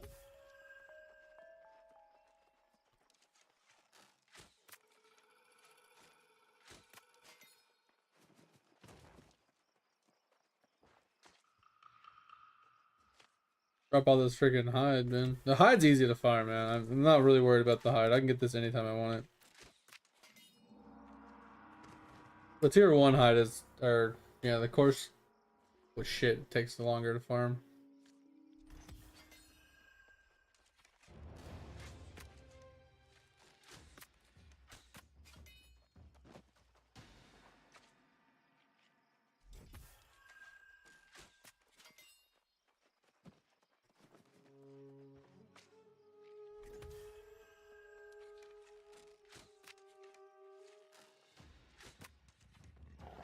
Shoot.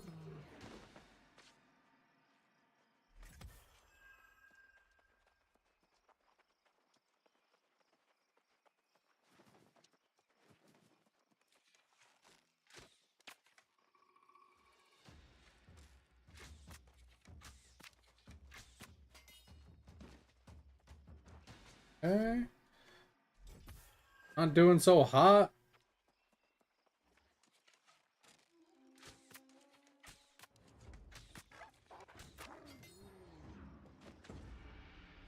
Okay, there's oh, that's huge. That puts us to 8. All right, we're good. That was a big proc. All right, that should finish our last 4 crafts of the weapons. Hopefully, then we'll have to spam craft something. Ugh. Shouldn't be too hard. Try to push it to 150.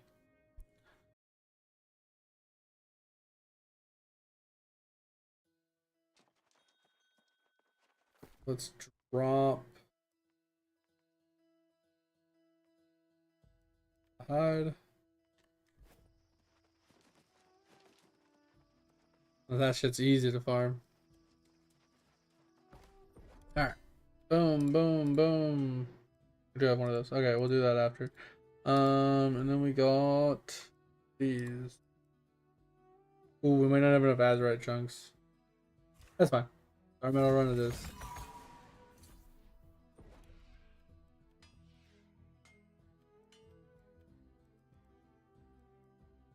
Oh, we might. We might be good.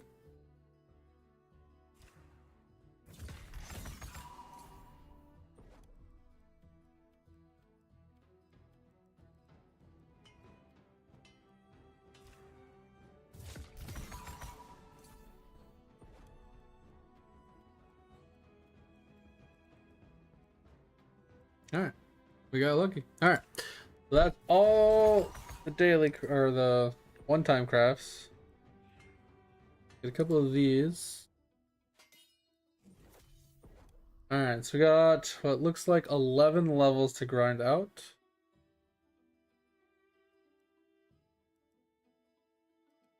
With no more crafts.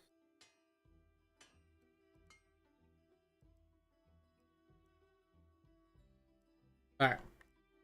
So, I mean, technically we did some dungeons. We could get some of these done because, like, we could do, you know, like this, right? It's good XP. Shields and stuff, but yeah, we'd have to run some dungeons. Not really worth it. Alright, so what we'll do is... I mean, that's easy. But no XP. Alright, there we go. There's the XP. Like, where the fuck's the XP? Okay. So, iron, super easy. Wood and coarse leather, obviously pretty easy. Okay. So, let us... How much iron do we have? I didn't even look. We have 700 iron. That's about 100 crafts. We need the leather. Okay, so let's go do a leather run really quick. One leather run should give us over 100 and something. Leather to work with. And we have 400 and something wood to work with, which is like 200 crafts. We don't need to do wood for a bit. And then if we just do iron, that's easy to farm. But we need like 700 per 100 crafts. We could probably farm like 200 crafts worth per run. Not too terrible.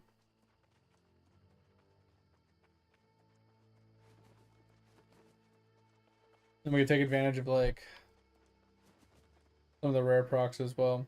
The void metal and stuff.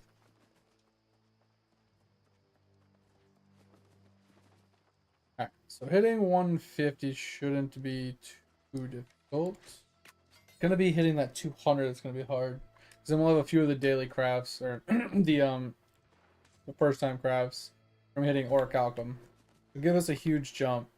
But we're not going to do the named ones because the named ones are just too expensive when you hit that part, because I think they require like Asmodium and stuff.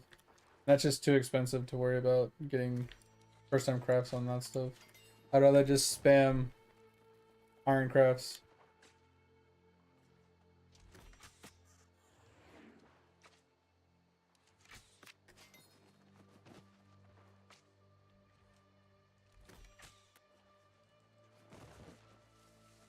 Alright. Well, the good news is we'll be able to probably get 200 weapon crafting by the end of the week.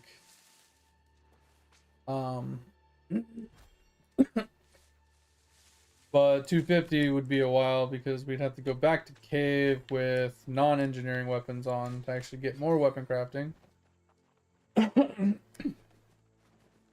Fragments to actually push it to 250. But we need to finish engineering first. Engineering is only 230. We got 20 more levels there. I think we have roughly... I think we've done almost 400 fragments. We need 1100, so we need like 700 more fragments to finish engineering. And then once engineering is done, we can work on weapons, and then we can work on it after that.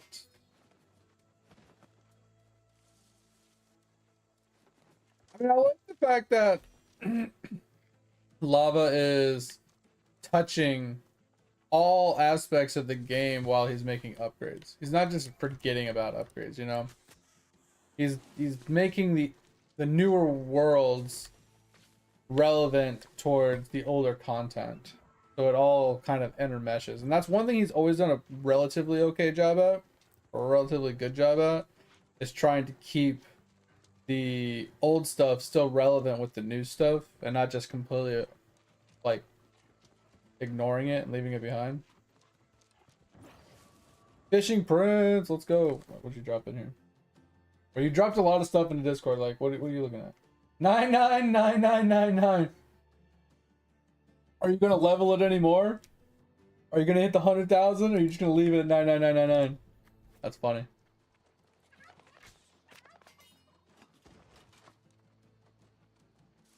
Did you? Nice. Yeah, I should definitely level up my grind time bubble, but I just gave up. Not that I gave up, I've just been leveling other things, because I know how easy that is to just spam. Sitting there on my AC, just spam leveling that bitch non-fucking stop. But it's worth it. Like, getting those levels, I think it's worth definitely doing. Because the higher level you get, the more talent points, and the more super talents you get, the more whale points you get. Like, it's just, I think it's worth. I probably should just sit down and do it.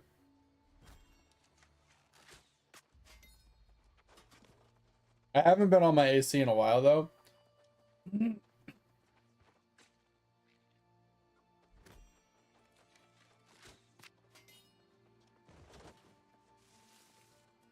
Oh yeah, it reminds me. I need to do that on mine too, mate. Because I have more than enough sample size without it to hit my 90%.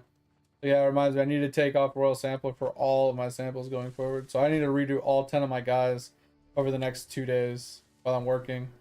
Oh, that's rough. Okay.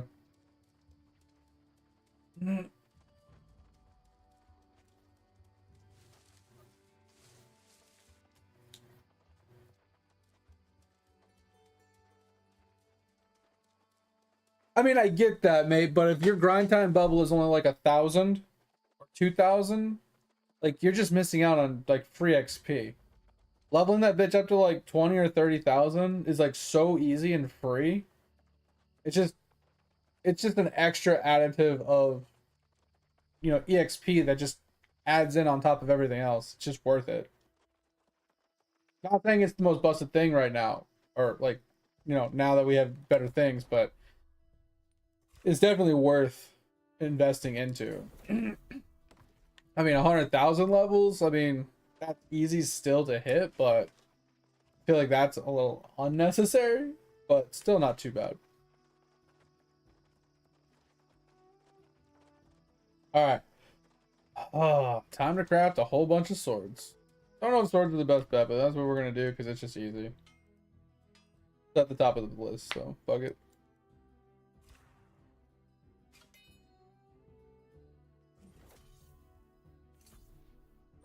Alright. That is to 141. That barely gave us anything. Holy crap. That was actually not nearly as much XP as I was hoping for. Wow, that was terrible. Alright. What can we craft? Let's use all of our dog shit resources. And I don't know if I want to use these, right? Like, could use like that kind of stuff. So like maybe we go to void metal here, and then we use like the lower tier stuff here. Craft the 20 crafts here. Like that's good, right? Boom, right? Salvage all that. Give us some star metal. Salvage components. Pretty helpful. It's only 142.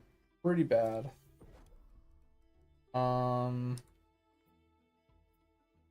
We do have the steel we could use, but I like to keep the steel purely because it what do we call it? We can upgrade it to star metal when we actually get to the next crafts. Alright. Back here. Well, we can use the Fey ore for sure.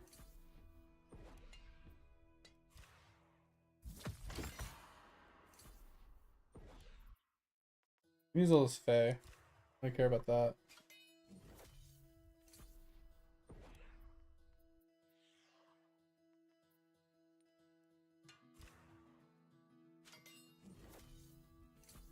Alright, so it looks like we did everything we're gonna do there.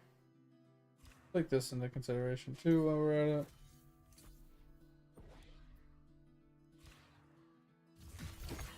Just want to hit 150. Come on. Work with me here. Alright. So we need more leather. We need more wood. And we need... So let's just do the leather really quick.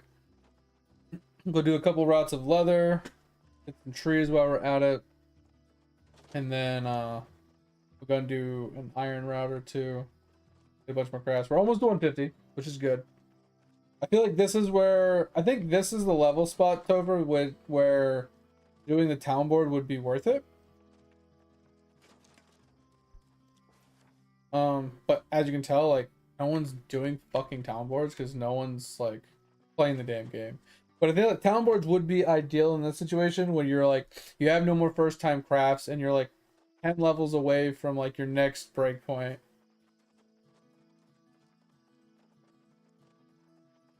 What?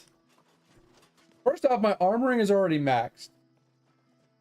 So I don't need it. Secondly, I did not see... I saw a basket, which was cooking. And I saw a health potion. Oh, I did see it. Yeah, there's one. But, like, what exactly does it... Like, let's see how much of that XP that would get me, right? Like I said, one of these makes sense. If you do, like, one or two of them, it doesn't take you no time to do it and the good XP rates of it. But when you start getting the ones where it's like, oh, you need star metal, or you need orichalcum, or you need like steel and stuff like that, where it starts requiring you to like, oh, I got to go do an orichalcum run, I got to do a star metal run, I got to go and get more iron, I got to go do a chest run to get more stuff. Like that's where like the time spent getting the resources to upgrade it just aren't worth it. So 5k XP, like this is easy, right? Like this is just an iron route and it uses some resources. It's just a leather run, uses resource, same thing with this. So it's like tier 1 resources upgraded twice. This isn't too big of a deal. But for 5k EXP, I could literally just come down here and I can make like 20 of these crafts for almost no resources. And I can make more XP. It's just not worth it. Like, just in general, it's just the time spent. It's not so much resources spent, right? Resources versus EXP gain, worth it, right? If you're buying the resources, it's the best EXP per resources you're going to obtain. 100% best way to go about it. But if you're farming it yourself, time spent versus EXP gained isn't the best. That's how I used to level it, Tover. Like I said, back in the day, that's how I used to level it. And then I realized that the amount of time I was spending, you know, between teleporting to the different towns or teleporting to the different farm locations and getting the different resources and having to do the chest runs to get the refining agents and all that other stuff, like the time spent doing all of that versus the amount of EXP I was getting was slower EXP per hour than me truly just running iron routes. Bed to bed, sounds good. Appreciate you. Sleep well. I'll talk to you later. Like I said, I'll be around. If you want to hit me up about BDO at any time, you know, any day, just let me know. As long as I'm not streaming, I don't mind helping you out or explaining. Obviously, if you don't give any two shits about it, tell me that as well, and I'll drop it. But I appreciate you, man. Hit me up if you need me. See you on Wednesday, Thursday, worst case, on the next streams. So.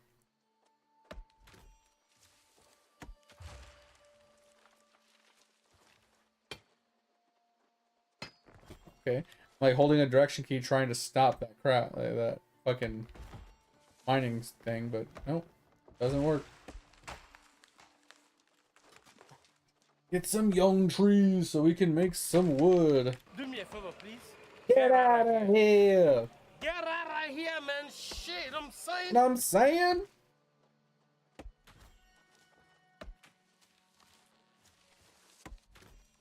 Nothing goes over my head. My reflexes are too fast. I mean, don't get me wrong. If you have the extra resources to do the higher tier crafts, it's worth doing the higher tier crafts if you have them. I typically hold on to my higher tier resources because I want to do daily crafts and I don't want to farm extra materials. And I'm doing so many other professions. I need those for first time crafts. So I don't want to like spend a few hours getting a bunch of orichalcum bars and stuff to just spam craft a couple orichalcum crafts to get a huge amount of XP when I have to just do it all over again for the next craft, for the next thing. I just feel like EXP per hour is much faster doing tier 1 materials. I've never actually timed it and tested it myself, but just from hours and hours and hours of doing, like hundreds of hours of doing the same thing, it feels faster. Without doing the math, it feels faster doing this than it does grinding up the higher tier materials. Purely because it's the refining agents, honestly. Refining agents is what cucks it. Because not only do you need the refining agents to upgrade them further, but you also need twice as much of the tier 1 resources, or 3 times as much resources, depending on how far up you're going. So if you go from tier 1, right, these raw materials, to the tier 2, like processed material, it's easy. It's great. You make a lot of EXP per hour. But if you upgrade from the tier 2 to the tier 3, you have to farm 2 different materials. 3 different materials, because you need the refining agents. And the amount of materials needed to make the same amount of tier 3 as you have tier 2 is double. So now instead of 1,000 raw materials, you need 2,000 raw materials. And plus you need the raw material of the next tier as well. So you basically triple, if not quadruple, your farm time to make just as many crafts for double the amount of XP, but for 4 times the amount of grind time. This doesn't make sense. And then if you go to tier 4, from tier 3 to tier 4, you double all of that. So instead of 4 times, now you're like 8 times. And then if you want to go to tier 5, which is like be like Orichalcum, now you have to go to like 16 times the grind time.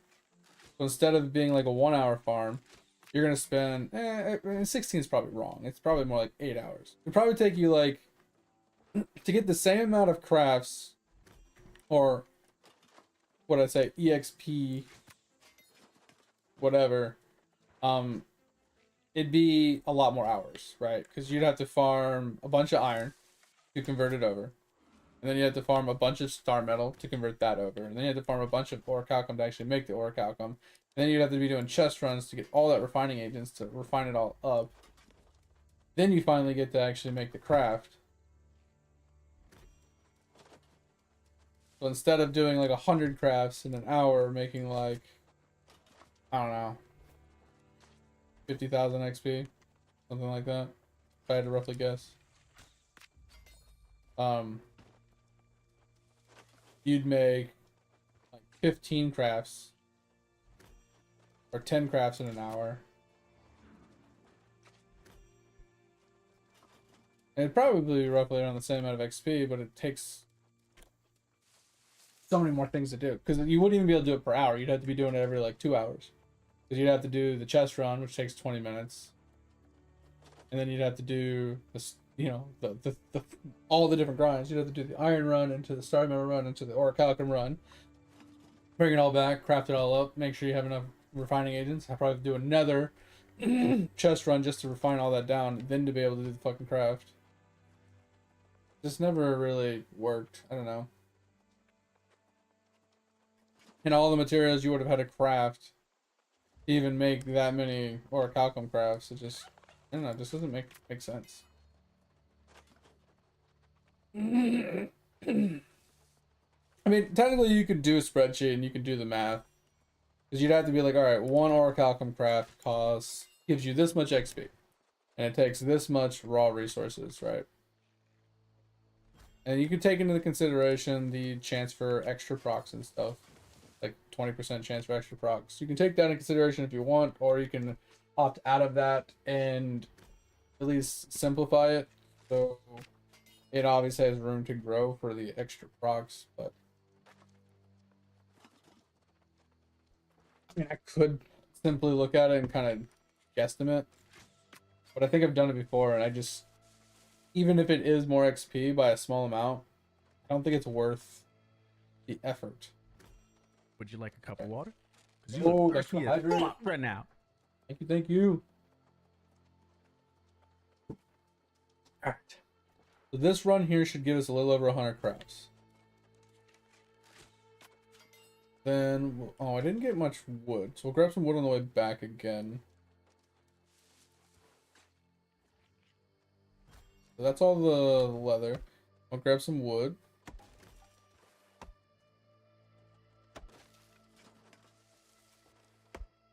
We don't need a ton. It's only 2 timber per craft.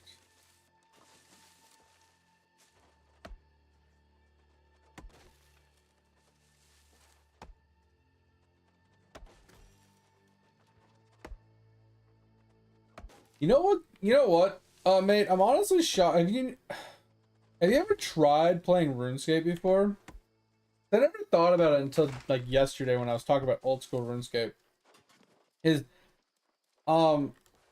Yes, majority of the game is behind a membership. You know, you have to pay money monthly for a membership. Technically, if you play the game hard enough and you're good enough at the game, you can use in-game currency to buy bonds from other players to maintain a membership without having to actually, you know, pay with your own money. But I was always curious, like, because, you know, obviously we always talk about playing games that you can play on your phone. Have you ever tried playing RuneScape? Like, free to play RuneScape?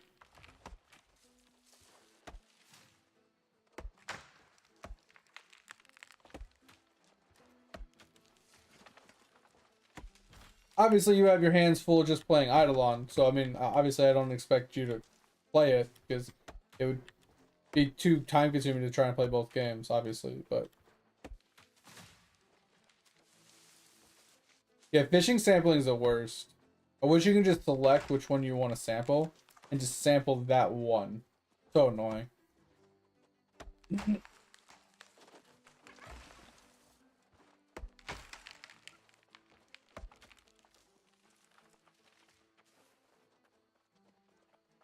Alright. Yeah, I just thought about it yesterday and I forgot to say something, but I was just like, damn, I'm curious if Mate's ever played it or if he's just not interested in it.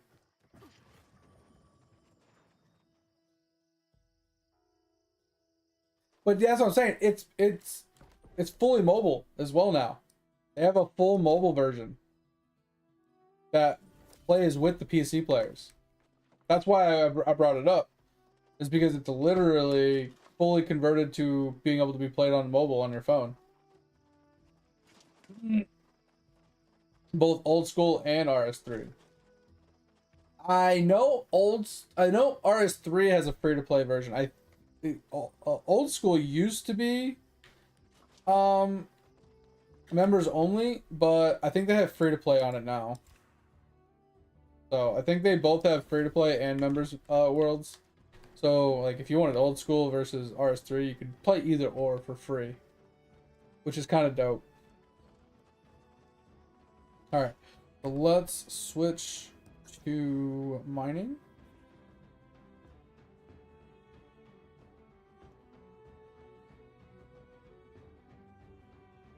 I think I'm wearing all the mining gear actually.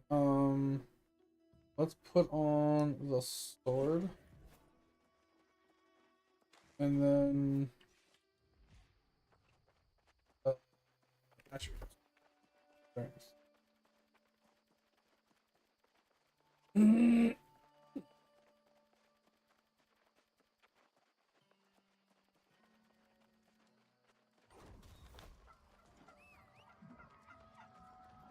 Yeah, that's why I was asking, mate. Because like I said, like obviously, like when you have the laptop and the PC and stuff, like it made more sense that you play a lot of games. But like now that you've been stuck on the phone, like you've been strictly playing like certain mobile games and Eidolon mostly. But I just, like I said, it just kind of hit me yesterday. I was like, wait, that's something you'd be interested in? So I wanted to ask.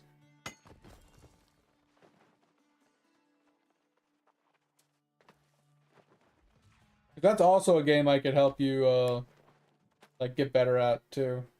Give you advice and information. It's just a lot more active than Eidolon is. Since there is a timeout period where it would disconnect you. So you'd have to be like actively like tapping the screen every like 10 minutes or something. Or like a little less than 10 minutes. Cause I think it's like a 10 or 20 minute timeout. You'd have to be, you know, regularly like touching this, you know, tapping, making the game think you're still there by like clicking on something or whatever. But there's tons of like AFK things to do, like skill level or combat level, for very AFK to be able to like, all right, that's playing, and then like you minimize it temporarily to go and like click some buttons and Eidolon or something. Like then you'd be playing multiple games, and I think it's too much, which is I think why I didn't say anything yesterday about it. But I figured I'd ask. It's not that Eidolon's a bad game. It's just like if you get bored of it, like at least you have an alternative, right? Something else you could probably jump into if you were interested.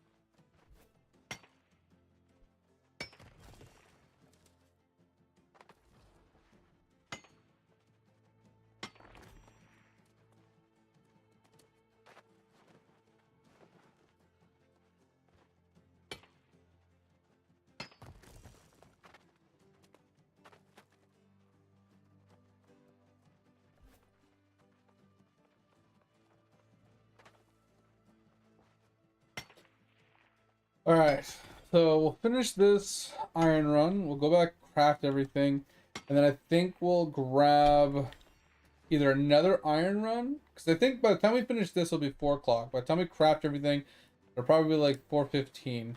We'll have 45 minutes left. We could probably do another run of iron and maybe go get some leather and maybe some wood. But I don't know. Like, maybe we'll just do 2 sets of crafts and then call it a night.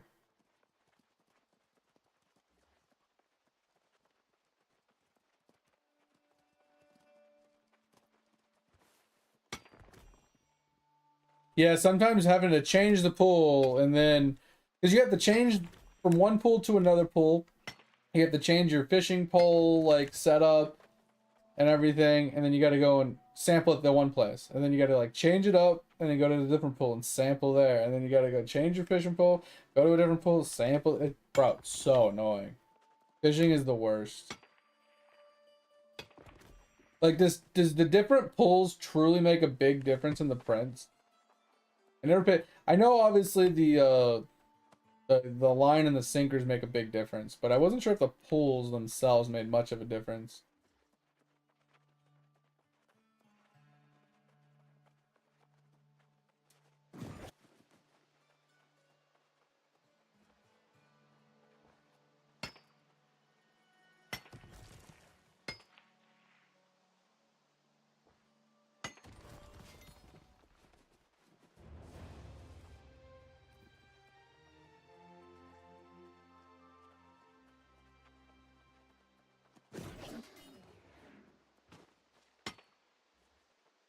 I mean, I know they make a difference, but like much of a difference? Are we talking like more than a 1% increase? Like, would I go from like 1 trillion to like 2 trillion?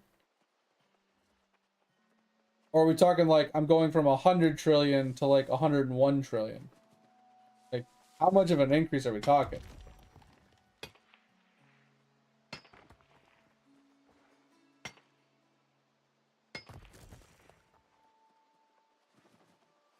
Like, obviously you won't know off the top of your head probably, but I'm just kind of curious, like, is it significant or is it kind of like negligible? If it's like 1% increase, I could give 2 shits. Like, if I'm getting a like 100 mil print and it's gonna go from 100 mil to 101 mil, who the fuck cares about a 1 extra mil? Like, I don't. Yeah, that's what I was saying. I'm tempted to try it when I do my prints. To kind of get a guesstimation.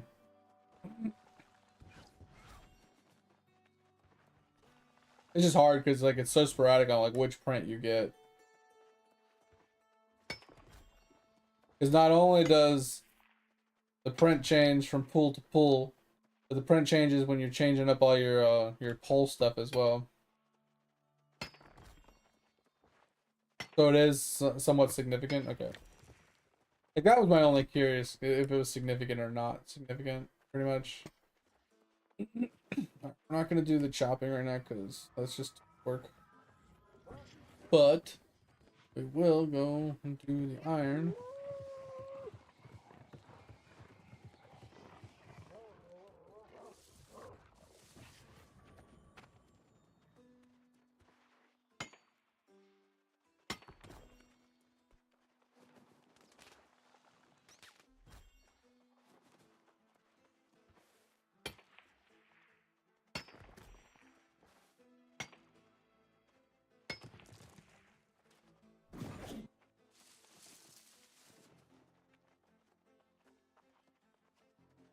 Oh.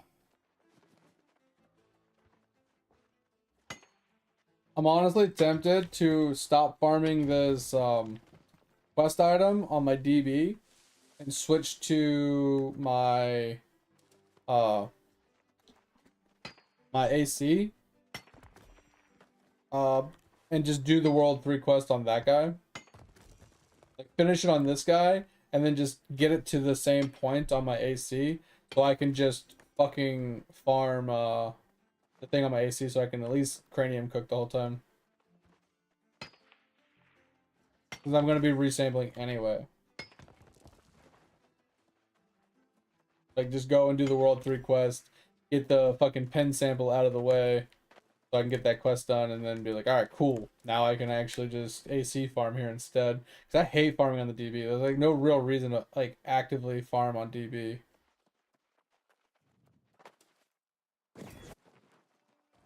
So maybe I'll switch that up tomorrow as well. I'll get the World 3 quest all started up on that guy.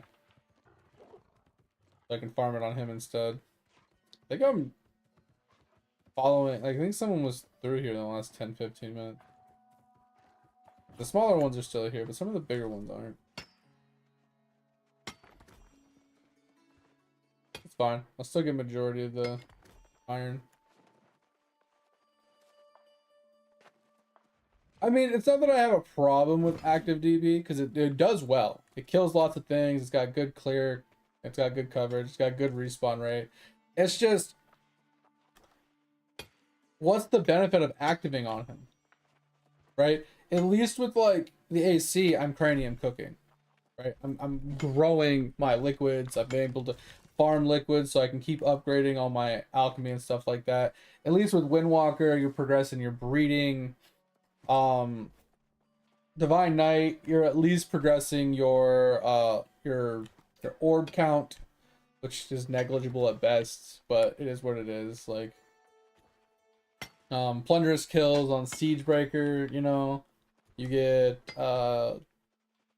ES portals on ES, you know, you get portal kills on that guy.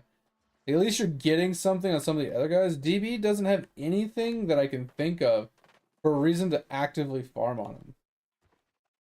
Right? Because at least with the Divine Knight, yeah, the portals eventually just, I mean, the portals with the orb kills kind of just mean nothing at a certain count. But at least it gives DR, so you increase your drop rates significantly, right?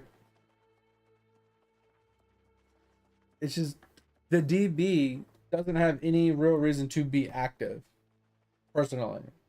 Like I said, other than it just having decent respawn rates and kill speeds, which is really good, it doesn't have anything else that it adds to the account for being active. Obviously, unless you're doing like, you know, bone farming and stuff like that, but what was the clip notes of the video?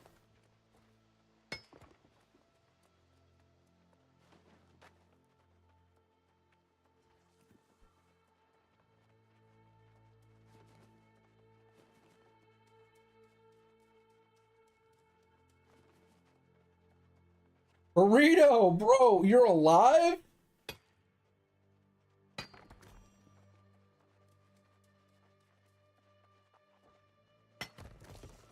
Well, the game, it changed a lot from when they released it, but it's dead.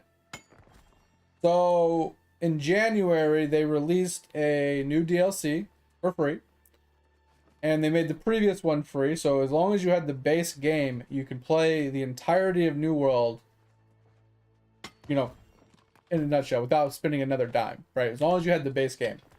So you can come back to the game and play it as long as you had the base game and you had access to everything, which was dope. But it was a red flag. Once I noticed that it was going to be free, I was like, okay, that expansion's free. But when they made the announcement that they made the previous one also free, my bullshit flag went up real quick. And what ended up happening is 2 weeks after they released this expansion, which increased the level cap, increased the gear score cap, added a new zone, added a new raid, added new dungeons, it added a new weapon. Like, they added so much to the fucking game. They revamped a couple of in-game zones and a couple other things. And then 2 weeks later, they said, oh, and FYI, we're no longer releasing any content for this game. This game is no longer going to get any more content added to it. We plan on leaving the game up through 2026, and we'll give you more information to follow.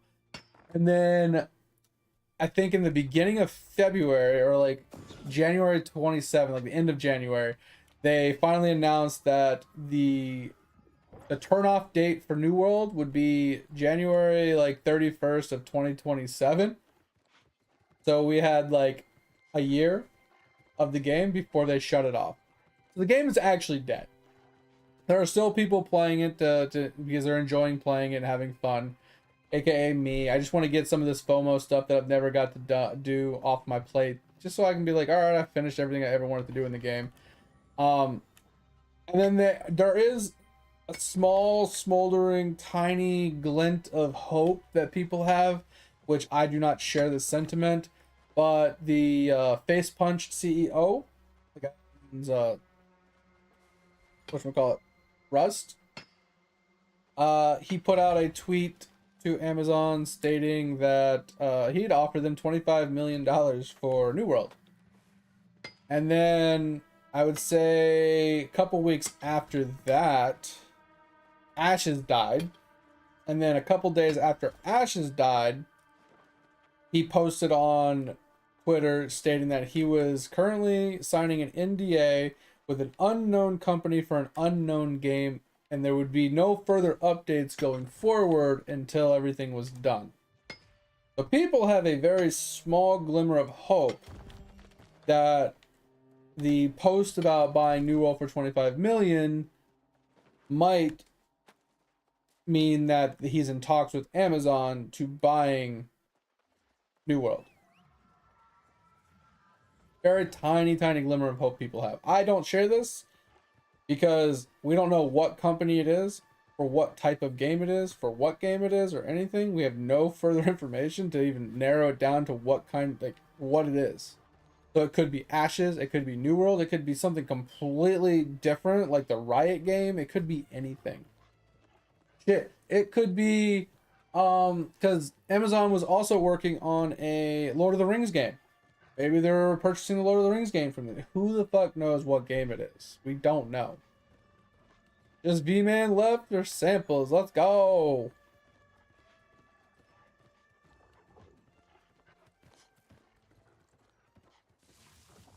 But I mean, at least they're better than they were. You know, mate? So next time, when there's another print sample time frame, hopefully by then you're able to make those armor sets going forward. But yeah, Burrito, that's currently where New World's at. They did so much good to this game. The game was in such an amazing spot, and then they just killed it. They literally took it out back and put it down with a rifle. Like, they, no fucking remorse, no cares in the world. They didn't give no two fucks. Like, literally 2 weeks after they gave us an expansion, spent all this money on a new expansion and all this money on this release and giving it to us for free. Literally to make no money back from it, to then take it out back and shoot it. Like, what? Just mind-blowing. It is. It's a great game. I mean, it has its faults, don't get me wrong. For what it is, it's amazing. Now, there are a bunch of things that could have been changed quality of life-wise, things that could have been added or modified or changed or revamped, and the game would have been fucking insanely good. Now, it's pretty good. I would say overall 6 out of 10 for what it is. And if it hits all the checkboxes of the things that you like in a video game, it's probably more like a 7 or 8 out of 10. But if they were to have tweaked some of these minor things, it would have been closer to an 8 or a 9 out of 10 for most people. They would have loved this game. This game would have been great. But it fell short because they just sucked at implementing things and stuff like that. And it is what it is. It's fine. But Ashes, bro, did you hear about Ashes? That shit's even worse. That shit's even crazier. Fucking people were screaming scam from the beginning, and I got the scammy vibes after about 10 years. I knew nothing about it for a while. And a buddy told me, I was like, oh yeah, I can't wait for this game. I was like, oh yeah, it looks dope. When it gets closer to actually, you know, something to actually see, I'll look into it more. And then right around, I don't know, 2024, I started seeing stuff for it, and I was like, yeah, this shit looks like a scam. Because like every time I saw something on Ashes, it was like, hey, closed beta, $50 access fee. Hey, closed alpha, $50 access fee. Hey, open beta, $50 access fee. It's like, wait, but it's an open beta.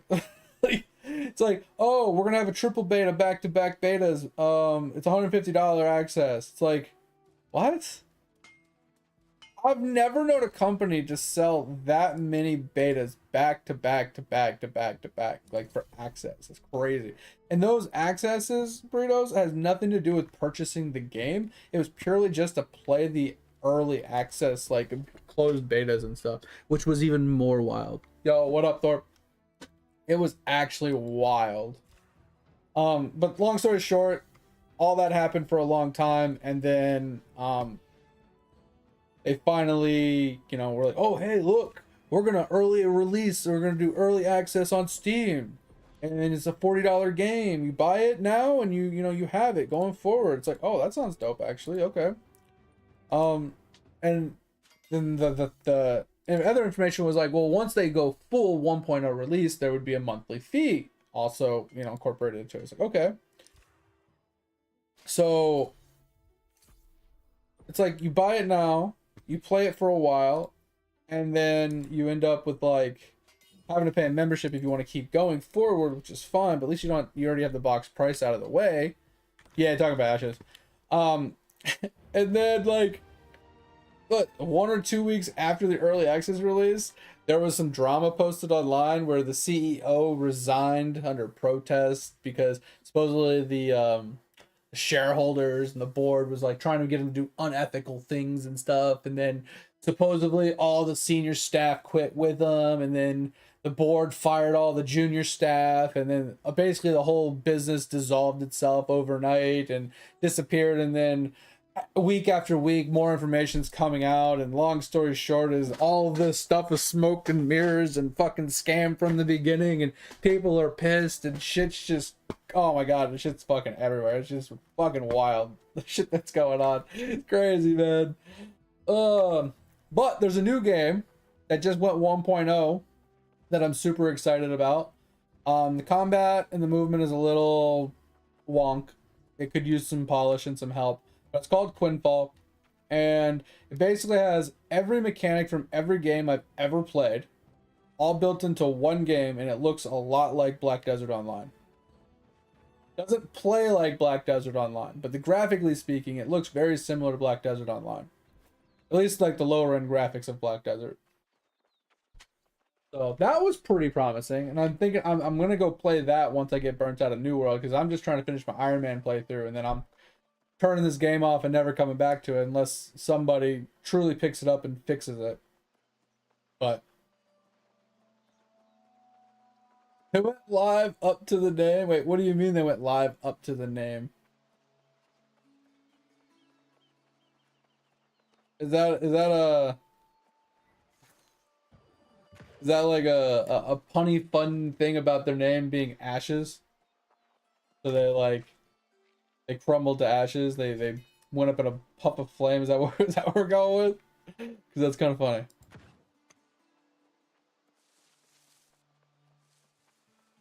Oh, I didn't kill it? Oh shit. Thought I killed it. I was just running at it like it was dead.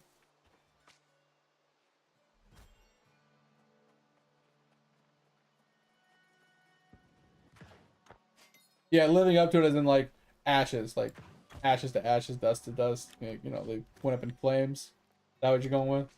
That like I said, that's pretty fun. Oh shit.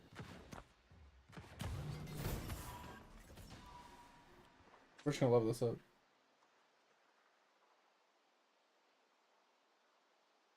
Well, 4:30 is probably not the ideal. I would say like right before you're gonna get off, kind of remind me to switch to Eidolon.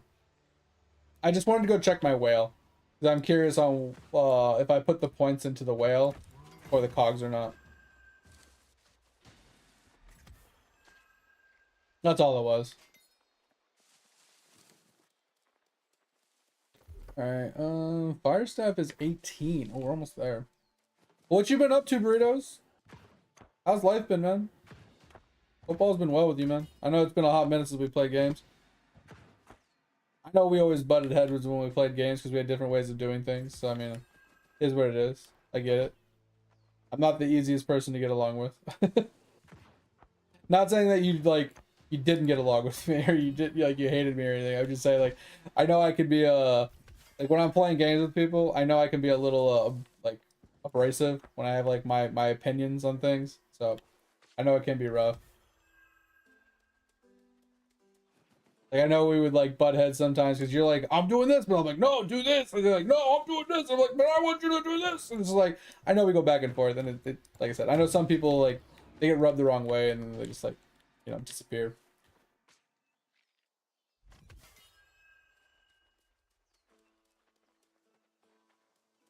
Warframe? You know, Warframe is a game on my list to eventually try too when I'm add more. Like I've gotten other games off my list. You're gonna go back to League? Oh, please don't. Please don't.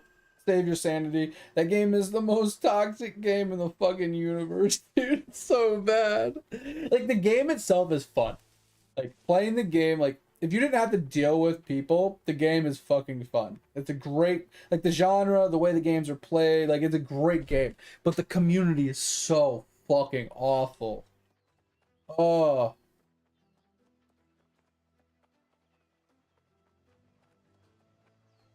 I would remember if not for how annoying that was. Wait, how annoying? What was? Oh, sorry. It was just a joke about the name. Okay, that's what I thought, though. That's pretty good, though. I like that. Like, obviously, it loses its funniness because I had to ask and, like, you know, went over my head a little bit.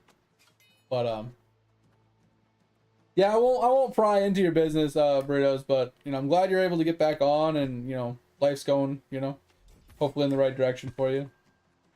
So, be able to actually get some hobby time in and stuff. But yeah, you should look at Quinfall, Burrito, if you have a minute. If you're interested in like an MMORPG that has like a massive sandbox of stuff to do, just give it a quick gander. See if it piques your interest. 'Cause it's only a $10 game. There's no monthly memberships. I mean, there's monthly buffs you can purchase, but you don't need them. It's just EXP buffs, basically. Just gotta play ARAM. I think that's what Burrito mostly played was ARAM. Oh, the fishing. Oh, gotcha. Yeah, that shit's fucking awful. I fucking hate fishing sampling.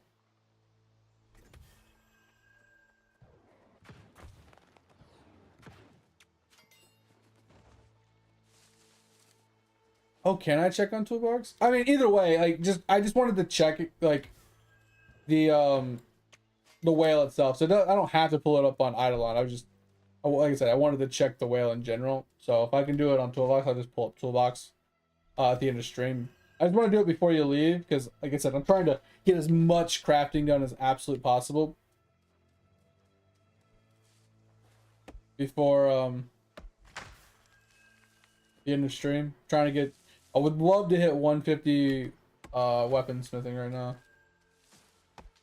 so I can work on 200 come Wednesday, Thursday. Oh, Burritos, can you still hear me? There's an ad going on. I don't know if you can still hear me or not.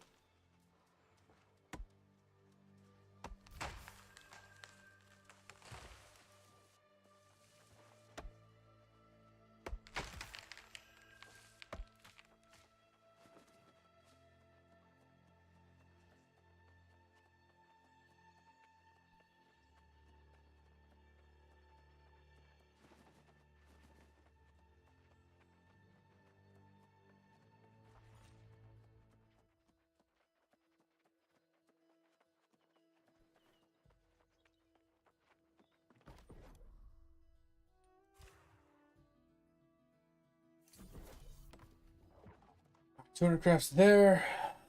And this way. Pick up some more wood. Do some iron.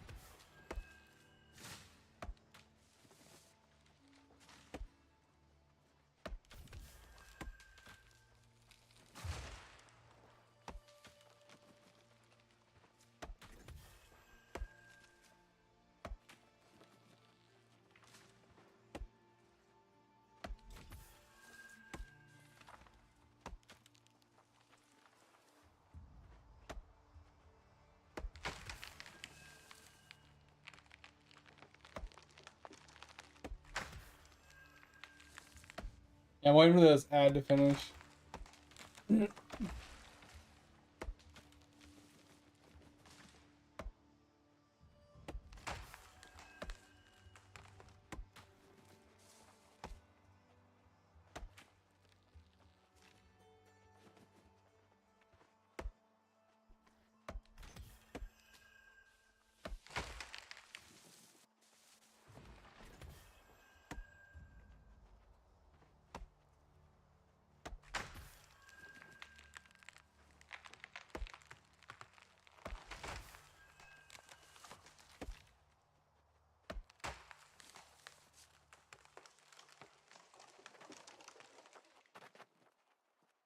Wait, what? To think 10 times before I put a lot of work into myself? Wait, what are we talking about? Oh, there's Brutus. Okay.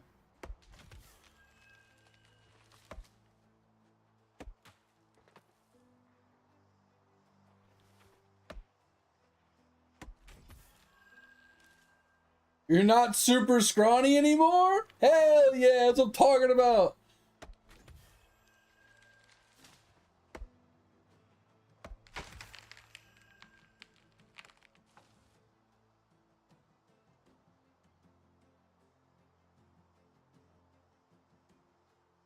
Yeah, it's all good, it's all good. I was just like, yeah, just shooting the shit, you know, trying to, you know, catch up. I was gonna say before you run into the ad, I know we haven't been around for a while, but we started a VODs channel. It's in the About Me. When you got free time, if you wouldn't mind, you know, giving a good old clicky and, you know, checking it out. It basically save all our VODs there, and we have playlists and stuff, so, you know, I'd appreciate it if you go and check it out and give it a little clicky, you know, if you got free time. You don't gotta watch anything, you don't gotta like do anything, you know, just go and check it out if you wouldn't mind. It's not a scam, I promise. I just can't say it out loud because Twitch hates things.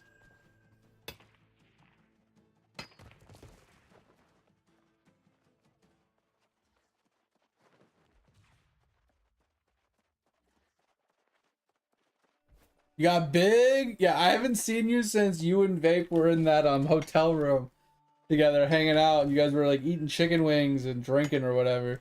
And speaking of that, I haven't seen or talked to Vape in so long. I don't know if you guys still keep in touch or not, but I haven't seen or talked to him in a long time either. Like last time I knew, he got like a new job with a new transport company where they're driving trucks, and his schedule just obviously didn't mesh mine, and we just stopped talking all that much.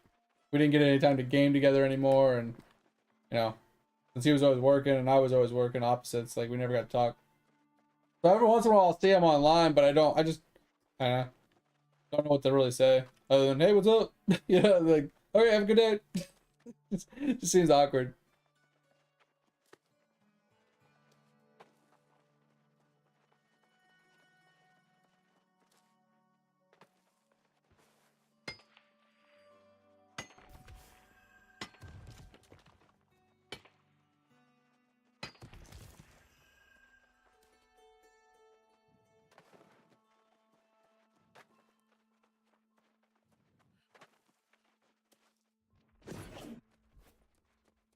What the hell, Thor? That's crazy.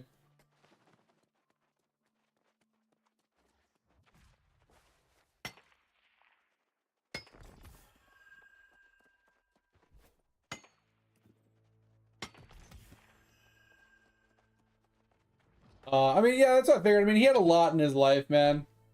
Like, I don't want to obviously put his life on blast, but I mean, I remember like when we used to chat all the time. He had a lot going on, you know. And then last I heard, like he was just like just moving back to like where he used to live, and he was living with a buddy, and he was getting a new job and stuff, and like that was like stressful in itself, and you know that's kind of when I lost touch with him because like he was dealing with all that shit, and he was having troubles with all that shit on top of like the normal drama stuff that he was already dealing with, you know, family and you know everything else. So it's just like I didn't want to add to it. I don't like obviously I'm not gonna add to the drama, but at the same time like I don't want to be like, yo man, you want to play games? Like, no man, I gotta go sleep. You know, I don't want to pressure the guy.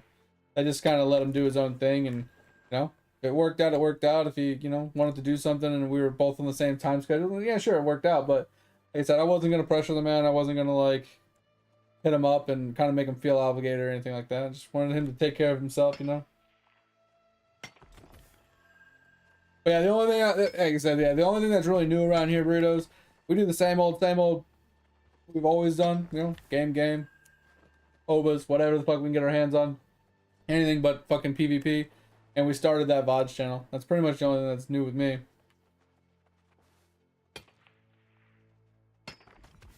Yeah, when he gets the time, yeah, that would be sick.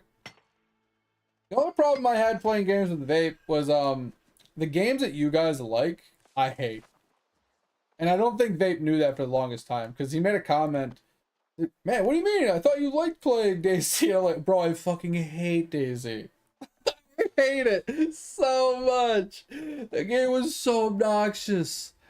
Like, it's a cool game. I don't mind playing it on and off here and there, but God, did I hate that game so much. I mean, it's cool. I like playing games with you guys and stuff. That's why I played it. It's just I fucking hated it. Like, I'm more of like this kind of person. Running around, like maybe in survival games, gathering resources, building stuff up.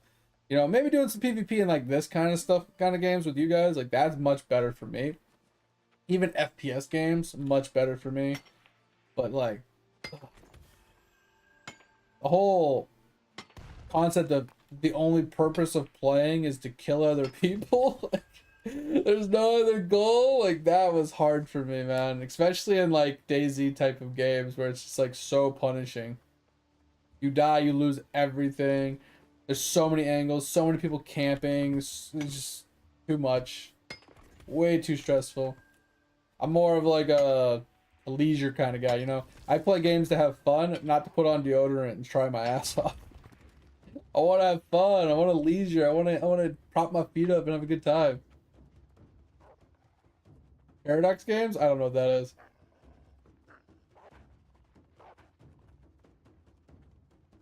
Exactly, and I'm fine with playing competitively. I'm fine with playing competitive games, games where you're against other players. It's just, bro, at a certain point, I need a break. You know what I mean? Like, oh my God. And it's not that, like, I can't play those games. It's just, I try to play them one way, and it never works out because, like, I try and play support role. I try and get information. I try and communicate the best I can.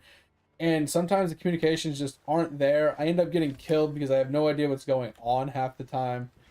And then, like, obviously I suck at the game as on top of that because I just don't play it enough. And it's just, it's hard. Like, other games I'm much better at, but DayZ specifically I sucked at. I was fucking terrible at DayZ. But, like, putting me into, like, you know, Valorant games, I'm much better at those. Counter-Strike games, Call of Duty games, those ones I'm much better at. And are a lot more up my speed, up my alley. Because at least those are like, you launch into a game and you're playing rounds. You're not in a massive open world where when you die, you have to run for fucking hours to find each other to get some loot. And then you die 45 times. And just like, the most of the time you're spent just trying to catch up to your friends and get some sort of starting loot. Like, that's the problem I had with that kind of game. The same thing with like Rust and stuff like that. It's just like, it's such a grind. It's such a trouble just to play the game. Like, at least in like Counter-Strike, Valorant, and those types of games, at least you just launch it and play. You just play to play. So like those games, I'm more opted, like I'm more inclined to have fun with because I can actually get good at those games. Ugh. Like I got into a PlanetSide 2 for a while there, but PlanetSide 2 is a kind of a wild game.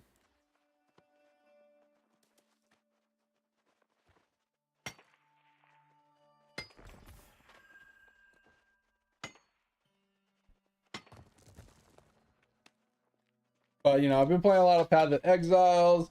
I'm playing a lot of, like, a ton of MMORPGs.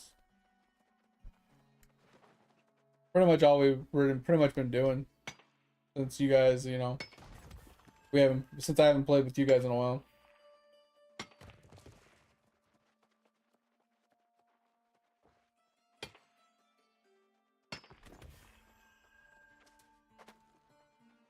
Oh, it's the Civilization games. I got you.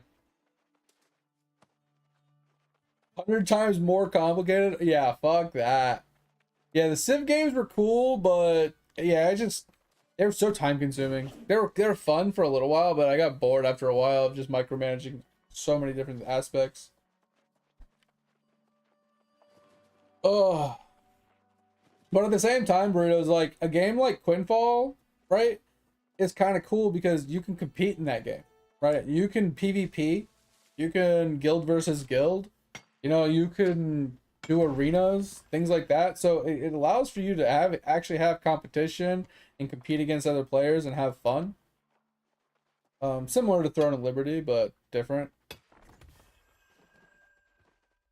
Like that's the nice thing about MMOs is like there is competition in MMOs. It's just different. Right? Instead of being like who has the better aim or you know who has the best, I mean strategy plays into it, but I guess that's a bad point of view. But like it's not like who has the best loadout that they found while running around and who stockpiled the best gear and that it's not that oriented. It's oriented around like, all right, you've grinded up your gear, you grinded up your levels, you grinded up your abilities. You grouping up and you have certain build, compositions, and now you're fighting against other people with their build compositions, and you have like strategies in place to, combat, different groups and stuff like. That's it's a whole other level of competition.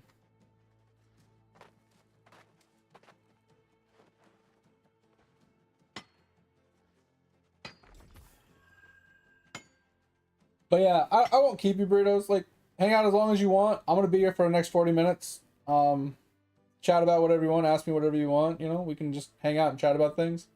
I won't keep harping on it. I won't bother you too much about it. I do appreciate you coming in. Like I said, it's been a hot minute. I'm glad you're doing well.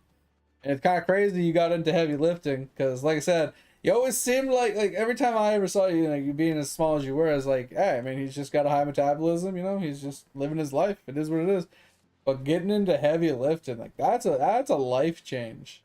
Like between like nutritional value intake differences, like the food you eat, the macros you have to like maintain, the workout rhythm and progression you have to like keep on top of, like it's a completely different lifestyle.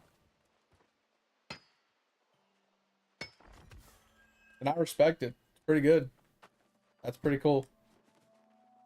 Like, I mean, I still work out myself. I don't go like super heavy lifting. I don't do like bulk building or any like, that kind of stuff. But I do my basics, I do some bench press. I do some incline, decline, military presses. Do some squats, lunges, hip extensions and hip flexors and stuff like that. I do my abs, I do my biceps, my triceps, my shoulders, deadlifts, drugs, the typical bullshit. But I don't go into like the super heavy lifting. I don't pay attention to my macros at all. I don't pay attention to how much protein I'm intaking versus carbs and sweets and sugars and things like that. I mean, I try to eat somewhat healthy. I eat a lot more protein than I do anything else. I do eat too many carbs. That's my guilty pleasure. But I don't really drink sodas. I don't eat snacks. I don't eat chips or anything like that. I don't drink energy drinks or anything disgusting like that. Just try and keep it somewhat healthy, and that's about it. I do drink a little bit of tea, right? So I try and drink like just basic bitch black tea and some chamomile tea for sleep. I don't put any sugar or anything in it. Trying to get those nutrients from the tea, heart health, stuff like that, gut health.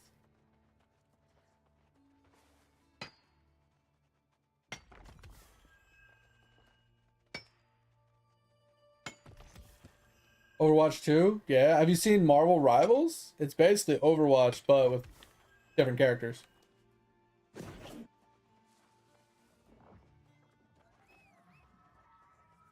Yeah, so the new season added a bunch of cool new characters to Overwatch. Yeah. Marvel Rivals is like it's obviously it's completely different characters, right? Because it's Marvel instead of Overwatch, but basically the same game, and that game is wild too. Like, what's crazy about Marvel Rivals to me is a lot of the terrain is breakable. Like in Overwatch, from my understanding, you can't break buildings and terrain and stuff like that, right? In Marvel Rivals, you can break walls and you can break down like hiding holes and stuff like that. So you can like create new avenues of approach and attack lanes and remove defensive lines and stuff like that by breaking down certain walls and stuff. It's kind of cool.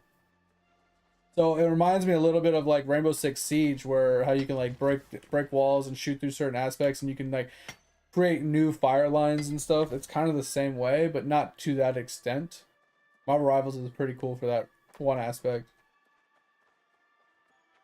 And since they're all like superheroes and stuff like that, they have like Doctor Strange and they have Spider-Man and the Hulk and Venom. Yeah, that one's pretty cool. I think I like that one a little bit more because I can get behind the characters because of the movies and stuff. With Overwatch, I never really like resonated with me. Like I never really knew any of the characters for any apparent reason. I don't know where they come from, what lore, what information. Yeah, I know nothing about characters from Overwatch.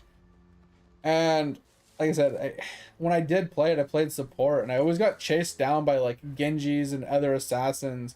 My team's like, just be better, just 1v1 them, bro. It's like, well, is that how you play at the highest rank? You just let your supports fend for themselves while they're getting dived by like multiple like, you know, assassins. Like, is that how people survive in this game? Everybody's out for themselves. Like, I mean, I obviously don't play at a high level, so I don't know like how it's supposed to be played, but I just feel like you're supposed to be backing your team up. Like if I'm getting shit on by a Genji, like do you want me to switch characters so I stop getting shit on by a Genji, or do you want to help me, or like how do you want to do this? Do you want me to just like be cannon fodder in the backline? Like I'm down. I'll do whatever it takes to like win the match. Like if that guy's focusing on me and we're winning the match because he's only focusing on me, I'm down for it. How about it, man? Keep killing me. We win. I don't care. But don't tell me I suck at the game and I need to get better and just learn how to 1v1 a fucking assassin as a support, which, you know, hey, I should be able to if I'm good, but at the end of the day, like, I don't think that's the solution.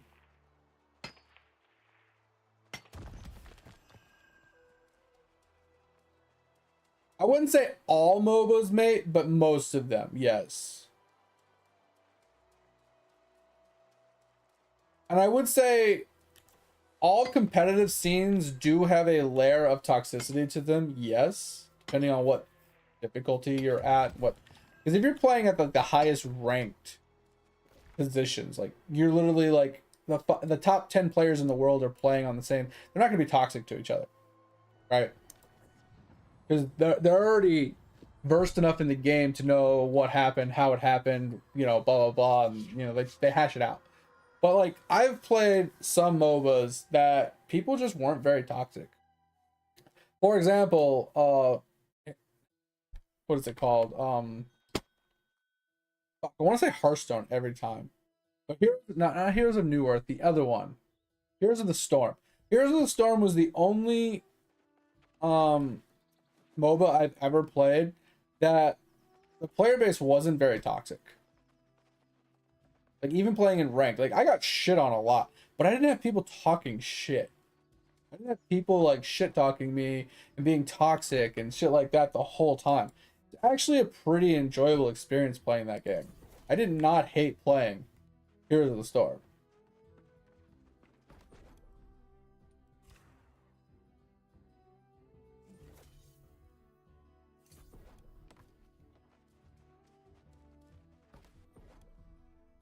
You forgot something big? Oh no, mate, no!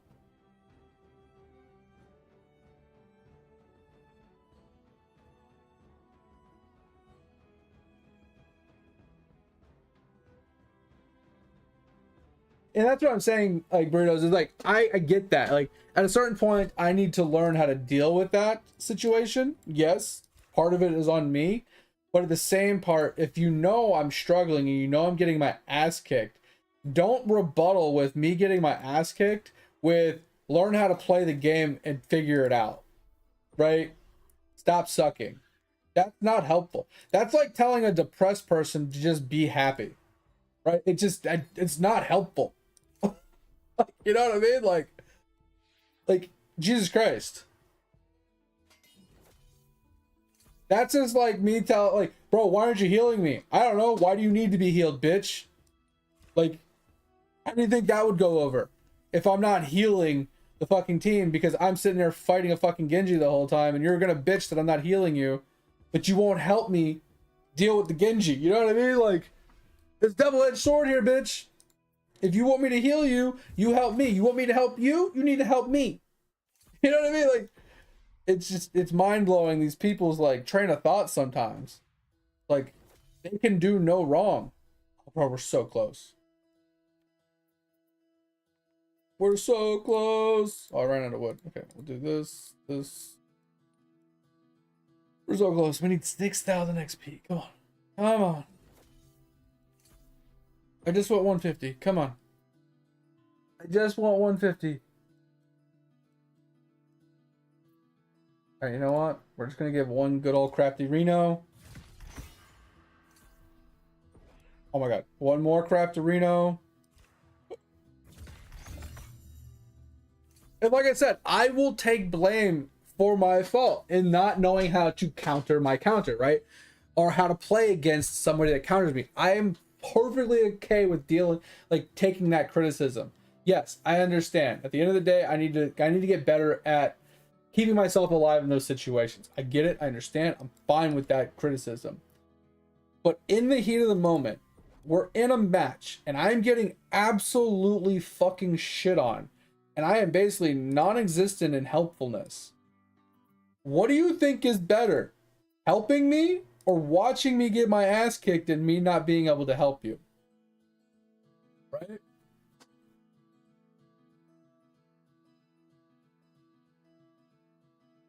System requirements for the game. Oh god. 1.2. Wait, what? What is a P3 1.2G? I have no idea what that is. And then a GeForce 4. Bro, what the hell are these specs? I can't even read them. 64 megabyte plus VRAM. Okay, so I don't know what that is, but 64 megabyte fucking VRAM graphics card just sounds ridiculous. Because aren't most VRAMs like 8 to 16? Maybe 32 if you're like ridiculously best in slot. Oh, okay. Sorry, I was thinking gigabyte. Oh, yeah, okay. Basically non-existent. Windows 98, okay. Okay, this is probably why I have no idea what it's saying, because it's talking like super old school shit. So 512 megabytes of RAM. Okay, yeah, and DirectX 8 is like way old. Okay. Now it makes sense. Now I'm confused. Now I'm not so confused. P3?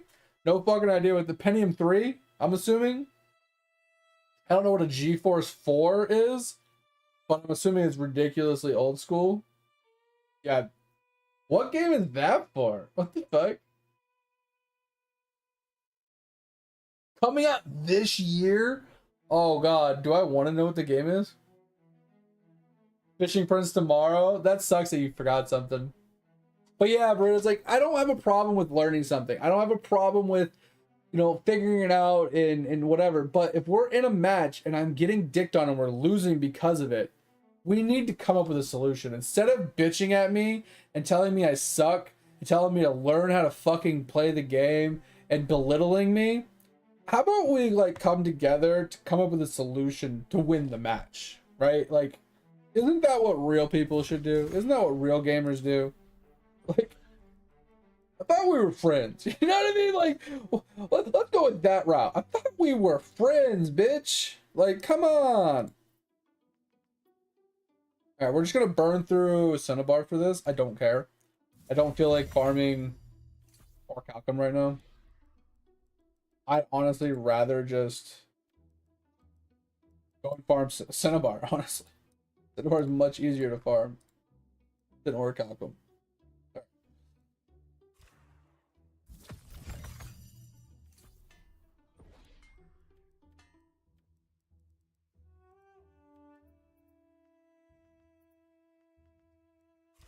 Making progress. I need to hit 200, man. I'm not going to hit 200 with my first time crafts. I know I won't. I'm going to have to spam a lot of excess weapons, but we're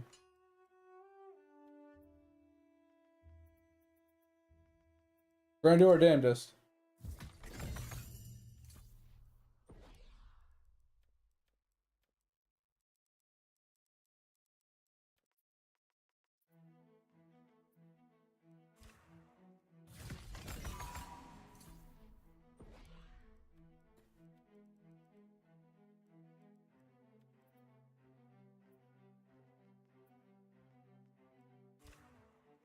Yeah, I don't care if we burn through all this. Cinnabar. I can easily farm more. Especially since I'm also going to need a ton of Orichalcum anyway. And Mithril, so not a big deal.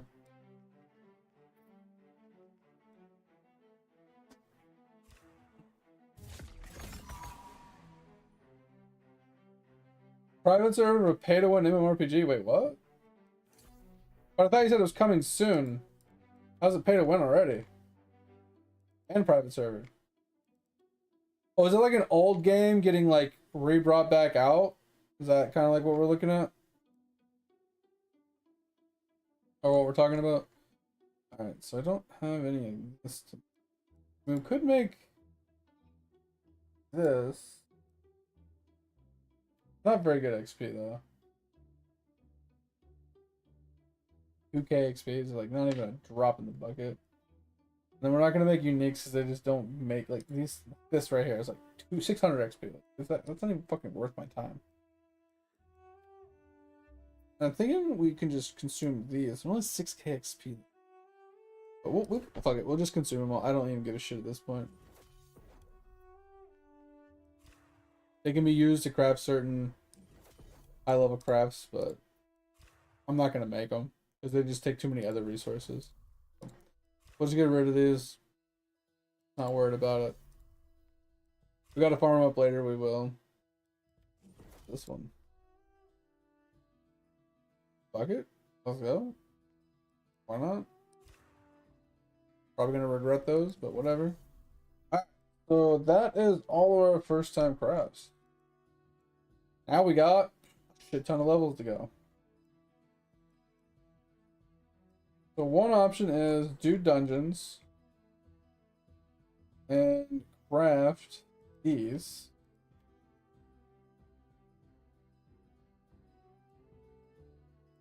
Which might be what we do. I might have to just try to jump into some basic bitch dungeons on Wednesday and Thursday. Because like, I mean, if we just go into here and we just go into like normal dungeons, right?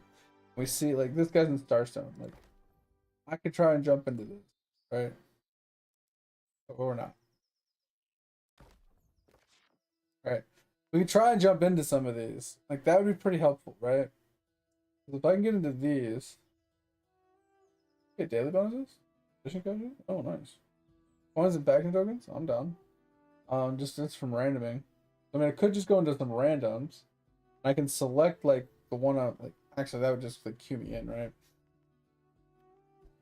Yeah, I can just, like, queue into these. Hope for the best. Huh.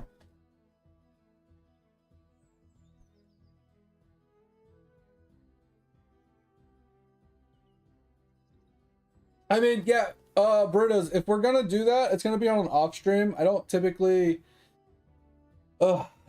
game with people on stream unless we're doing our monthly community nights. So in our Discord, we do our monthly community nights. So this month is February 27th, 28th, and the 1st. We're gonna be doing a community night at the end of this month. We do those every month where people vote on a game, we launch into the game, whoever wants to come and play can come and play. We do those every month. And if you want to play on a non-day like that, it's going to be on like a work day where I'm working and not streaming. Because I don't like being in Discord chatting with people while I'm streaming, typically, because I completely and utterly ignore all chat. Because I'm focused on the conversations in the Discord and not so much the actual Twitch chat. And I don't like doing that regularly. So that's why it's okay on community nights, but not so much on regular days. But yeah, I'm down, man. I'm totally down to do that on some nights, depending on what games we want to play, obviously.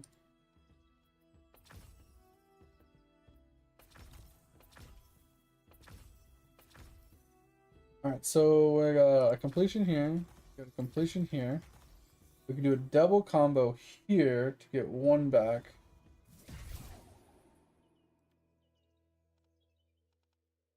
We could play another song for this one. That would actually be really good because we combo here, get one back, get this one, get that back. And we could probably complete this. Let's play a song really quick.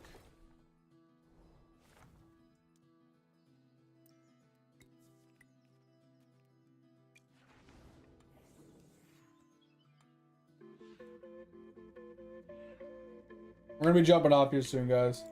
This is pretty much the end of the stream. Like, I could go and do a little bit more resource farming, which isn't a big deal. I could. What I'm honestly thinking about doing is going to farm Cinnabar specifically to do orichalcum crafts. I think that might be what we do. We go and farm mithril for Cinnabar and gemstones, because we need gemstones anyway. Leave the mithril on the ground and just farm Cinnabar. And then we can actually get decent EXP crafts with the Cinnabar, I think.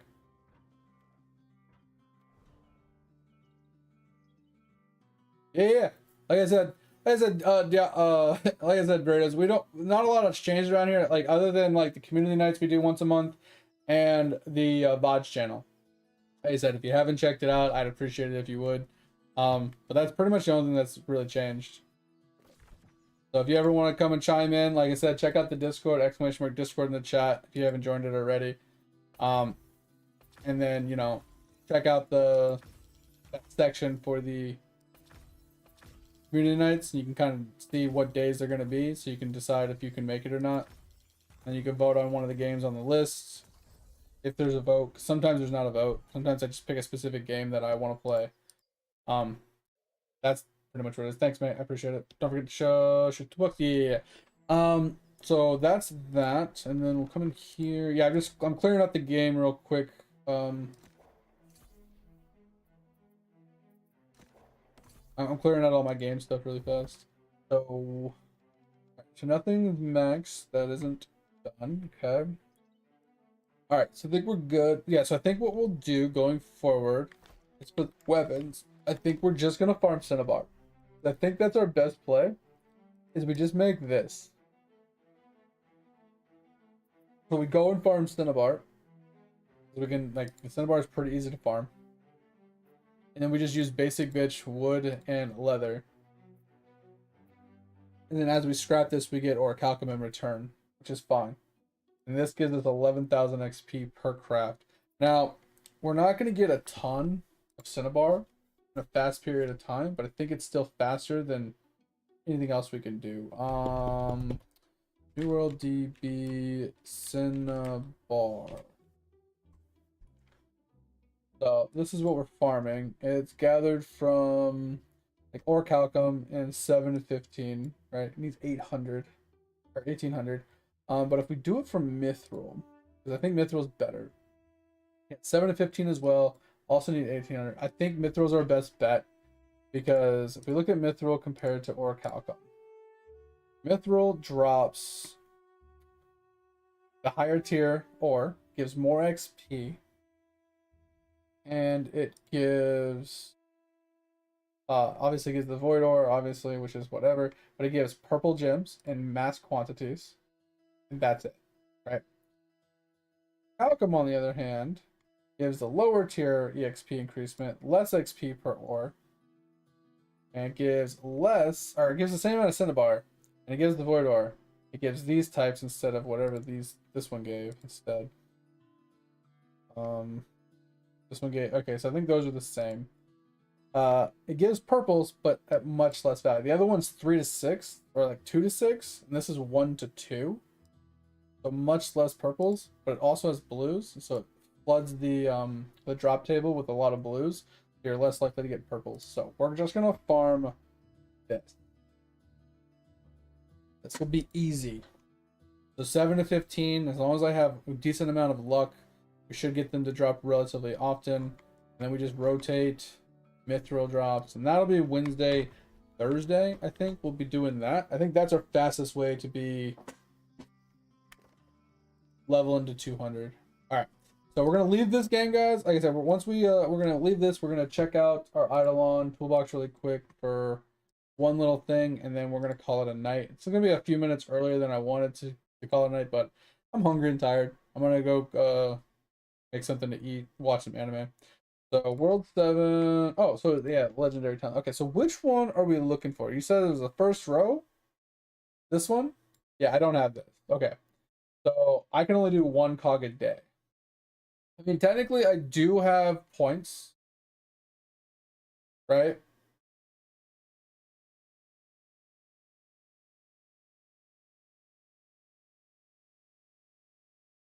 So I have what? 7, 10, 17. I have 18 points to spend. Is that what it looks like? I have? That's a lot. How did I get 18 points? That doesn't seem right. What would we spend them on? Like, I think this is good. More golden food, since I haven't been getting golden food, right? Oh, sorry, that's the bonus, but this is probably pretty good.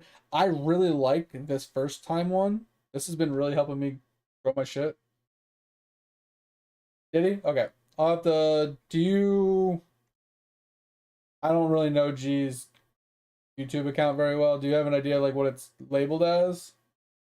Or can I just Google best legendary talents and I can just find it that way? Something like that. There's not many left. Right? There's like 5, 9, 10, 13, 15, 20, 25, 35, 36, 37, 38, 41, 44, 48, 55, 59 points left to max this. Obviously, I'm nowhere near that. 59 and I have 18. So I'm off by like, what, 51, 41 more points. So obviously some of these aren't really necessary. This one's really good. More cruck bubbles, right? Obviously, I need this. This could be useful, so I can actually get rid of the unspent particles that I don't use every day. This is probably pretty good. This is probably okay. This is definitely good. This is definitely good. I feel like all of those are good. This is cost nothing. I feel like, I don't know. Is this when you're in an actual match, or is this when you're doing upgrades? Oh, thank you. Appreciate it, mate. Is this one while you're in a match? 0% chance for the cost to not go up at all? It says summoning familiar. Oh, for summoning XP, got you. Whatever. Crystal mobs, yes. Extra kills, yes. Bonus from Prism, really good, I think. Daily Coral, it's great, but I mean, at a certain point, it's a dead stat. Sigils and Alchemy level up faster. I feel like that's negligible with Spelunking giving you those baby bottles. EXP in Lab and Divinity, once again, extra lab levels and divinity levels is good, but is it worth 2 points? Breeding to rank up, this could be really good. Golden Charms can be pretty good. More levels, okay, that one's probably okay. More XP and hold, I mean, oh, decent. This one, I don't know if I'll take. Because it does speed up the travel time or whatever, so you can like speed through sailing, but sailing has a finite amount of time. You're like, yeah, this is how I would get there in a relatively decent amount of time, but I don't know, I don't really like that one. Better luck when using blessings. Okay, this is cool. And then jars for collectibles can be useful. I mean, a lot of these are actually pretty good. Are they the best? Maybe not, but